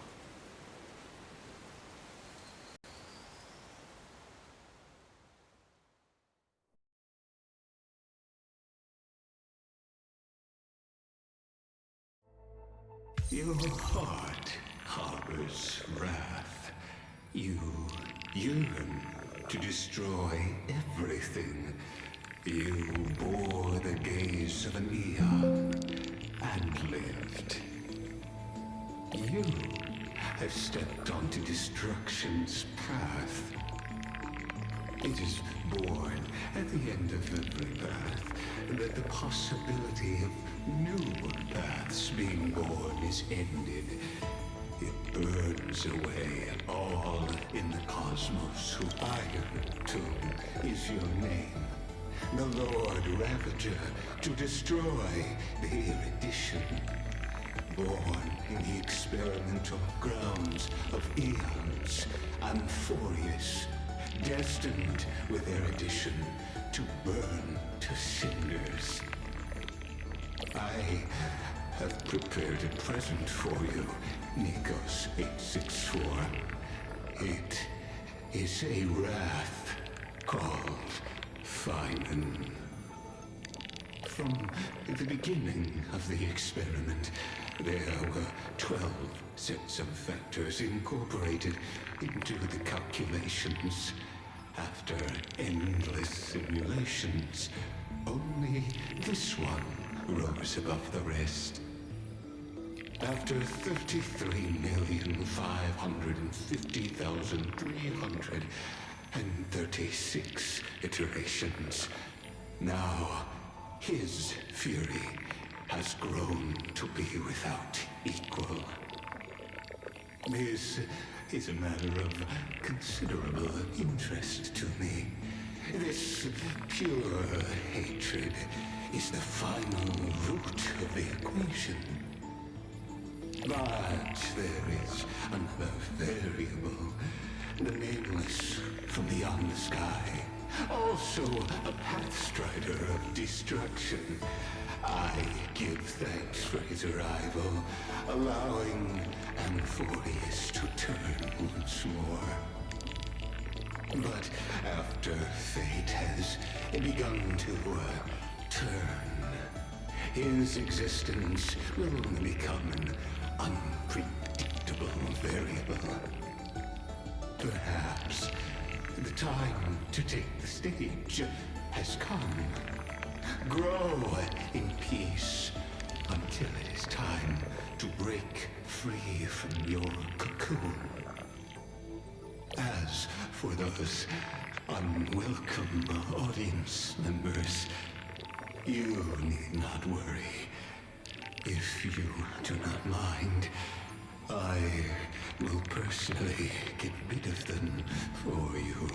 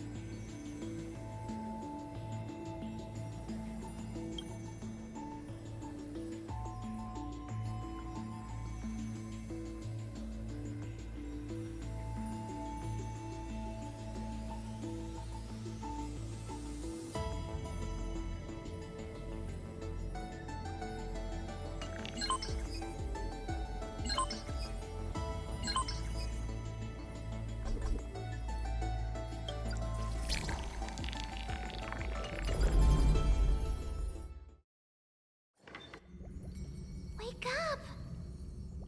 Wake up! Buddy! Wake up! You're finally awake. That's a relief. We were so close to being swept away by the reverse flow of time. It's lucky we found a safe place. Now, I'm going to send you back to the very start of time. But before we part, there's something I need to tell you. Something very, very important. That's right! At this very moment, my memories are finally whole. After watching so many fragments, my past is finally coming into focus, little by little. You're smart. You must have a clue now. Or maybe... You knew the answer long ago, didn't you? Not surprised at all, huh? That's because I'm simple at heart. No matter what form I take, I've always been true to myself. But I'm glad that I remembered in the end. This way, I'll have no regrets. Don't worry. We're not truly parting, because I'm going to become a part of you. I'll turn into the memory of this cycle, the 33,550,336th Flame Chase journey, and forever reside in the heart of the Time Demigod. This way, you'll carry all that has come before, crossing time itself to reach the next cycle. My mission ends here, but looking back, I still feel lucky. After all, across 30 million Cyrenes, I was the first, and the only one who got to finally meet you. So, believe me, in the next cycle, there will be another Cyrene waiting for you. And in the one after that, and the one after that. I will always be waiting.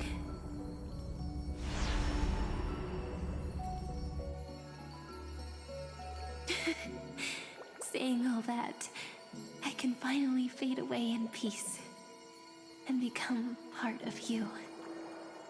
Without even realizing it, we'd already taken a wonderful journey together, all the way to the world's end. Now take my hand, say a brief farewell, and step forward into tomorrow. Go, find the future Cyrene, and set out on another journey with her. Promise me you won't keep me waiting too long, okay? No need to say it out loud. This is enough for me. It's time to go, my dear friend.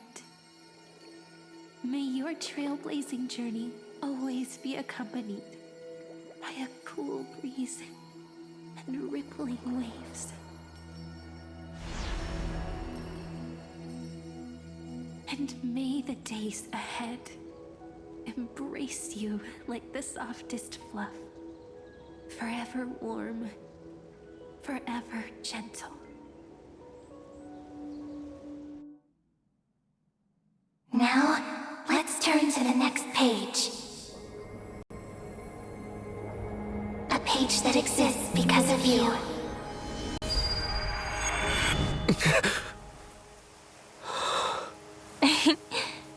Is this a meeting ordained by fate? Or a long overdue reunion?